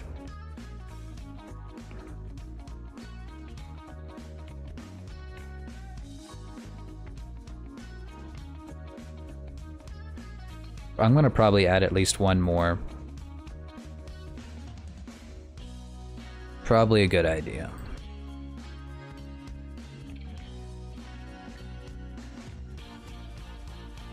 It's funny, I'm friends with a few of the other VTubers on Steam, and the VTubing software that we use for Live 2D is a Steam game, basically. The one I'm using right now isn't, but the one for Live for 2D is a Steam game. And every time one of them boots up the VTubing software, I see it. Like it says, so-and-so is playing VTube Studio, or so-and-so is just booted up VTube Studio. And it's funny whenever you can tell when they're about to stream because they put up VTube Studio, or you can tell when they're having trouble with VTube Studio because they constantly keep booting it up over and over again. They keep booting it over and over and over again, and you can tell, like, uh-oh, they're having some trouble over there. They're having some trouble on their stream. There we go.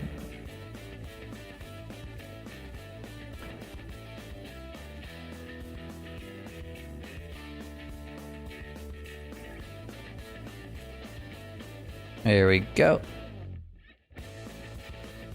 Okay, now we're cooking with sauce.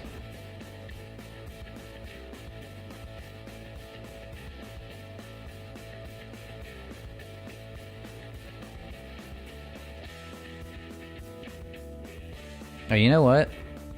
You know what? Hang on. I actually don't want this last one.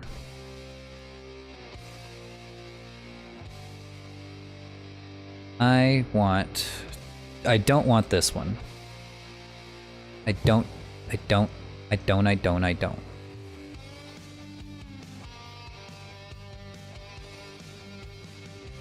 What I do want is I want this to go all the way down to here.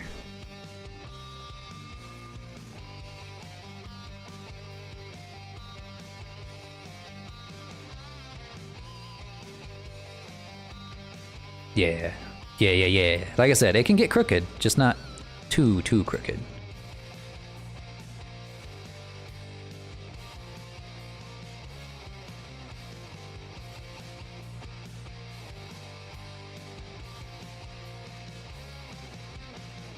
I noticed that too with a few VTuber friends. Yeah, if they've logged into VTube Studio like 17 times, that's why. They're probably having some trouble with the VTubing software, or their computer keeps crashing.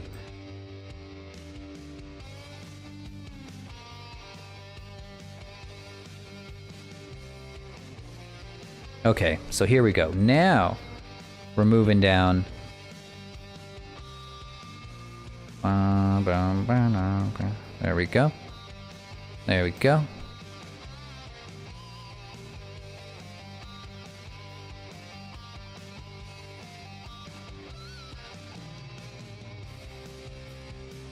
And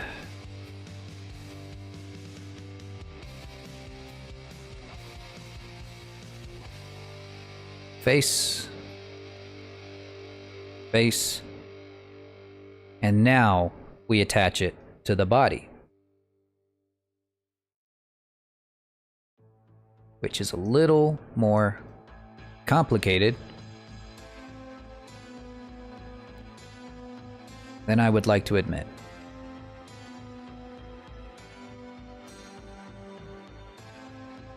So there's two ways we can do it. There's two ways that we can do it. We can try to fill in the faces right along here to make it look real nice. Make it look like it's just a natural part of the model. And that's probably the proper way to do it. Basically, it would be filling in faces all along the back, right along here. Or I can do what I did for Seraphis and for myself, and like... No, I can't. I can't do it. I couldn't do it.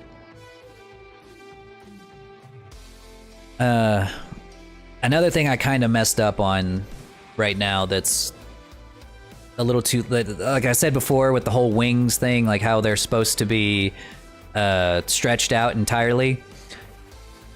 The fingers are stretched out, but the arms are not right now. So we're kind of running into that problem again, where we need to work around the bend of the arms here.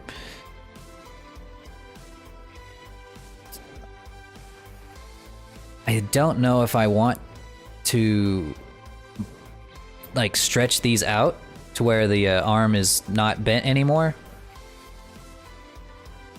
That's probably what I should do. Yeah. Yeah, that's what we gotta do.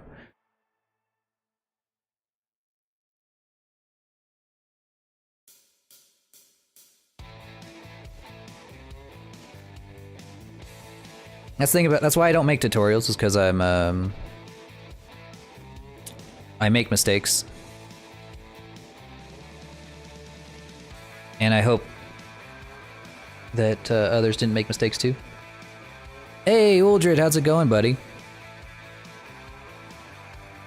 I'm glad that you think he's handsome. He's coming along really well. Let me give you a better idea of what he looks like. You turn on the subdivision surface. This is how he's coming along. We're about to finish attaching the wings. And of course, we haven't done any like fine detail work just yet. We're going to do that as well, but we're just getting the base mesh done for today. This is 1 day's worth of progress building him from scratch, so he is coming along pretty well. He's gonna have big old wings, big old tail once I finish doing the tail. I'm pretty proud of him. In fact, I liked it so much I might use, like, I saved an earlier iteration of him as in a different file so that I can actually build my own Anthro models off of this space, because I really like it.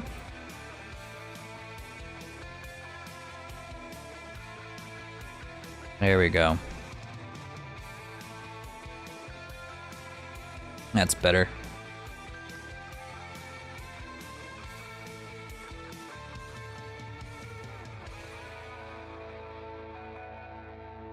There we go. The next, yeah, I'll learn from it this time. I won't be... Next time I model a dragon, I'll be sure to... The thing is like, I knew that, you know, so that's the real kicker, is that I knew to not... to model the wings completely outstretched, and I just didn't do it. Just out of negligence, really. Just wasn't paying attention to what I was doing, which is just as bad. That's a mistake too.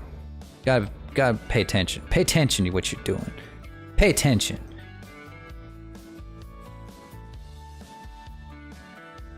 But it's okay. As you can see, it was not that hard to fix, and at home, if you were following along, hopefully you don't have that same problem. I will edit it, and maybe I'll edit it in the YouTube video and be like, put this part first. I don't know. Might just keep it in. Fuck you. Anyways, this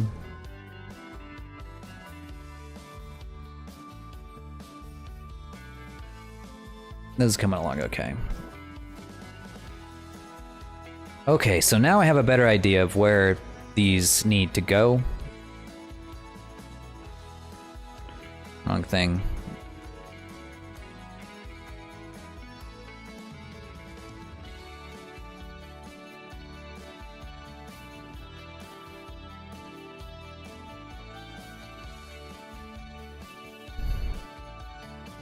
Here we go.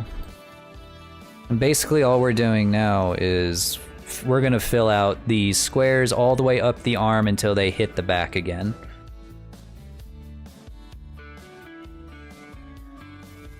I keep calling them squares, but the proper term is polygons.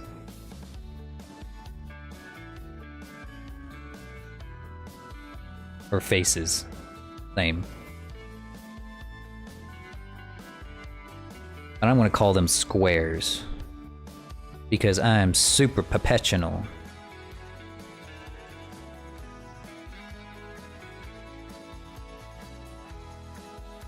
Oh, did you make something in Canva?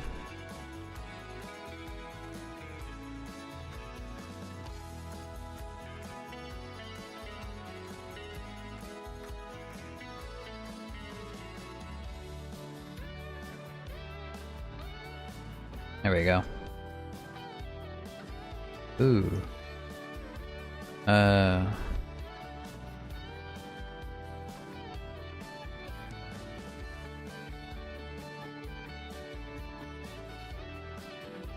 mean, a square is a polygon too. Yeah, it is true. I don't really know. I'm all completely self-taught here, so like whatever they use in collegiate terms whenever they're discussing 3D modeling, I don't care. I don't care. I didn't go to college for this. Do I look like the kind of dragon that goes to college?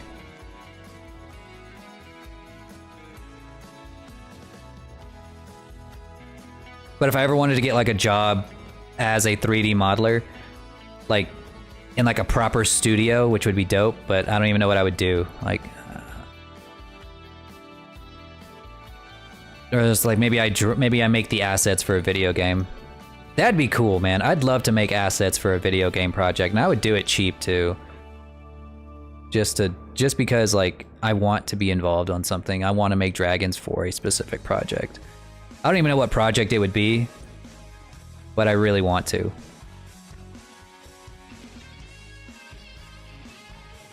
Okay. So it's right at this point here where we have to make, or well, I guess we can do one more line. Right at the base of the wing here.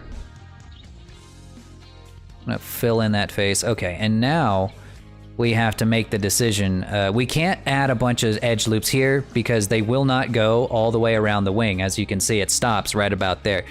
And we'll end up with a bunch of, we'll end up with a pentagon. I went to college but dropped out.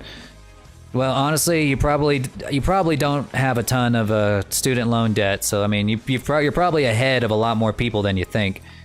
I wish I didn't go to college. Truth be told, I wish I didn't go at all. I graduated college and I still wish I didn't go.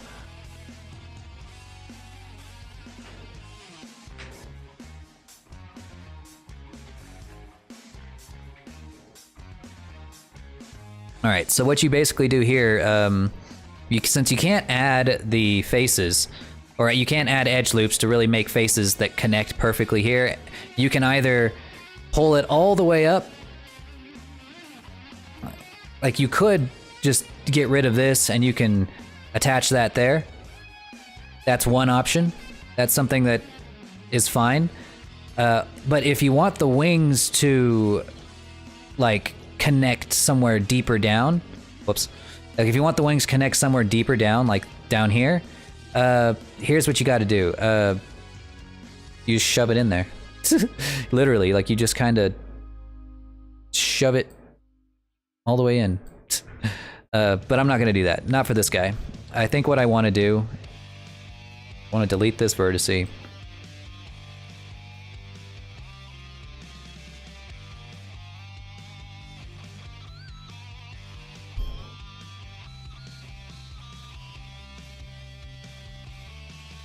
Let me see. How do I want to do this? I'm saying what... Oh yeah, if you know what you're gonna do, yeah, make sure you know for sure what you're gonna go to college for. Yes, if you are gonna do it, you better make damn certain that you know for sure what you're gonna do. Which usually means, honestly, if you're about to go to college and you're not like there yet, make sure you take like a year, you know? Give yourself a really good long amount of time before going to, like, as soon as you graduate high school, to think about it, you know? Think about it first. Give yourself a year. Go live on your own for a year. You're not missing anything by going to college, starting college at 19 or even 20. Really, you're not. You can be an adult without going to college. You can go live your luxurious adult life, your super awesome adult life outside of college. Trust me, you can.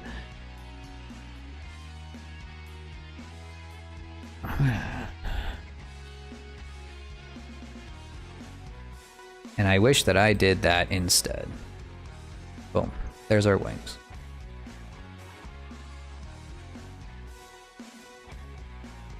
And we have our wings.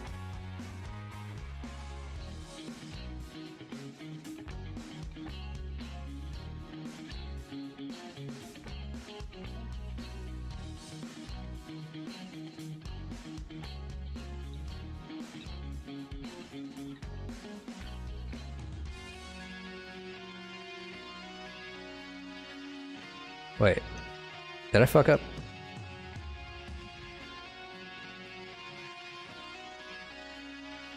Not really.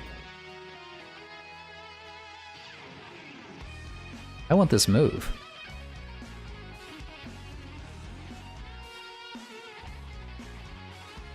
I don't know why that vertice just stopped moving, but it did.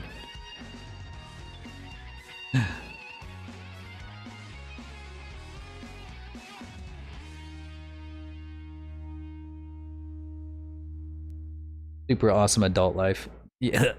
Yeah. Just being an adult, honestly, is better than being a teenager, I'll tell you that. Just be an adult and you're better. Like, you don't, not saying act like adult, I'm saying just be an adult.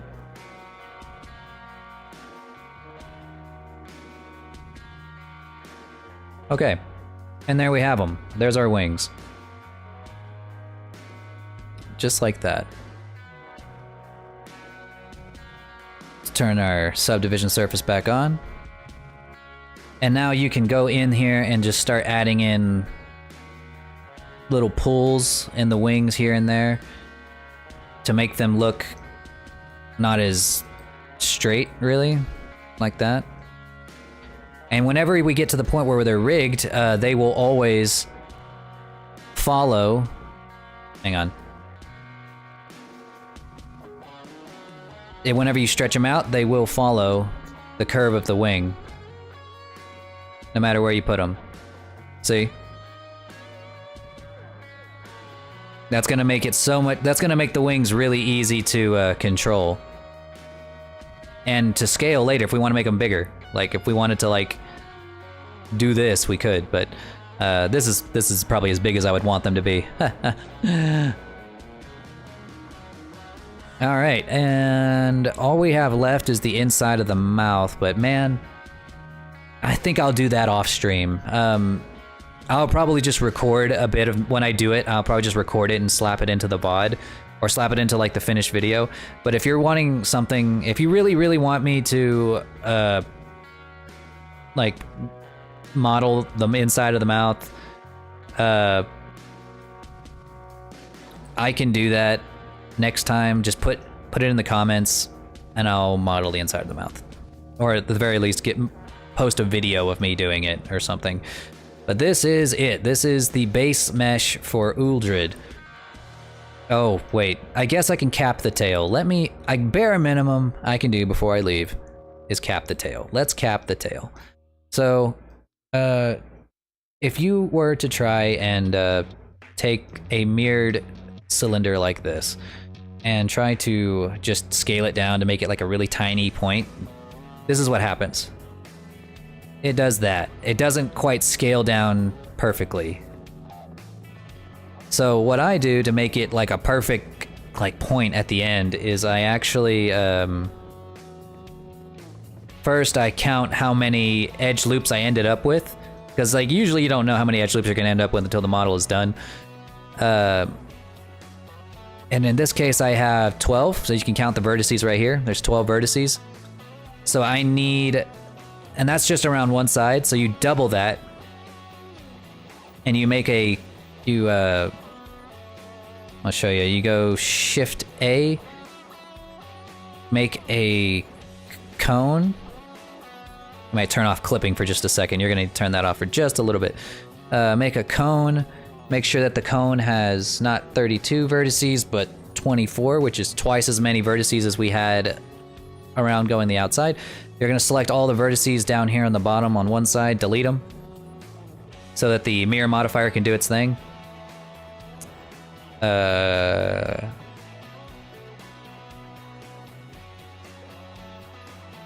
Wait. Oh, it didn't select the ones in the back. Yeah, delete the ones in the back. Make sure you have it in a X-ray mode when you do that. Yeah, make sure it's in X-ray mode when you do that, or else you won't select all the vertices. Alright, so select the cone. Oh, wait. One more thing. Sorry, I'm so hungry. I'm so tired and hungry. Let me do this. Make it like, okay. All right. We're gonna go object mode. Go to object mode. Make it a separate object. Mesh, cone, shrink it. Shrink it all the way down to where it needs to be the cap of your tail. Go ahead and position it on the cap of your tail. Doesn't have to be perfect size, just something close enough is good. It's like that. Damn it. It needs to be 24 vertices. Did this one... Shift A, mesh, cone. Okay, 24 vertices, we're good. Shrink it. Pull it over here. Shrink it again. Rotate. Pull it over here. Hey, you know what we can actually do is we can make it like a devil's tail if we wanted to. Might be kind of cool, actually.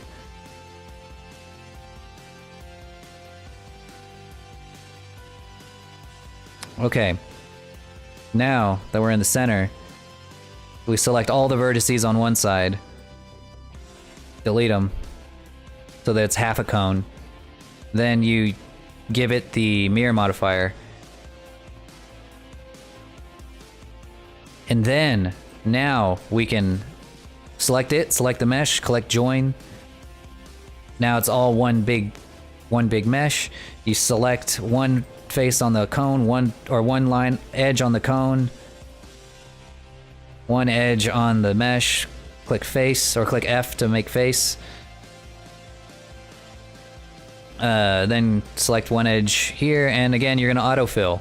They should be the same number of faces, and if it's not, then you fucked up somewhere like I did. I'm not entirely sure where.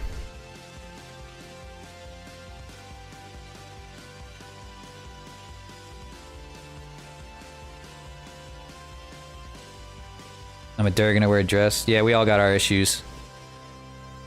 For me, I'm so tired. I'm so tired, man. You never know. I'm so hungry.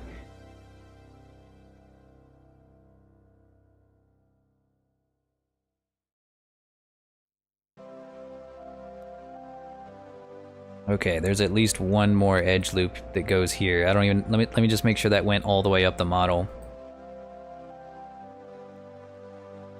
Yep. Yep. Sheesh. Or actually, no. You can take one of these and just press Control X and it'll get rid of it.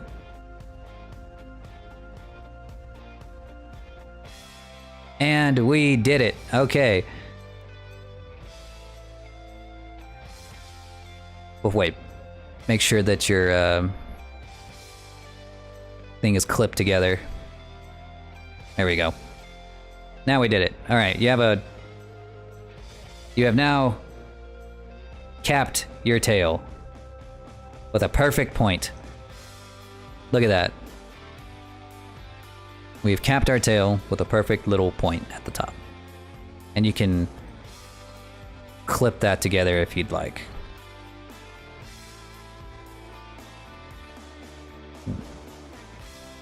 Perfect. Okay, and that's it.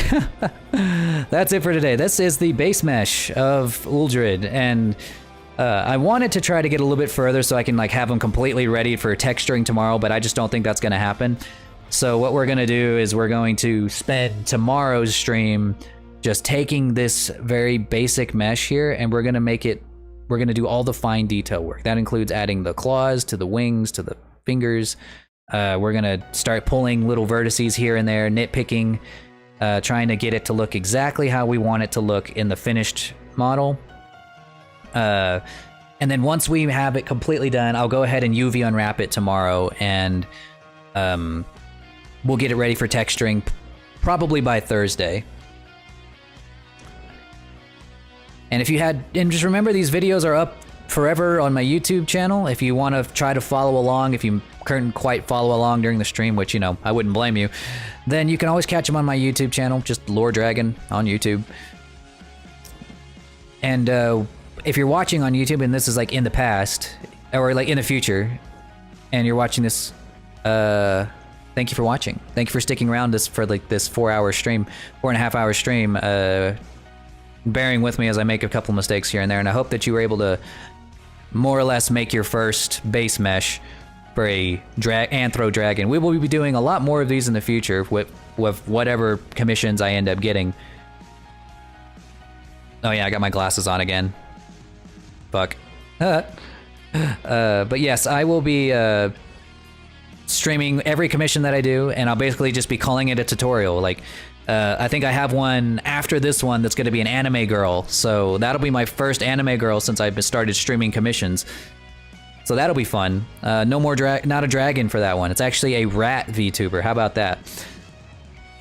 So we're gonna do that one on stream, and it'll be a whole tutorial on how to make an anime girl tutorial, whatever, from scratch. So, yes. Stick around for more of those. And if you want to leave a comment in the YouTube video, if you have any questions, I will try to answer them, but it's easier for you to join the Discord server. So if you would like to join the Discord server, there should be a link in the description of the video.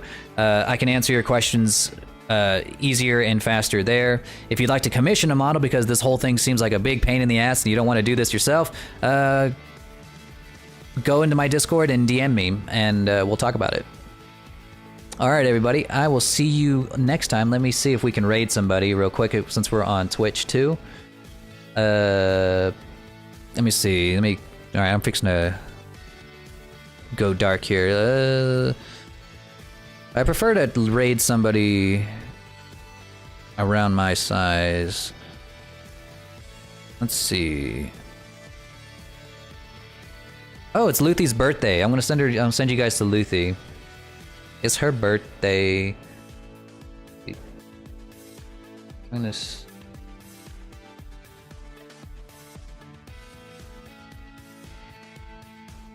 All right, and I will see you guys next time. Go wish her a happy birthday for me.